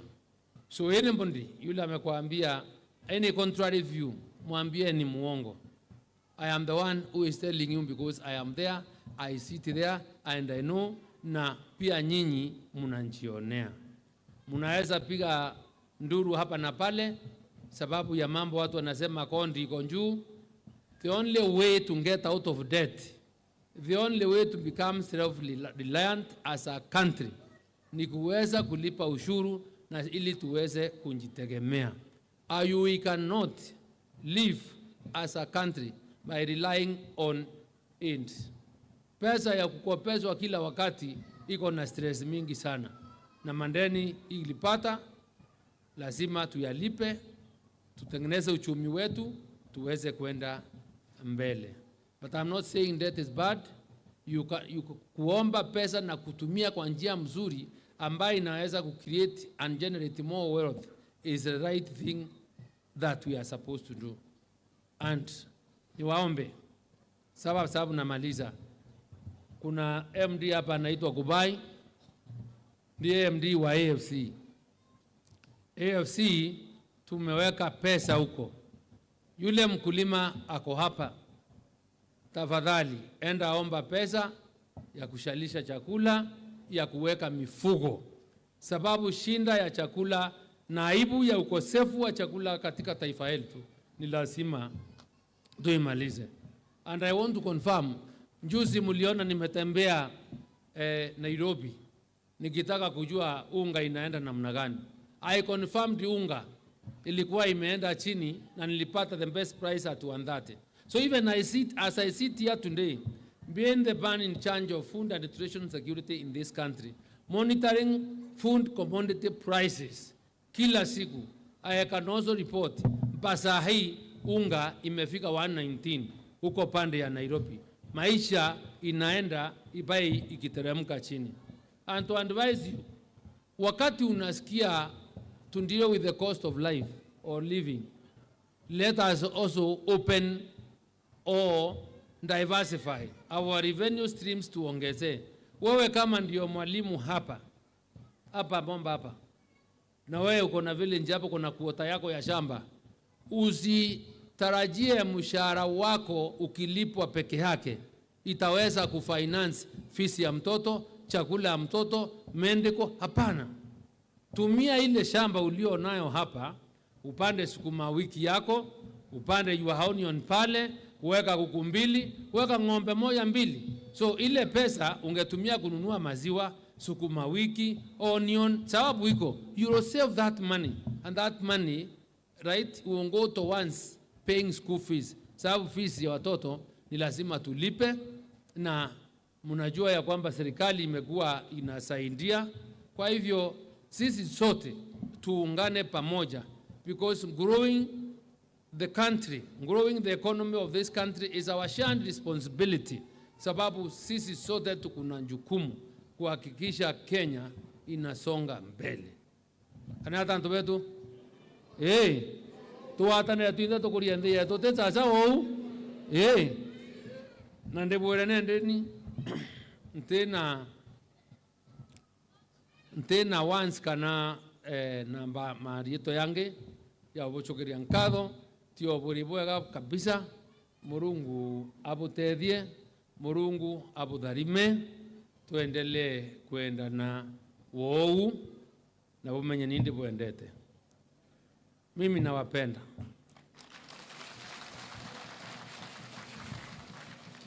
Nao watoto nao niliwaleta ili wajue watu wao wasipotelee Nairobi. So wakati wanafunga shule wanatembea hapa, wanakuja wanarandaranda kwa hii village, pia wanajua pale tulikuwa tunapitia tukienda shule, na mambo inakuwa namna hiyo. Ama namna gani? Unajua naongea kama wengine Kimeru hawasikii, ndio naona ndila niongee sababu ananiuliza ndani, is this Latin ama what is this? So you have to learn this. Nyanya yako hapa utaenda na yeye akufunze Kimeru kidogo. Na kuona mpedhi watero na baine. So it's going to blend manto ya kanisa na manto amila, because I'm a strong believer in tradition. Kemeru mimi naishikilia mbele, so ni mzuri pia waweze kuelewa. Tumechukua muda mrefu sana, na I thought by now and said very clearly we want them to finish program yetu ili by saa 9 tuwe tumemaliza, ili ile sherehe tulio nayo hapa tuweze kukula chakula mchana tukionana, na ili tukumbuke ya kwamba kweli huu ni wakati wa Disemba, ni wakati wa sherehe. Kwa hivyo mimi niko tayari kuburundika, na nataka kusema nyinyi tukiondoka hapa tunaenda kupiga laini pale, chakula ikipeanwa tunachukua ile chakula pale, tunakaa hapa tunakula pote pamoja. Hakuna special food, hii chakula iko hapa yote sisi ndio tunakula. Ama namna gani? Tika bwantu betu. So kambuwe iboega sana nonto wa Okinya, na I have no wants other than to thank you so much. For wale marafiki na staff wametoka Nairobi, this is where Mithika Linturi comes from. Na hawa watu ndio wame to support for the longest. Na washukuru wa Daktari Wanga, Onkundi na wengine, Professor Theophilus, nyote kwa kufika reserve na kujua nyumbani. So nataka kuambia asanti sana. Nataka pia ni washukuru wale machairman wa board wako hapa na other directors on different boards. Mumeona ya kwamba rais wale watu liposimama hapa amewapea watu wa Meru kazi. Hawa ni watu wachache. Wale watu tumepewa katika serikali hii ni wengi na tunashukuru Mungu. So mtu asiwaambie serikali ya William Ruto haina wa Meru. I can count them, I will tell you. And I have apologies from PS Roslyn Njogu, PS Kibori, who is in India with my PS, sababu kuna kazi tuliwatuma kufanya huko. PS Mugambi is in Dubai. Our members of parliament, vile mmesikia, wako Rwanda. Tulisema hatuwezi kubandilisha, tutaleta salamu zao, ndio sababu unaona viongozi au wengine hawako hapa. But they are with us in spirit. They have been very supportive. And I want to tell you that the Meru team, ile mlipigia kura, ni team ambayo inajali watu wa hapa. So I can attest to that. I interact quite oftenly with the leaders here. So Mheshimiwa Rahim, Mheshimiwa Taitumu, Mheshimiwa Kile, bibi ya Mheshimiwa John Paul, please waambieni marafiki wenu, wabunge wenzangu, mimi nimesema asante sana. Niombe Mungu uweze kupata nguvu zaidi. Wizara yangu iko kasi mingi, but I can tell you I will not let you down. It is not me who will fail. Never. It is not going to work. The stress, ile stress tulipitia na rais kutafuta uongozi. Hatuwezi lia kwa kupata uongozi na tulie wakati tulikuwa tunaumizwa. Kwa hivyo tuko tayari kuendelea kufanya kazi. Na pia niambie watu asante. Mtu mmoja alisema sikuambia watu watoe kitu ili tuweze kula leo. Ni kweli ndio sikuambia watu nitoe kitu, because I didn't have to tell them, sababu nilisema tunakuja kuomba na kula pamoja. Lakini those special friends that decided, hata kama sinjasema chochote, walileta mbuzi, wakaleta ng'ombe, wakapeana time yao, sababu kuchangia maneno sio lazima iwe ni pesa. Hapana. Giving us your time, wakati umefunga kazi yako kukaa chini na kupanga hii maneno, is worth more than anything else. Those that gave us or sacrificed kutupea kuku, mimi nawaambia ni asante sana. Na hiyo ndio njia moja ya kutambua marafiki ni watu aina gani. Na ukoroa iru ote muntu usianachia. Ote muntu dira jatea. Ote jana muntu ibange ukaiba Mithika ina KIATHO wetera Mithika yo kura thithie mbizindi kawira cia no kuibwa yora tu ibacho to ka mtu mantu yange twatumana ko ora wondotie urotio metie akaya ruare uno sacrifice yeku na mchukue asante zangu kutoka kwangu na familia yangu wote. So otire muntu munene ha kana munini yone KIATHO kia kinsmen wora chini wachebe auwa. Kwa hivyo ningeomba ya kwamba nimalizie hapo ili tuweze kuenda kukula na yule mtoto wote, sababu tutakula chakula. Watoto wale wako hapa wote wa shule, watoto maibu kuelewa watoto tuana ndiura tuana turatu nini idio byarewa royo ndenda breakfast obonga kana aketha kiko kana amwate kwa ina kakanywa yo chai royo rukire, sababu mimi napenda watoto. Let me mention dakika moja karibu nisahau. Wapi Hope?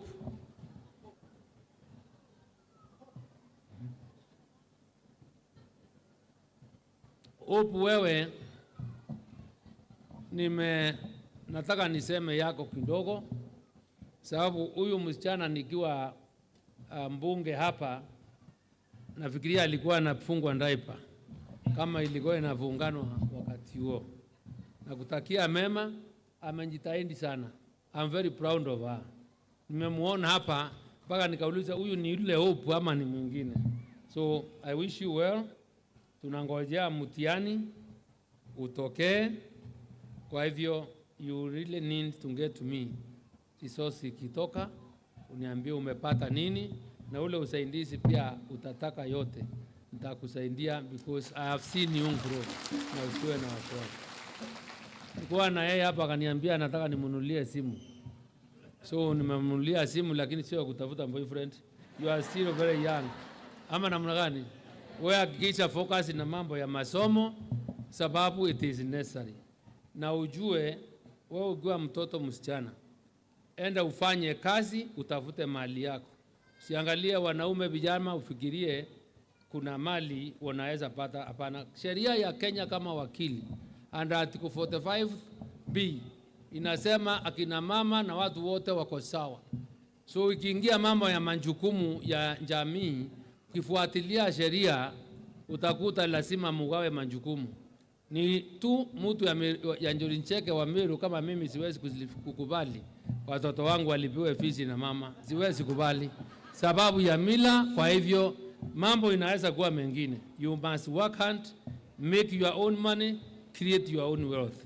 And that is the other message I want to tell my children. Uende mukatafute na mfanye kazi. Nimewaelimisha, ndila ni wewe umebaki na Sandra, mungangane. Mali yangu si yenu. Hapana. Right? Mungangane, fizi nitalipa. Ukifika mnajua ile miaka ukifika unaama. Right? So ile imebakisha ni kidogo, mimi niwe boy. Sasa mimi kazi yangu ni kula raha na sina wasiwasi nyingine sababu majukumu nimemalizana nayo. Kwa hivyo iboyaga sana antobe tunga hii hapo darime. Boyaga asante. Muntu wa MC tuera boto yatakuria rejeria aranende. Kwa hivyo tafadhali no ntotha itha 10 tutekwenda mundu yuithira yurio. Asante.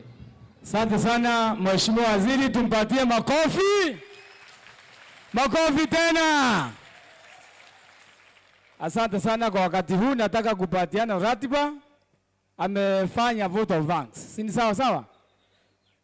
So Toma, unaona kuna sherehe nyingine iko pale mbele, usistuke na hiyo ndio mila yetu. So hiyo imetoka huko Makueni Kitui. Hiyo ni mila yetu hiyo. Wale impevio ni anto bale. Tumemaliza kanisa.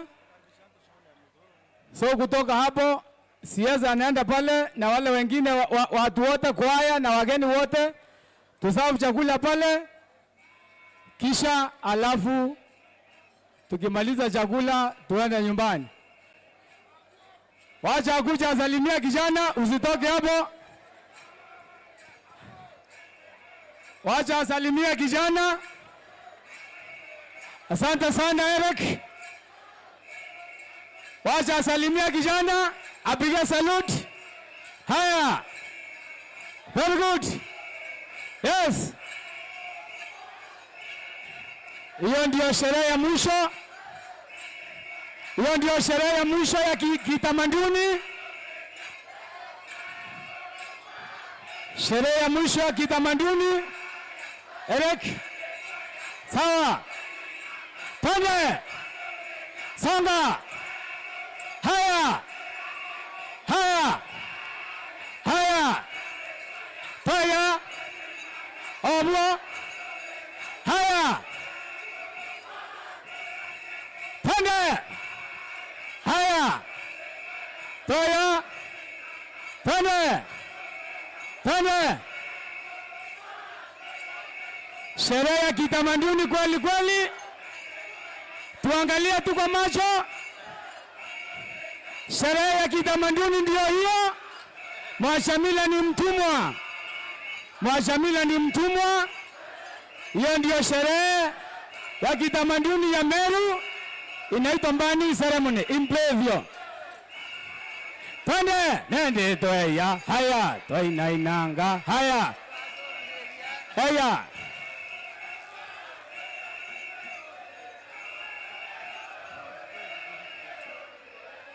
Hiyo ndio sherehe ya kufunga.